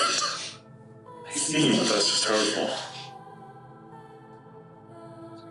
So you're destined to die, but we're destined to beat him. What? I think the only way we beat him is if I die. We need to kill you? Seems like a good fucking trade. I need to sacrifice myself in something. Allow him to. Good to know. So I will be looking out for that. Yeah, I had a big conversation. I'll tell you when we get to meet him. The tower gets closer and closer, and then within 30 seconds of what Oscar just said, you see the dragon dip even lower. You almost lose kind of footing on the dragon, and he quickly pulls the wings back, rightens himself at the bottom of the tower where Vasul has been placed. And you see, instead of even needing to climb the tower, you see Mitso just greet you at the door. The door opens, Mitso walks out. No, they're not here, are they? No, He's not here, is he? He went mad with Bauer, and then he ran away with the staff by jumping into a tree while he tried to confiscate why would you it give from him a gun, let alone the staff of ancient corrupted power? Well, he took it while he was in the demon form. So I'll just picture that. And I don't even know how he knows how to use it. He didn't Where was that identify thing it. when the demon transformed? What? Did he swallow it? Not sure. Maybe he absorbed. However, I do have this staff that I don't know what it does, that I stole from Michelangelo. You should identify it. I will. You also notice Mitso's. Wait. Let me pull some. Pulls into his robes, pulls out. This was from Ray. He said it was going to be useful. This was a while ago. Something about when killed Oscar's brother. He had a ring on him. Oscar sees a ring with a similar type of small, lumpy, pink-looking brain attached to the ring that you have to the amulet. I believe this is going to play a key role, and I have already asked Vasul to make more of these. Lay out the scroll. Oh, Yeah, I was gonna ask him. we could make them better with those, and Yeah. faster. Give me this. Here, take this. There's a chance A that time machine. there's a there's a prophecy for 100 years in the future, but it also sort of speaks of our group pretty well. One, maybe two, maybe three of us are already corrupted. And are gonna turn on us. So just, Okay, which one? don't know. That's inconvenient. Yes. I see. Well, This is reading. for this fight, we have made a plan. It protects your brain, your mind, from reading thoughts. Jabral's main weapon is being able to read other people's thoughts. That seems like a useless power. I don't really get it either. I feel like his main power is probably like giant beams of energy You would that think. vaporize your. I think he's supposed to be a deceiver as well. But He's not done a very good job. if he can't read our thoughts, the god said that we should use it. Right. Well, during this time, we have made a plan to create some undead vessels for you to possess, to be immune to his alignment-changing abilities Alright. and affecting you. That might be What bad did the god because I'm say about supposed to say. I didn't mention, I forgot about that. Yes, But they well, were also. It wasn't. you don't need to do it. You can be fine. Okay, I'll just sacrifice myself. If you want to. It seems like my thing. If you want, I could You can remind defy the you. gods if you want. Well, no, the whole point of the god. Okay, so god's tough spot right now. None of them are really doing their job, and they're all afraid to do their job for fear of, doing it badly. Yes. And so there's one big god, who's the leader of all the other gods, but he's so afraid. Who's that? And Xantha. He's so afraid of losing his power that he's suppressing all of the other gods. Why would he lose his power? Because he's afraid of losing Who? to the banished gods that are going to come back if he ever steps foot or puts his influence on the material plane. So the gods are actively retreating from the place. Yes. Procrastinating? You all have ADHD, right? So pretty much I was just telling them don't do that. It's a bad idea. So the gods have anxiety. The gods have anxiety. The gods are Yeah. they agree that everything is Jabral's fault. Everything kind of comes back to him. Then I talked to an ancient dragon, who is also a Hydra, who's also a mage.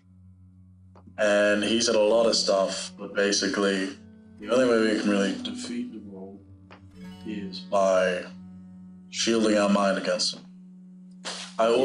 He gave me a legendary sword that makes Demons unable to leave the plane if they're near it. Oh, perfect. So we have a way into the plane if you want to get there. Roll a demon. yes. That might be more complicated. But it was an angel. Well, we have that anchor still. I have a feeling that this is going to work best if, one, we have a sacrifice. I don't want to put you in there, because if you're saying you're going to die already, then that's a bad idea. I have a sacrifice in mind. The issue is Sacrifice. it needs to be linked to... Oh, you agree? Screw that guy. Actually, Cornell might work, because if he's got the demon from that realm, basically we need a tether from that realm. Both of you contain soul shards, which are parts of the thing from that realm, or is that realm exactly from the parts you are possessing. The demon can work. Or either of you. And you would have to be in the center of the ritual circle when we summon Ereshkigal to the material plane, but then we could bind him in the circle so he couldn't leave. No, actually, I think that's supposed to be me. Rosetta said that I need to use myself as the point of ritual. I see. So the ritual will go through me to almost bind Dubrol or Ereshkigal. I think Ereshkigal to me, and then as he's bound here, Dubrol will start to puppet him to try to make him win. But then we can, that's part of the trap. I don't know what happens afterwards, but maybe we can use that to turn on Dubrol. So God's foresight says that you need to be there. Well, the god's foresight is I'm gonna die. The mage's foresight is I'm going to be a ritual sacrifice. I see. This is the same thing. But how would you die if you're only... So we are killing you to summon the brawl to this realm. Listen, okay, that is not what my calculations are suggesting. What it is suggesting is that you have approximately 6 seconds to leave the spot in which your blood falls, to escape the radius, if you are quick enough, Right. and the demon on the other side of that doorway is not ready for its arrival into the material. More or less, we are ripping it in the same spot that you would once be in, but it's more or less the moment your blood drips, you must flee, or there could be a collision between spaces and your body might implode. We're doing minor damage to the demon on the way out, but if you can be prepared, we might be able to get you out. Well, he also, ancient Hydra also said that we need to get either Inspiris or Heron to turn the law off for a short period of time. And that will make Dubrol really much. Whether through Ereshkigal or not. Heron. I've already called him here. He is semi Won't you be stronger? for moments. I believe so, but also he will be able to be actually hurt, especially since both planes are so close. If the law of mortality and divine enables the immortal to die, that law might not be needed to be activated until nearing the actual death of said creature. Because if they are immortal, we can wound them vigorously, then shut off that power. Well, how would they stay here? Wait, no, the plane of binding. Well, that would be the use of the blade. My spell will keep them from returning, but it won't be able to stop them from using their own magic to escape. You have a weapon that will keep them from leaving. Yeah. So you do have to stay close. I'm going to ram it through that chest. If you're close enough, In Brol's chest. more or less. Ereshkigal. But Dubrol will be. You see on one of the floors where there is kind of like a table laid out, he pulls up a kind of a scroll that obviously has magical sigils on it, flips it over to the black side, and then just starts to kind of like draw like a diagram of your slight battle planes, and he kind of makes a triangle shape. So if Oscar starts here in the center, runs out, so that you can escape the initial concussive blast of a planar being being brought here, and quickly back in so that he cannot escape. I can do that. I have an idea. But that blade looks like it could be used by almost anyone. If Moki was here, it would be effective against Moki, maybe even Jonathan. How familiar are you with mechanisms in trapper rooms? I'm pretty good with trapper runes. I'm not great with mechanism. If you can design a ritual room, have some traps prepared, trapdoors, secret entrances. Okay. This has to, Seems this has to elaborate. be big enough to hold a demon. Like something this. I'm able to create whatever I can imagine. Inside of you. Oh, I see. So we're going to make it effectively a maze for the demon to run through. We could make a booby trap. City size. With my sigils, no, a castle size, right? Is that Castle-sized. Just to defeat this beast. All we need is a plan.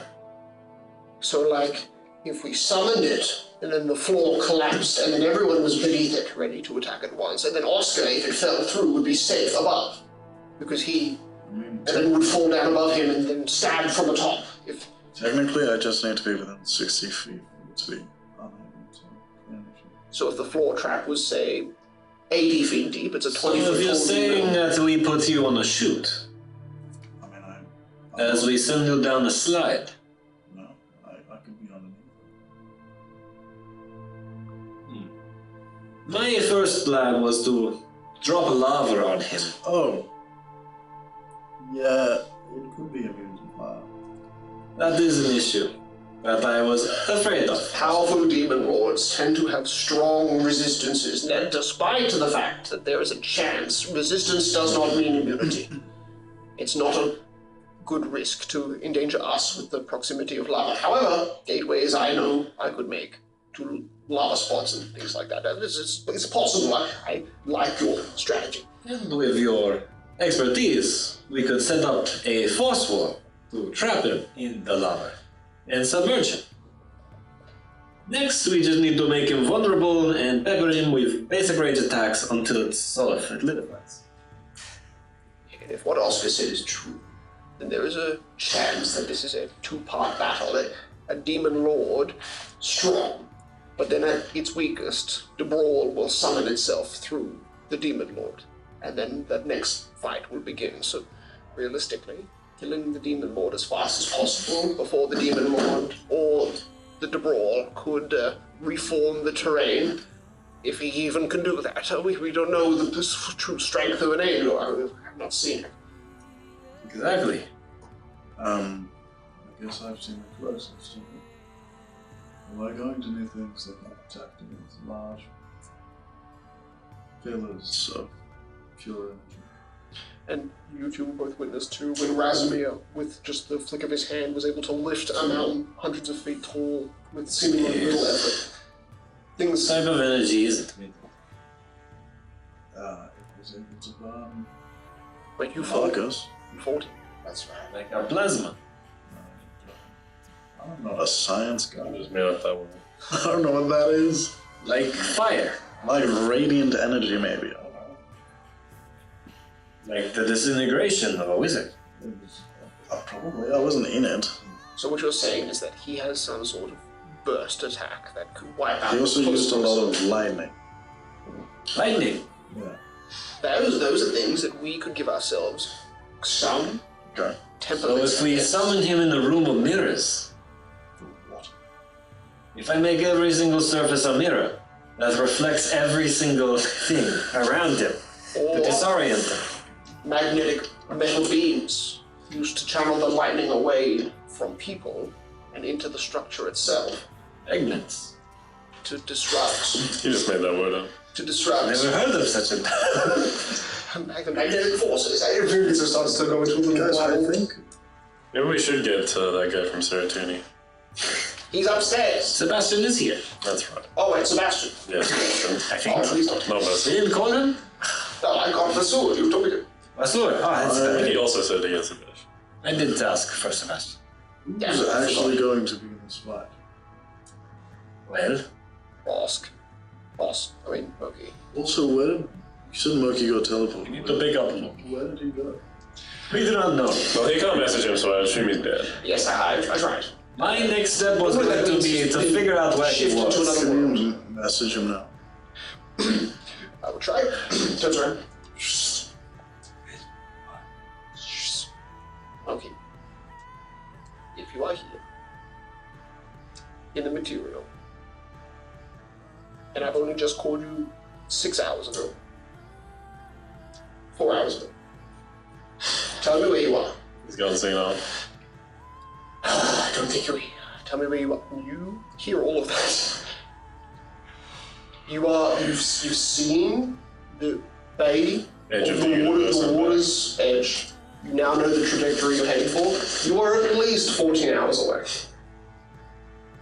What are you doing? Mitsu! I have escaped hell on my nose and saved my brother. You jumped, Mitsu. Husk from the damnation. I am now back in King's Bay. Oh my god, I feel like I He's getting some interference. Big diplomatic tide of the ghostly realm of ghostly people. I shall be coming back post-haste within 14 hours. I think that's the trick, unless I get lost again. You guys could yelling of someone on the other end of a phone just through Mitsu's ear. He said more than 25 minutes. Prepare a feast for my victorious return. I don't know if that's a limit in I don't Pathfinder. have any food. I don't even know if it's a spell in Pathfinder. What is? Yeah, send me. These sound really My loud. eardrums ring.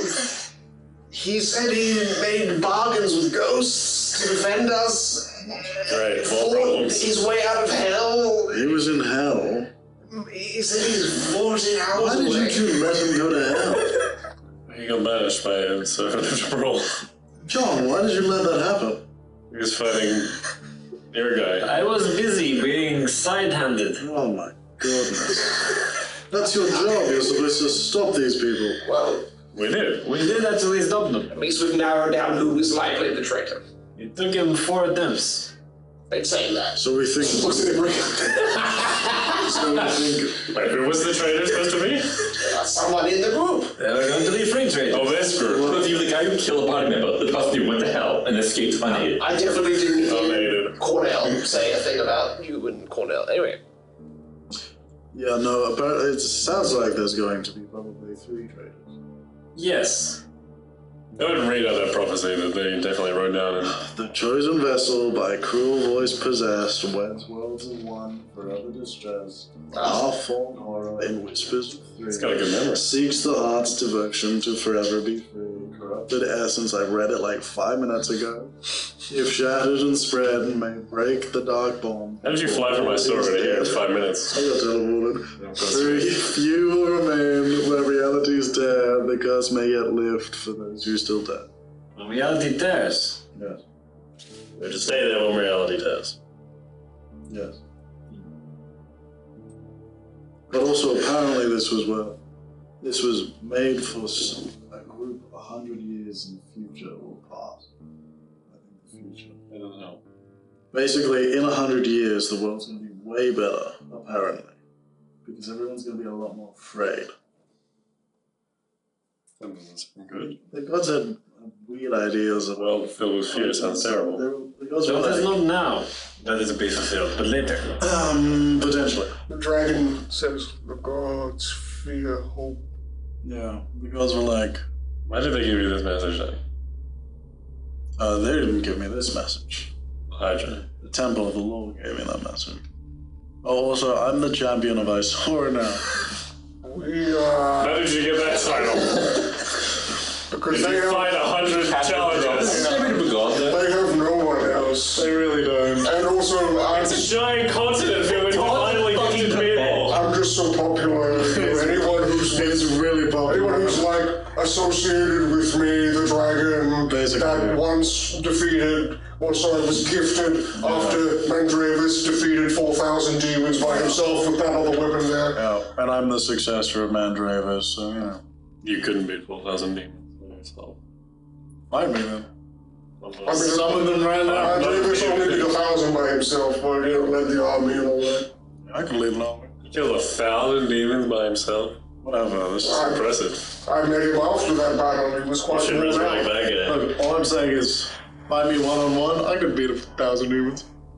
It was 1,000 years ago. I fight you one-on-one. Limit to You could resurrection. beat 1,000 demons. Yeah. That's what you say.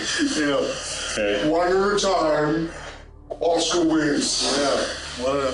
Have you seen me stun Voss? Did you see that one? I wasn't there for that. I was trying to I was rallying the troops to come When in. Oscar and I fought the demon lord in his own realm, we slayed for like 6 seconds, and then it was bad. We didn't know what Like we a were mental up against. breakdown after that. Yeah. And we didn't know. We didn't know. Better.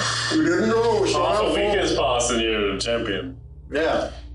It's great. They just said it. They didn't even like give him a trophy or a badge. Yeah. Also, all of the people that are in Isora are starting to weaken. How accurate has your prophecies have been? Most of them have happened. Have happened? The other prophecy is the cracking mirror when law ceases to hold and the sky turns to glass, the new moon ascends where sanity will pass. It's indigo hunger, a whispered deceit.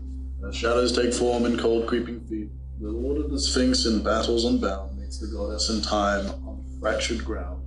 Through shards of the reflection where destinies bend, the time falls through north and the sun will descend.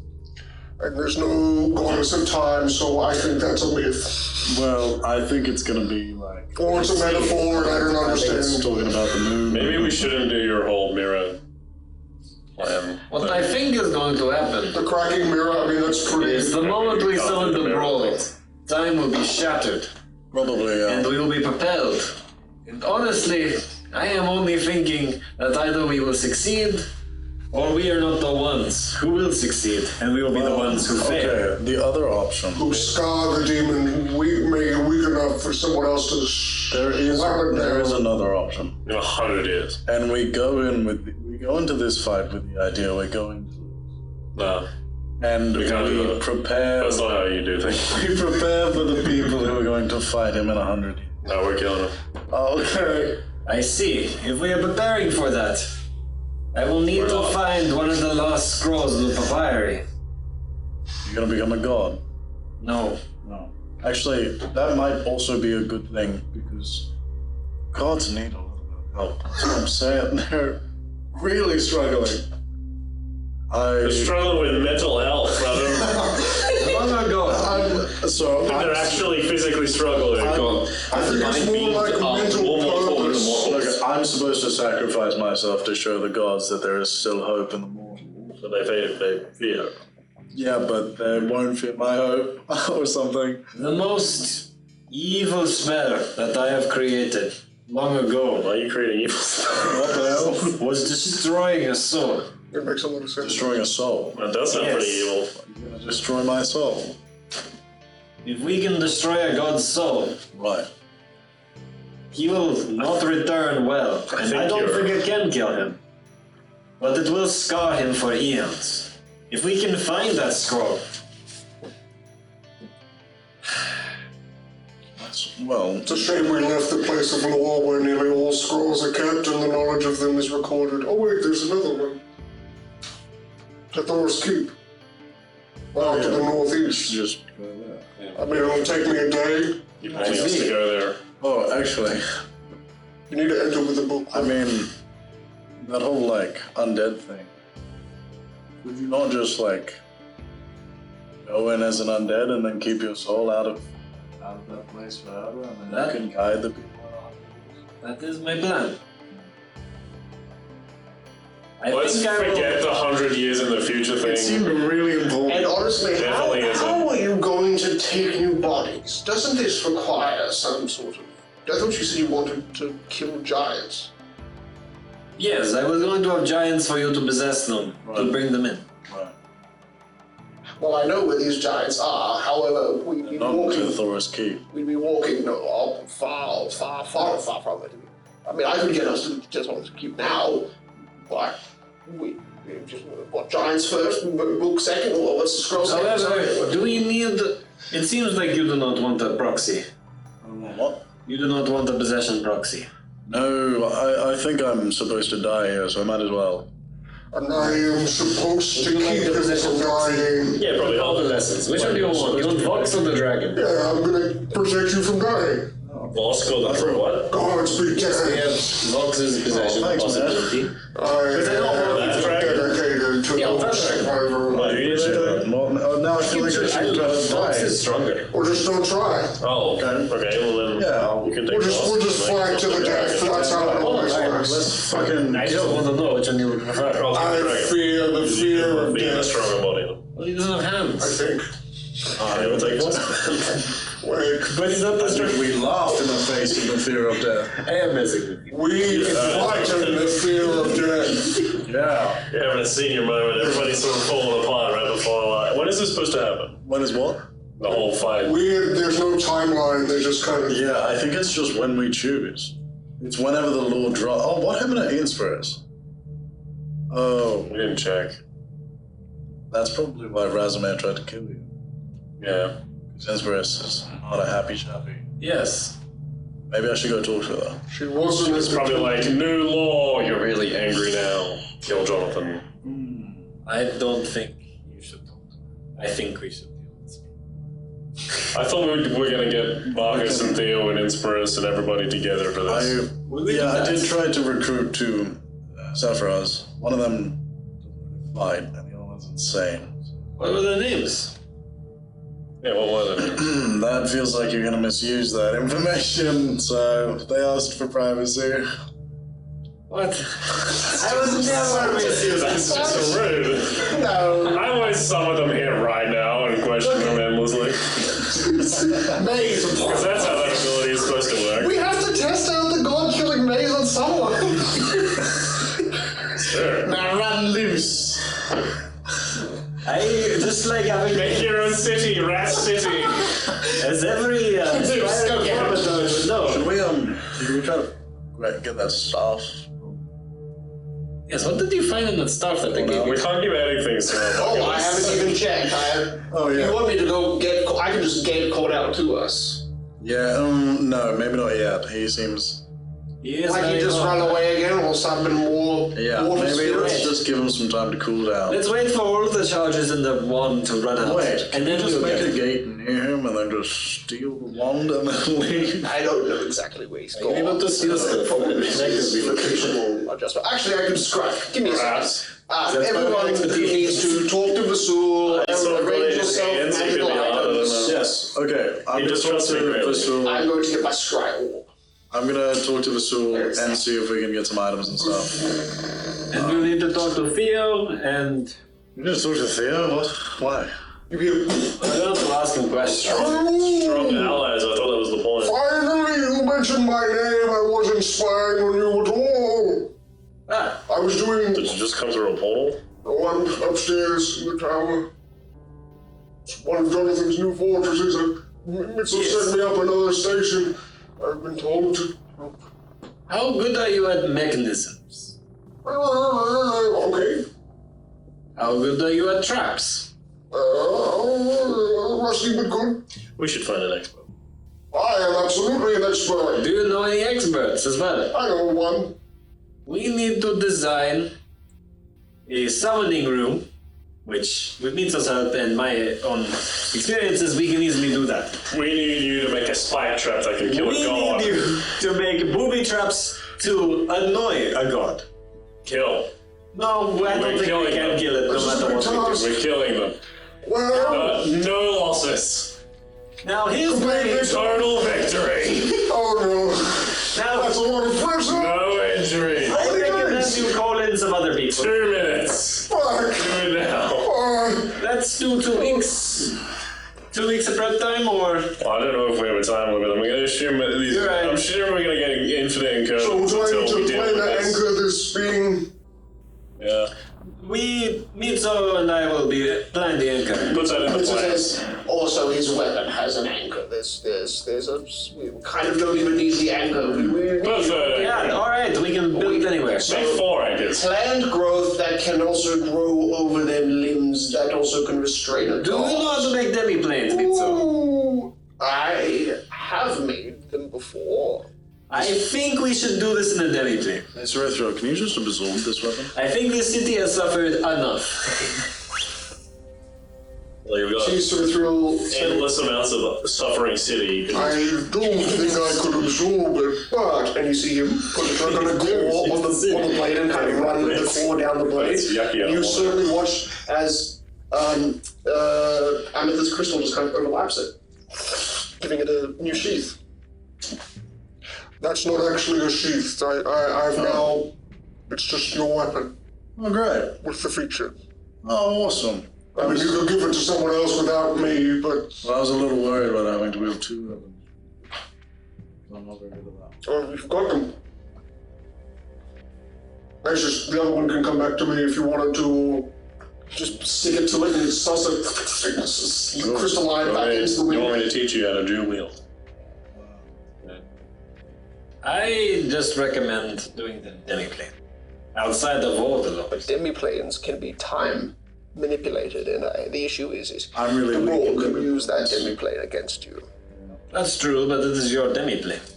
I'd be like finding him in the book. Except that Debrul's more powerful than him. Ritual magic is Do we know what can happened be to overworked and Marcus? corrupted, but not easily. But an angel. Do we know what happened to those? Actually, Theo is. I believe I saw the black blob thing moving in the distance, far to the south of the city.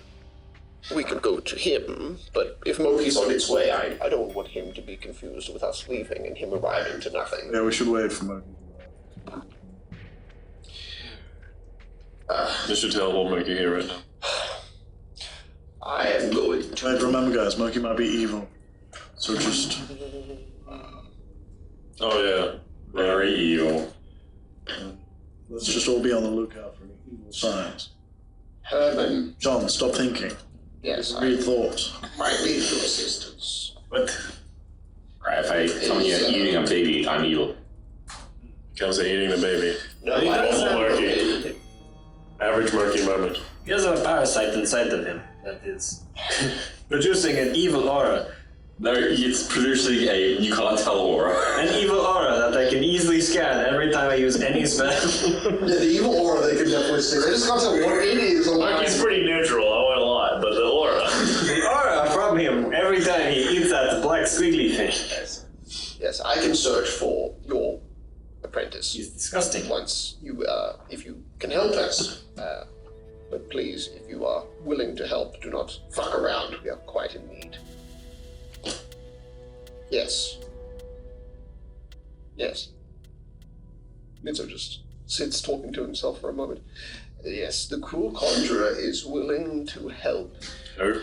A human mage that has prolonged his life through certain means. He is very adept at conjuring magical glyphs, things that are very much temporary but are as permanent as long as he is focused on it. He is a step below me in terms of magical power, 2 steps below Zandria.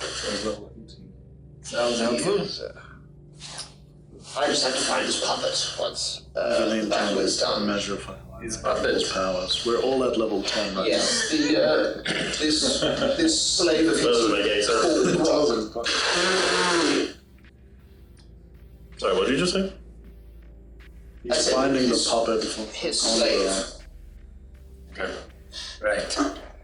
Once we Yeah, his pro conjuring this was like a bad guy. That sounds evil. he does he Slavery is wrong. That would be like calling myself the dastardly dare-doer. I think it's a name that he gave himself so that people don't visit him. Nasty guy. However, I work with him in the Nasty academy, so neighbor. So we'll have another assistant.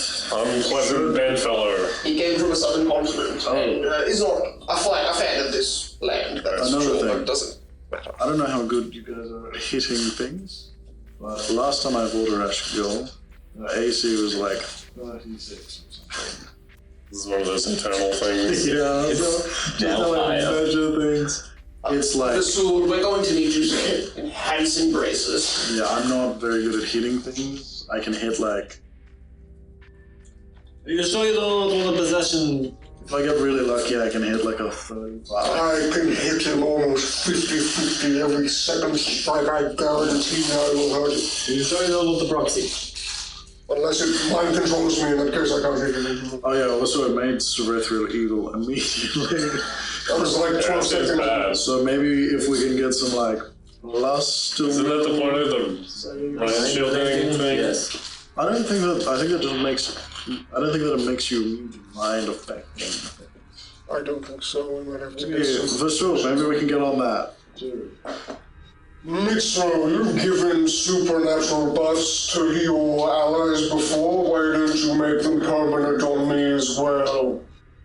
I suppose. You can do that. I've never tried to imbue a dragon with elven magic. It will work, trust me. Are you You've sure? been alive for a billion years and you've never got an archmage to make you stronger. Because Alright, buddy. his wisdom higher. What? I will try. A dragon's wisdom. You're a transmutation, man. That's not how that works. I have no idea if it will work. This is not in my realm of... An owl. I don't know shit about archmage level magic, but I know that's not what transmutation does. The issue is that there's no real difference in how I would do it to a human to how I would do it to a dragon. So let's just hope if I did, it would work. Meter also is at 80th phase boss fight. It's 80 million transformations. Yeah, It does also have like 89 clones. yeah. His quintessence master is also a fucking disgusting spell. Yeah, I think we should all just like make some. We need to be a lot stronger. In fact, if I used the ability, remember how you formed my clone with all of those teleportation glyphs and things like that, reverse gravity, Yes. reverse time. Wait, should we try to make some more of those flowers? One for you. We would have to go back to the place and try and Didn't we blow up the... It's all gone. No, you blew up a well. very close to where the flowers Where all the were. power was. I can. You're hoping to find Wait, more flowers hold on a second. in the desert. Staff. Cornell regrows. There's a chance Cornell could regrow stems of the flowers if they are deep underground. Also, he did wash. So we could probably make some potions. Now you want Cornell we could now. put him to work, finally. The idiot has a job. Idiot. No, he's quite smart, but an idiot in relative terms. No, he seems pretty This is dumb. a random regard of idiot. I don't think it's good. I mean, like Inspira said, you don't give a child a ring of invisibility. You don't want to see what happens. Spyro said that? Yes, in court. You were there. Maybe we should get that doppelganger. God damn it. Did you smite that guy? I wasn't there. Spyrus did. He disappeared after that. I don't know how that would Okay, happen. so what do we think? Should we all... I think we should get everyone to drink. Even Mitsu could drink a 3D flower. I wouldn't mind being a decade younger, or a century. John could drink one. He'd probably go back to his prime. He'd be level 20. I mean, it. You, I don't think it would change at all. No, Actually, you age. I don't think it would affect me at And Dave. if Moki comes back corrupted, boom. There we go. Easy. all. Apparently I'm 230, so I wouldn't age. Maybe we should just. maybe you're a bit too weird. Maybe. Yeah, summon that, maybe scry on. So yes, I. Floats in front of him. What is he doing with that stuff? What is he? He's burying the body of a goat man. With the How did you staff. get that Just smashing guy? What is it. bro doing? I think he is losing. Genuinely, what is bro doing? I think he's pulverizing the body so it fits better into the little ditch he made with the staff. No one can see what You you're only made like a 2-foot hole with Oh, you can't 2 see. wires like shit too big. Yeah, I think he's using a wooden staff as a shovel, and now as a bludgeoning tool.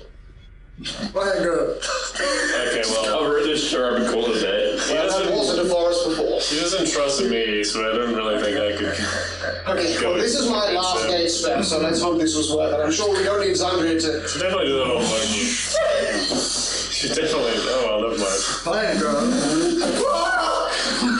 Lands the Cerebral's wing just like reaches out and just cushions. I'm turning into a demon. Oh my god. What's going on? Where am I? Wait, you're fine. We're still in The one who's missing. Right, yeah, okay, what are you doing? We're going to need your help. Your magical obviously. gift that you now possess with that staff will be vital. Chosen. Yes. You are meant to wield such a corrupting I power. believe that. We are going to use such corruption to bring back a dead flower. Who's with me? Easy lying. No? You got a 50. Maybe. Perhaps. Why do you want the flowers so bad? Huh? Because it will make us younger. It's the greatest alchemical potion in existence. It's quite literally the Wait, it's fountain. Shit, give me all that. It is a potion. That's like my thing. It's pretty much it is the greatest panacea. It is why we in brought you existence. here. Hell yeah. We do cook Cornell. Pretty much the ultimate expression of any sort of I am the one who healing knocks. arts. I'm not in danger, mean, so I am the danger. So I don't have an aim spell. However, It's terrible. I will just leave you here. Tell Vasu what you need, and if Moki... Plant growth. Me?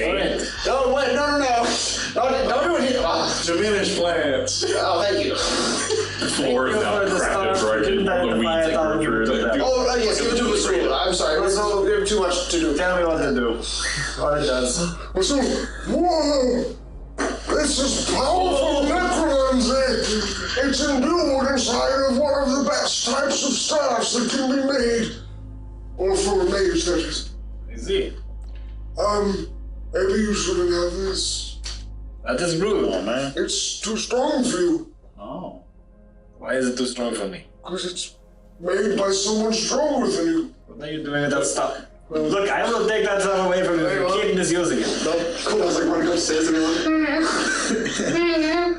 You tag. And you see Lizzo walk up behind and goes, it's like a little hand. It's got like 4 level 1 spells that I can do it well. How are you doing? You see Cornell, Mitsu walks up behind Cornell, grabs Cornell's shoulder, they both vanish. Fuck. You're gonna get kidnapped. Immediately brought, immediately kidnapped. I see. So the... This can make.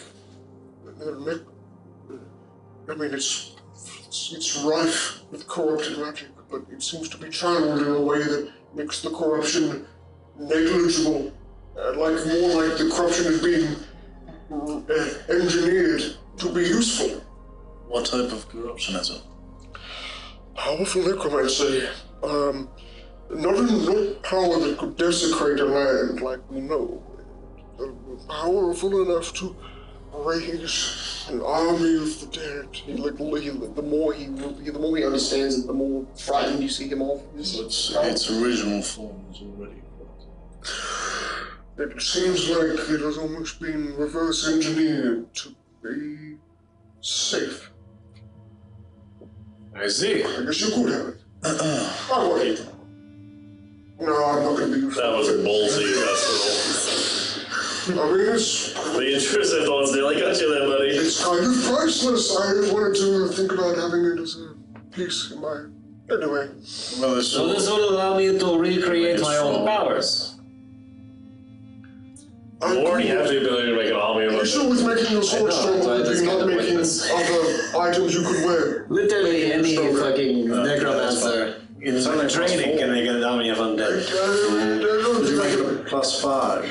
It's not impressive. It might take me a week. No, that's too long. Yeah, I know. However, Are you wearing braces by any chance? What do you... I'm wearing braces of armor. Fuck. Yeah. sir, What is the unique type of item you all could wear that I could make a bunch of that could make your attacks more effective? Well, I could wear braces. I'm currently wearing this chest piece that is just a whip, but I'm not really using it. What? Using cloth? Wow, a whip guy. Yeah, and just- you have the whip. It's a chest. So- It empowers my unarmed strikes that are already You want to make gear that will make us stronger. Makes my unarmed strikes whole. Accurate. That shirt does not I want to work. improve your attack Oh, it's accuracy. like a chain that's wrapped around me. No. Do you wanna? Like a sash. I don't punch things. It's called. Well, it's not been awakened yet. It's called the Broken Bonds. I don't punch things.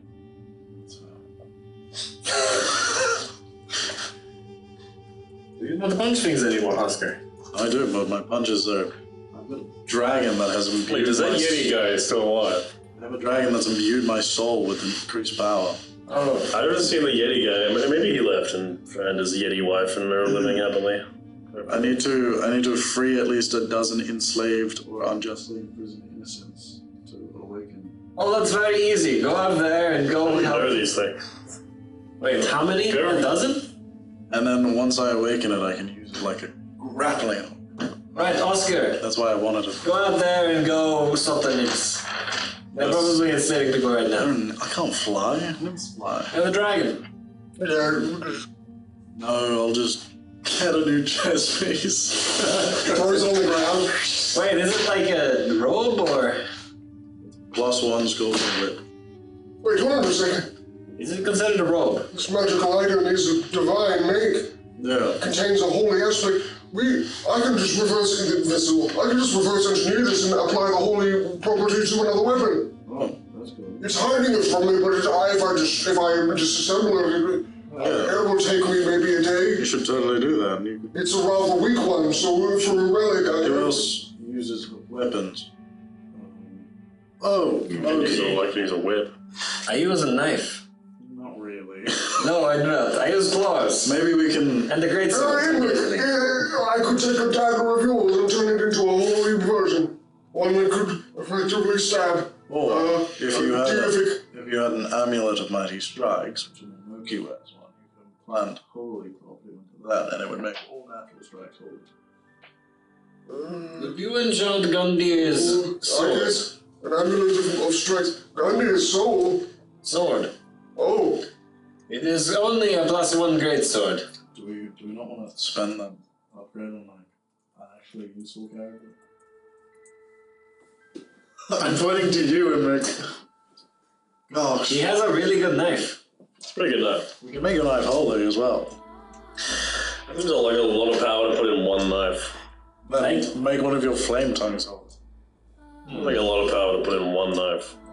Actually, seems like it might go a little bit over the maximum +10 enhancement bonus to it. What if you just add the like chain part? Would you like me to give you the angelic aspect, which makes you good aligned? It becomes a different type of weapon at will. Sounds like that'd be great in the fight, yeah. Regardless, I would be dismantling the relic. However, I think your idea, if I make more evocation amulets, so everyone could have an attack bonus like Moki has,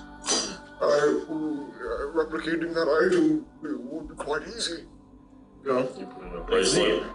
I could technically make it either a ring or I guess a bracelet's a really big ring. Just make me like a shirt. You make me look, my old cow. It's been shattered and destroyed constantly. Oh, okay. Cow. My old cow? Can you make me some clothes? My old cow was broken many times. Could you make a self-repairing one? Okay, this is just petty magic items that we're not. You want that? You make underwear rolls. So if I each made Make me some underwear that cleans this if up. I each made you matching clothing, if I don't make the clothing, if I just imbue the embroidered silver. What if you make something unique for each person? I'm sure every good craftsman does that. It's not easy to make multiple of the same. You know what? I could. It wouldn't be Yeah, we have infinite time. Yeah, this does not move until we summon him. You hear Mr. arrive behind you by himself. How much money is this going to cost me? Well, we're looking at least 45,000 gold minimum for +2 amulets for the 4 of them. That is including Ray, even though he's not here. I'm already wearing an amulet. I'm also already wearing an amulet. My amulet is the thing that shields my mind. My amulet keeps my body from falling apart when I go near enemies. These amulets are going to be repurposed as clothing. Oh, that would be perfect. At least that's what they all want. You guys have actually accessory magic items? Yeah, it's a lot. I see. I don't have a shirt. I have none of them. I have like 9. I have my ceremonial robes. I do a lot of my things. Sounds like everyone needs clothing. Nothing. I do a lot of things on my different. I also have 4 magical staffs. I'm trying to think, when I'm finished, you can have one of the rings of mind shielding. I'll only be making one. You should have that.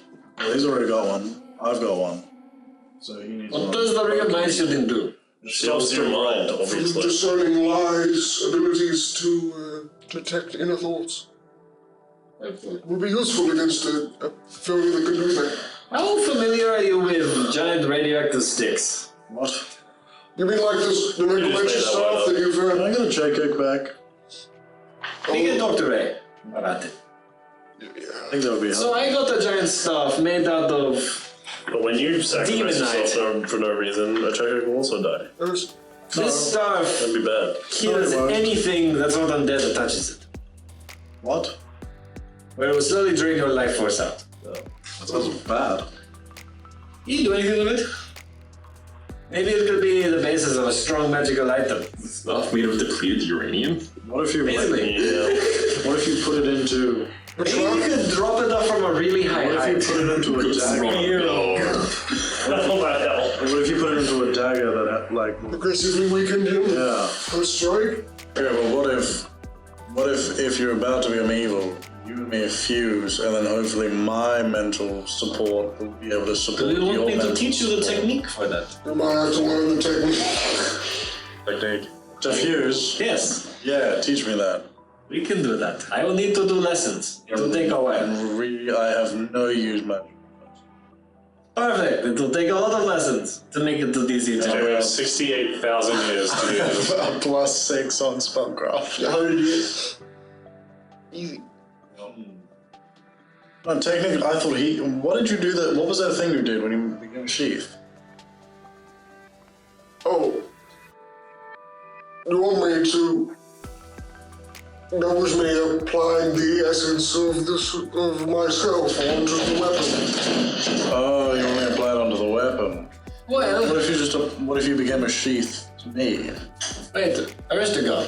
We need to try Yeah, we can figure that test out. run. You can cast spells, right? Some. I will teach you how to do it, so you will be the one diffusing with Oscar. So you're saying if Oscar becomes evil instead of me, I become human, then he doesn't become evil? No, you two will share one mind and one body. We'll just fuse before the fight, and we'll fight together. And then we split off and hopefully separate the evil. Yeah, if we do, because then we'll have like a chance for. Or also, 2 minds are better than 1, right? Well, yeah. The difference is that one Oscar would be riding your body, or do you want to ride Oscar's body? Which way? I can. Normally I'm in control, but I am very happy to see Oscar beat the shit out of that demon. I can try to beat the shit out of that demon. Your abilities will be together, as long as you're in sync. What does that do to our stats? Become dragon. Well, the first one to fuse will have the mental stats take over. Top. What's your wisdom? 90. At least 7. Yeah, but number-wise? Something like 22. What was it? Ancient gem dragon? Double check. Yeah, crystal dragon. That's like the basic, like ability school stats. Guess I could recreate the lesser Deathbringer, right, with him.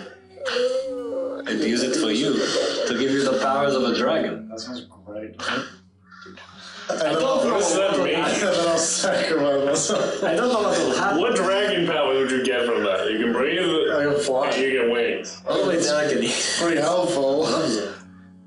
Just make me a draconic disciple, I don't know. Would you like it? Guys, I'm just trying to figure out a way that I can actually pass the DC 36 will save, okay? I am very well fortified and decently wise. I'm actually better at fortitude than I am, so. Well, if you are together, your force will be better. Okay. We're together. You use his base. My fortitude plus 21. I get a +7 if we feud. I like it. Very hard for us to fail then. Yeah. That means that death won't touch us, but evil still could.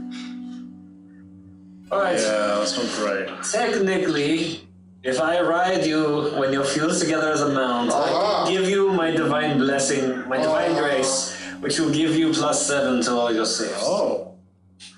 We can all just. What if we all just fuse into one being? Well, you see, does sound like magic it has might a work. rule where you can't cast the same spell's effect multiple times. Oh. It's not stack. I thought Wolves can fuse with like 4 different things. Wait a minute, I do have that, but that's permanent. What if I thought that's what you were talking What if about. I use the virus on him? Do you want to be permanently fused together with your souls merged? Hey, that could be fine. With the staff of the Magi, I should be able to do it. Maggie. The staff of the Necromancer. Oh, right, the thing you just. Magi. Maggie. Dragons. He's really, No, it is Maggie. He's a big stickler on pronunciation. Magi. Oh, Maggie.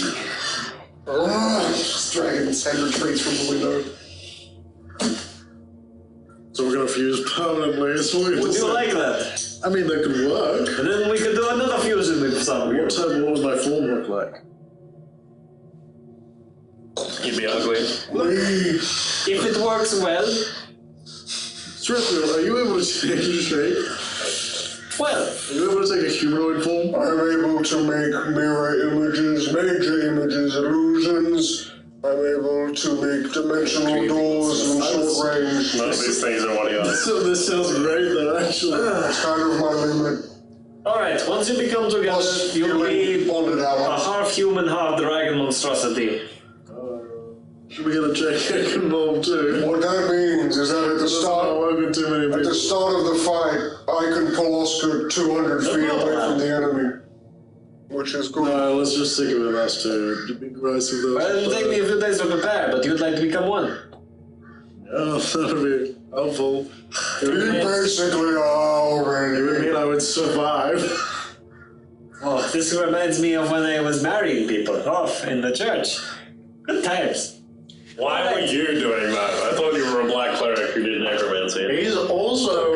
He helps cannibals get married. I thought there was a good Part of the thing. When the half war of them that did all of that stuff. when the war ended, I opened up my own chapel, Wait, and as this the will mean that I local won't priest die in of 10 the area, years. I married people.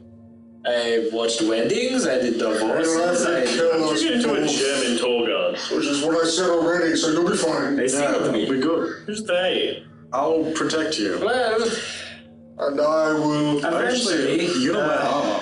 When you think about it. So you're gonna get a +7 for all of your ACs. Ooh. It's alright, It's Steve. I'll blanking go on anyway. me. Might not matter. Maybe later. But but yes, I was the little priest. my plus 29 Well, natural everyone can see that character. 37 AC is already strong, but 44 is going to be crazy. We're gonna make Serithriel a monk. Yes, That's awesome. you will become one. I'm so excited. I'm old enough to be one, I just couldn't bear the discipline. I'll need to prepare this for tomorrow, though. I like war. Should we get Serithriel to drink a potion too? What? Making me younger doesn't really. Well, it would make you the age of your prime. It will help in Might actually make you old. It made me older. It might make me older. Made me like 5 years older. Do we need more liquid or just. If we do this, Yes. it will perfect the fusion process. That'd be cool. That does sort of feel like- That does he already is ancient. Oh, he's ancient. But there is something beyond ancient. It does sort of feel like I'm getting rid of my whole personality and becoming fused with dragons for the rest of my eternity. But also, Serithriel's pretty cool. Hey, so you're gonna live then? Look, you will not Hell become one. Okay. You won't be you anymore, and Seraphi won't be him anymore. Right, we're going to be One. Serithgar. Gay. You can think of a name. You'll become a new being. We're gonna be Soska. Othriel. Then you'll need to drink the miracle potion to free yourselves. If you want to. To unbind. free or to make it perfect? To unbind yourself. Actually, I do not know.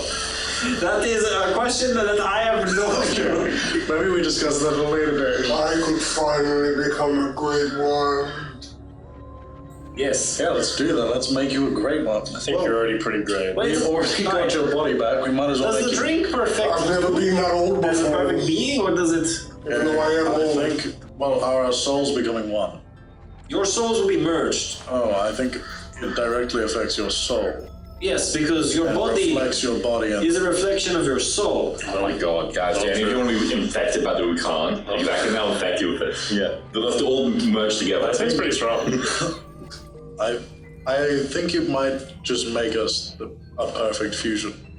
It could perfect the process. Maybe it'll... If I am as strong as I The process has always been very dangerous. Guys, this seems like a really great way to fight a rescue call. Always fucked up. Why didn't we do this before? When I was a divine blessing from Inerta to begin with, it's not so able, but you hear, as a major point is, I was able to use the goddess's power to imprison ancient evils when Mandravis and I first began. By means, I just had to touch it, and I could imprison that creature, suspended in animation as if time froze just for it. You know who's pretty good at touching things? This guy. Because I punched. So all we would have to do is instantly freeze. I could actually... No, I wasn't sure of the plan, but I actually think this is our best bet. Alright. Would you like to fuse with rage? Mitsu says, imprisonment is a powerful spell. Are you sure you could do that? I mean, I'm sure I would help. The Grey has always been interrupting. He's kind of loses his mind occasionally. When I was Maybe you can do it with those powers. Well, I can teleport you short distances. I think it'd be a hard sell for him. But he's not conscious right now, so which we could leave quickly. we can do it now. And he can't say no. Imprisoning is the only issue. A touch attack. Well, I can stun Next week. It's like, Fred doesn't need this anymore. The only issue with imprisonment is if that they have a way to maintain a freedom of movement. If they have that, then the spell will be wasted. But we can bet on that. That's a good chance. Well, I can stun them first, and if they can maintain the freedom of everything. Well, no. Right. I don't know if I gotta change much to that. Strike first. I just Spell seems second. faster. His main weakness. I just need to be much closer. Hey, me too. What did Cornell say about that potion process? He said he couldn't feel a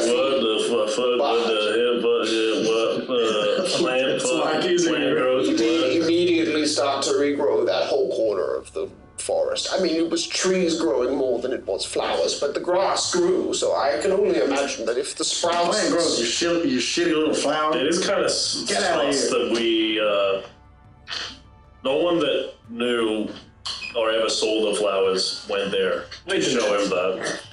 No, So I guess he's just figuring it out. I just told him where I saw the flowers get squished by the boulders that fell. Cornell watched Razomir make the potions When he when he came came back. back. And the reason we couldn't identify He him was a demon. No.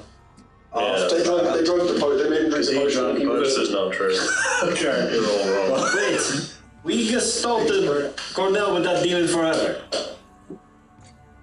Well, I think we tried that. It didn't Probably did. That's why they're working in harmony and is no longer losing control of the demon. Oh, you're saying the potion equaled their... Yes, it balanced it out, and that's why they have equal standards. That's why it's a miracle potion.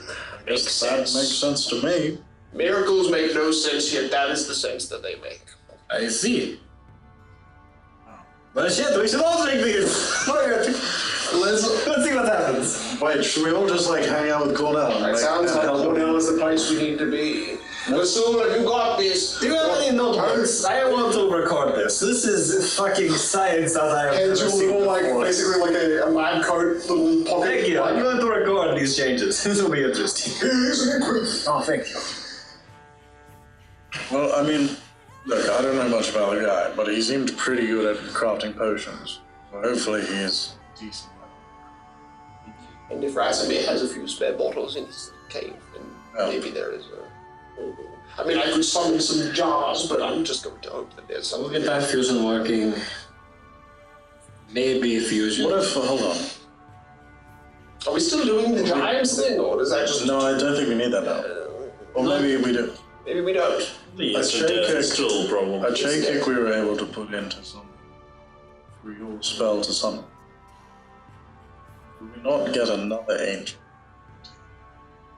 I suppose it's possible. JJ did give us another angel, but we had to talk to him. And so did the book of There is. on leaves, on names. We can talk to him. Would you be open to having an angel in? Depends on my compatibility with the angel. If he's rude, I definitely can work out. Are you going to try and bargain with another Celestial? Actually, I don't know if I ever bargained with a Celestial. maybe we could ask. I mean, wasn't Ray and the Celestial? They seem to get along pretty well. So maybe you just need to find the right angel for you. You know? Yeah, sure. Because I feel like a JK and I Who's were this- always Who's this other angel? You're a guardian angel. Michelangelo. No, that's a... He's evil now. not that guy. Get up on the Wrong tongue. guy. We better. He's dead. You guys just want to put a random celestial inside me. I don't know anything about it. This seems like a bad In idea. fairness, that's hopefully he's got more than just the one other name, because that name was in the Book of the Damned. Well, no, JK was butt buddies with Roll anyway, so Good point. But we put a random Fae in you.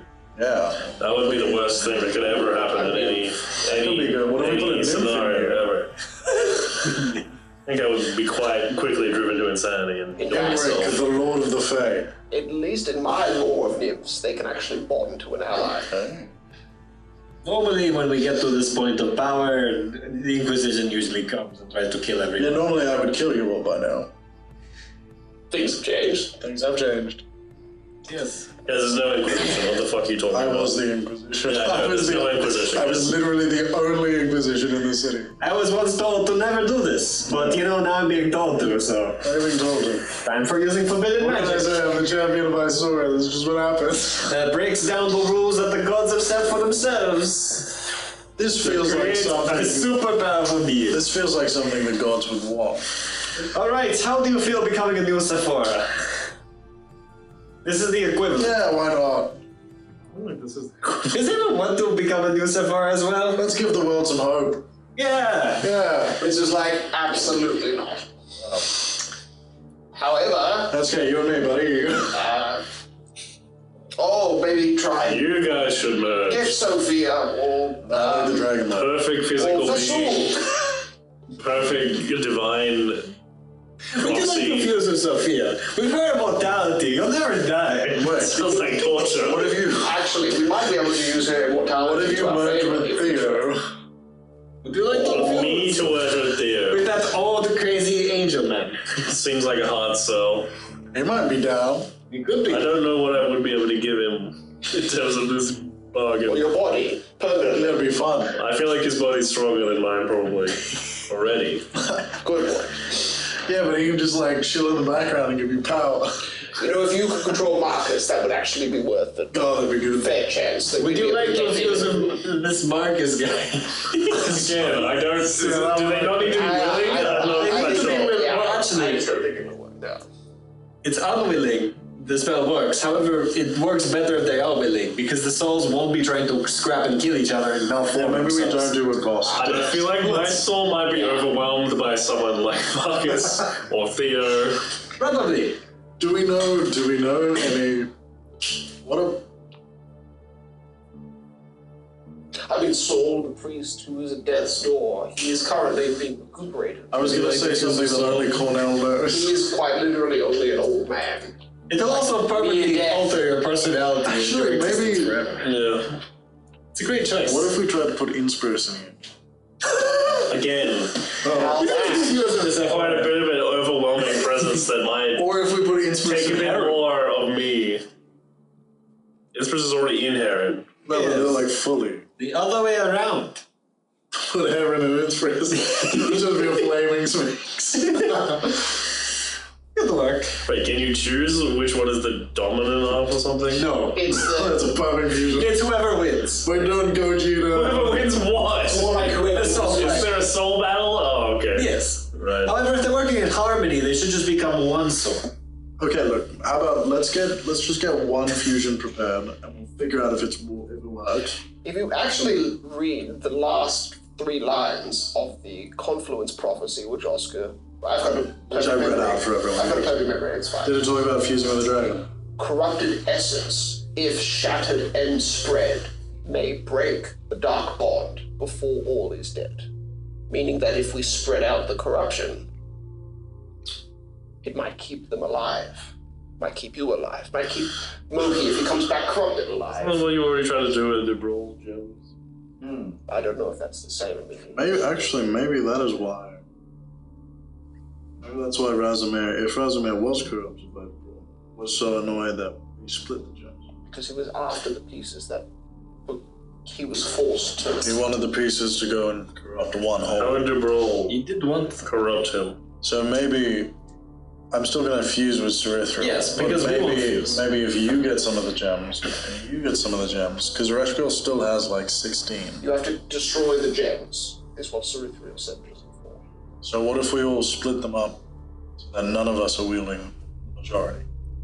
Separating his soul is it may break the dark bond before all is dead, which sounds very much like that's the only choice you have. But we're talking hypotheticals. No one really understands what these corrupted essence. But never mind, that makes a lot of sense. Yeah. Actually, that sounds exactly what it is. As far as John and I can tell, 5 is fine.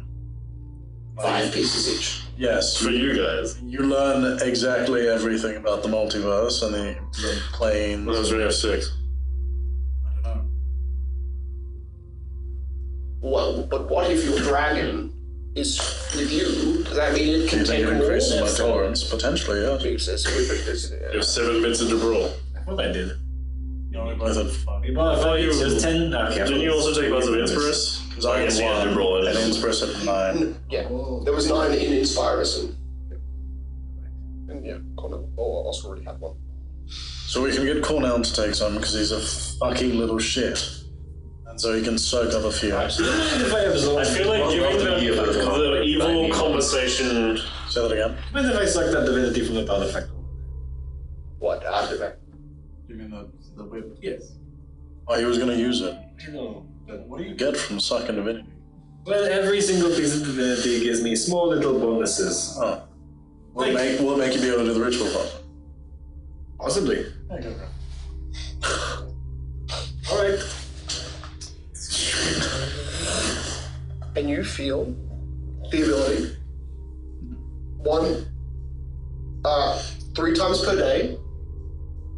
I forgot to give you what's it called? I forgot to give you resumes. But that's okay. Yeah. I'll give it to you. It's one of them is just DR. Damage resistance 20 of 5, but I told you that. This allows you to imbue your main weapon, whichever weapon you are connected to, as a holy weapon. So a good line weapon, holy weapon. And 3 times per day, the wielder can reshape the weapon into a new form. So I'll send it through Discord and then send it back through Instagram. But it's very simple in that. So it just makes it holy. Makes it holy and makes you able to change weapon. So that's how good a land weapon. Becomes a holy weapon. Or just one of them. It's holy and it's whatever fucking weapon you want now. Good. I see. He looks at his nail as he shapes it into longer. You see, it's golden rock. It's like a little bit of a lightsaber. I see. Okay. You see the chain just kind of. I no longer need to turn into an angel. Let's become a paladin. Oh, I was going to use that. I could have made more holy weapons. Ah, damn it. So maybe you can still help him make them. I have the spell angelic aspect. I can infuse it into your weapon. That might help, but you'll have to be with me for the entire Now you need to do the ritual. I will do the fusion rituals first. Well, and this will help. I won't be able to tell you. I guess I don't need your clothing anymore. No more clothing for John. No more clothing. Actually, you might still want the clothing, just not with a holy bonus. John stays naked. Gay. You don't look on Taylor. Maybe just ask them. Well, I mean, he's already. I can pass me all your robes if that's what you were going to. Actually, I want the wardrobe. I'll take everything. Very ripped, I'm impressed. I know. You're gonna get the wardrobe in the castle? Can you give me a wardrobe of clothes, actually? That'll be a lot more. Mitso. Glamorous clothing. Yeah. And Mitso just starts to Where is Moki? pull into his fabric and cloth and... She's still walking. So Sure, 10 hours away. 19 hours You away. kill the demon. Do we Where I ate a human. He's at the closest bakery in Oscar's like chewing on an organ. Do we want Moki to fuse with his father? You're positive weak, you probably get sick from that. Well, it's not the same. It is not Yeah, give it to me. So I don't know how it will work. But we could try. Once you grow your mouth stomach, you will be easy. Okay, mouth stomach. Alright. I'm naked, so we might as well. How are you alive? Are you two ready for your fusion? The dragon egg. Let's go outside. And then we'll drink the potion and he'll grow really old. Should we be going to... Let's do it outside. And we'll be able to Oh, fly. we need the potions first. before we do it. Do we need the potion first? Yes, so we can grow old. Yeah, but wouldn't he grow old if we drank it after? I think it works differently. If he drinks it now, he will be stronger. Oh, okay. We can Because he will be at his full potential, you are at your full potential. If you drink it while you're in that form, It'll be like a half. your potential is muddied. You see Mitsu suddenly reappears beside you and says, I've just checked with Cornell. He says there's sprouts. And he's casting the spell over and over and over again to make them grow fast. Plant growth. Plant growth. But we have no idea how many there's going to be. Wait a second. It could take 24 hours before we get a large group of them. Or 6 hours. Everyone, plant growth. It's fey magic. It's really hard to know. He's also been casting over rocks. I don't think that does anything. He is whipping them into shape. He's certainly abusing the wilderness. This is what happens when a farm Big, get over is here. in power. I mean, the nymphs he summoned certainly did help to a degree. They've all been able to make more things, and those things have been able to grow more plants. Build my empire. The fangs of wisdom are certainly becoming a certain transformed wisdom. Fangs of chaos. Chaos is so cool. Well, alrighty then. Right, so how long do we think he's going to take? We're going to check them out. Look, yes. It is already midday, so we may as well. Maybe we'll head over there tonight. Well, if Moki arrives here by noon, which should be within the perimeter if he's fast enough. And then so we'll fuse, and that will keep me alive and make him stronger. And then we're going to summon the guy in front of me. Like you run away quickly, make the floor open up, swallow him. Actually, I'm gonna get some paper. I'm just gonna write down a bunch of runes that explode. You can do whatever the hell you want with them. I'll put the conjurer onto it. He will arrive by dawn. So tomorrow. So we've got... Yeah. There were a couple of runes I saw that just filled chambers with water. I assume you don't want that. That might that's kind of useful in a way. There's one that makes chainsaw blades appear from the ground. That one killed me. So I might grab those. I'm going to go gather up all the burning skeletons I've built. I'm a fan of a good old big rock. With around 250 of them falling on the brawl. All right. Should incinerate him. Yeah. If we're lucky. He's resistant to fire. Get those holy ones. There is a limit to resistance. Oh, Not immunity. 250 d6s, that's not how that works. There is a limit. I'm just checking what lava it is. I think it's pretty strong. It's 10 d6. Oh, really? Yeah, the skeletons are worse. Any 10 and 5. Well, the problem with the skeletons is that if it's per creature, if it's like, oh, each skeleton is 4d6, even just a resistance 30, block that. It does. Then it's stack. I have a d6. They'll do individual procs of damage. There's also no DC for it, you just take the damage. Yeah, but even though if it's Take 0 damage every 1d6, total time. even resistance Breathing 5 air would be is enough. temperatures causes damage. If you breathe, you take more damage, but it's like, yeah. But if they're all swiping at him, that could be helpful. We need to do it here. That was the point, or no? We shouldn't do it here. Well, they said the city will become your fighting ground. So we are doing it. And if Heron reduces the effects. Actually, might be a good thing that we got extra troops. Means that at least some of our ranged people can take cover. I don't have any range. Never. For some reason, I always picture you with like a bow. I don't know why. Yeah, you can see, right? I forgot. I have a bow. I mean, I can make us all fly, and then we can do ranged attacks in a sort of aerial attack. I gotta just punch. Actually, I won't be punching people. I'm clawing. Yes. You can punch people with a dragon. Gosh, that's exciting. Let's just hope that you will be aligned. Hold on a second. We have the same. While dimensional spaces do drastically reduce temperatures, I could temporarily move active lava into a demiplane, set it as a rune. Well, that might work. You're doing wizard things again. Oh, dude. He is learning that he has access to more powerful capabilities. The only way a rescue girl can kill us is if we hear her. I see.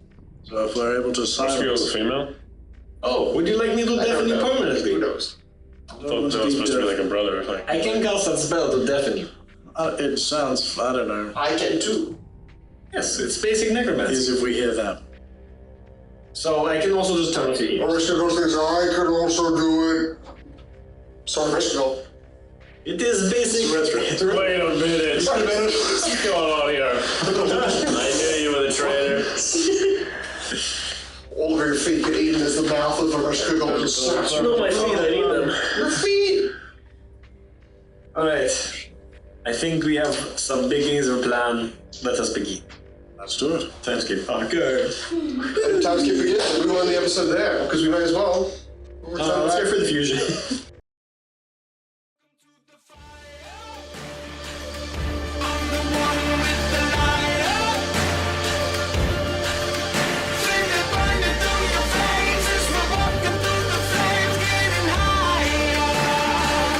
Bigger they are, harder they fall.